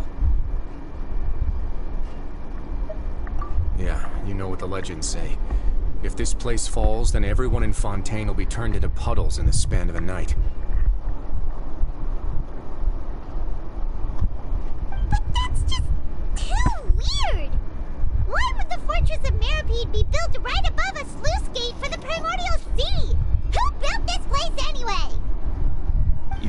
intuition tells me you think this might be part of a vast, complicated conspiracy. To be honest, you might find the actual answer may be exceedingly boring. It's just that the secret of the Forbidden Zone had been long forgotten by the nation before I rediscovered it with my research. There's no single founder of the Fortress of Meripede in any traditional sense. What we know about its history has been left to us by the people who used to live here. When the previous Hydro Archon, Egeria, ruled the land, all convicted criminals from Fontaine were exiled. The people drove the criminals away like a wolf pack chasing away the banished. The criminals received no sympathy of any kind from the people. They were exiled to the desolate seaside, where they experienced only pain, struggle, and the bone-chilling cold. Some of them began to repent and prayed to the Hydro Archon, asking if there was still anything they could do. The Hydro Archon took pity on them and said, "You may go guard my secret, deep underneath the waves." And so, leaning on the power of the Hydro Archon, they gathered underneath the sea and began to build a fortress. They became a community down there in the deeps, and over the years helped it to grow. As the number of exiles increased, more and more people joined the community. When the first group of exiles died, they left the yet unfinished fortress to their successors. The Hydro Archon continued to lend her support, allowing the fortress and what it stood for to continue growing ever larger. Before long, this dark underwater fortress became the sinner's only home. And with that, the people here stopped referring to the fortress as a prison. They saw themselves as repenting sinners who would regain their freedom once they had sufficiently redeemed themselves. But as time went on, people also realized that the fortress was a lonely place. Once they had gotten used to life here, they could no longer feel comfortable living in the overworld. Once they had finished serving their sentences, some people left and some others chose to stay. They'd find some idle position and let their withered souls fade away with the ancient secrets of the past. After many, many centuries, few people still remember the reason for the fortress's founding. Now they just see it as an integral pillar of Fontainian society, as the place where criminals deserve to be sent. Now and again, researchers manage to break one law or another and live out their days in the fortress. I learned all this from an elderly historian. Everyone else just thought he'd made it all up. But now you know every part of that history is true. Indeed. It's just as the prophecy says. If this gate fails, then everyone will be dissolved into the sea. To be frank, not really. But sadly, that hasn't stopped this prophecy from proving all too accurate. Prophecies are troublesome things. Just hearing one will create the first wave of panic. Seeing signs of it will bring about the second, and actually witnessing it in real time, the third. Let's go somewhere else. I want to show you something.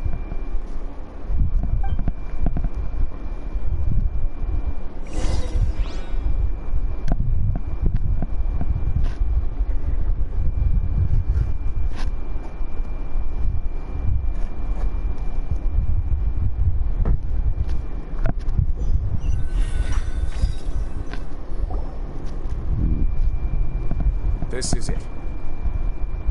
Your Grace, perfect timing. The result— Wait, Jurier, he's not— Huh? No need to panic, you two. What? After you warned— I'm skeptical as well. The results speak for themselves, don't they? These two may already know more than you could ever imagine. All right then, if Your Grace insists. They seem harmless enough, so I'll trust them. How about some reintroductions? This is Jurier, one of the highest-ranked researchers from the Fontaine Research Institute.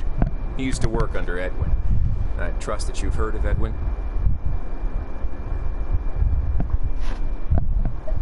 He's the one who blew the whole institute sky high. Everyone knew he was a bit crooked in the head, but you're not local, so I guess it's possible for you not to have heard of him. Edwin's main areas of research were archaeum and gravimeters. As his assistant, Jurier is quite familiar with them as well. I hired him to be my technical consultant. You want to blow up the Fortress of Meripede? What a lovely idea. I'm already imagining it in my head. Gotta admit, I'm tempted as well. Guys, focus! Focus! That taskmaster over there is Miss Lorvine, and is also one of my technical consultants. While Jurier used to be Edwin's assistant, she used to be Jurier's assistant. Ooh, are they together? Is that really necessary, Paimon? See, everyone keeps asking this question. Are you too sure you're not a couple and just using your work as a convenient cover? Your Grace, I am not in a relationship with this man. If I dated her, I'd officially be madder than Edwin. Jeez. Forget I said anything then. Follow me. Whoa, there's another door that goes right up. Your constant amazement makes it seem like the fortress can do anything. Can it? But Paimon really thinks everything's super cool. Well, let's spice it up a bit. And here you go.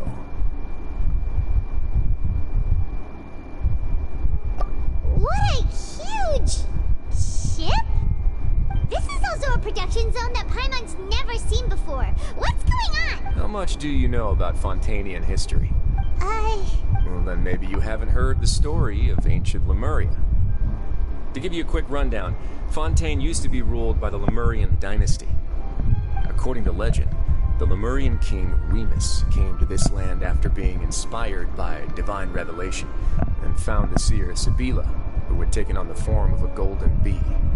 Taking the golden bee with him and riding on a huge ship, the Fortuna, he created his nation above the surging waves. He called his nation Lemuria, and used the Fortuna to incessantly search for new tribes and islands, calling on them to join his empire. There's a ship in this story too? Where there's water, there'll be ships. People believe that hope can always be found at the end of a voyage. Do you believe that too? To a point, I think. As you've already seen, I have a whole factory's worth of labor, materials, and technology at my disposal. Certainly can't hurt to give it a try. So the moment I began to speculate that the Primordial Sea might lie underneath the gate, I also began this project. Were you inspired by the legendary Fortuna? Maybe. Fontanians need something to hold on to cope with the impending disaster. Were the workers to find out the truth behind this ship, riots would destroy the fortress faster than any catastrophe. As the fortress's administrator, I'd never make such a reckless call. Alright, that's enough talking for now. I'll need another 3 cups of tea to soothe my throat. Do you have any other questions? Seems like you're good. Come on, I'll take you back.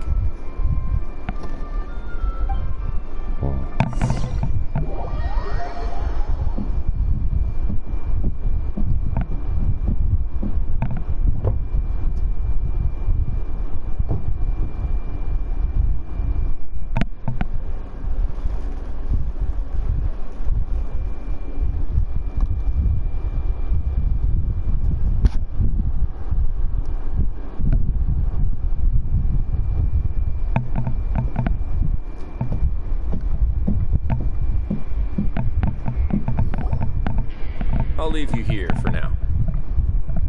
Oh, thank you so much. No worries. But don't forget, it's up to you whether or not you want to share what you just saw. What you do from here on out will likely affect those 3 as well.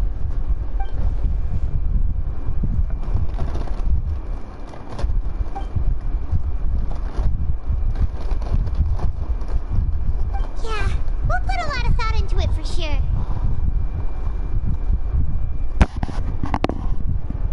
Great. I look forward to what happens next.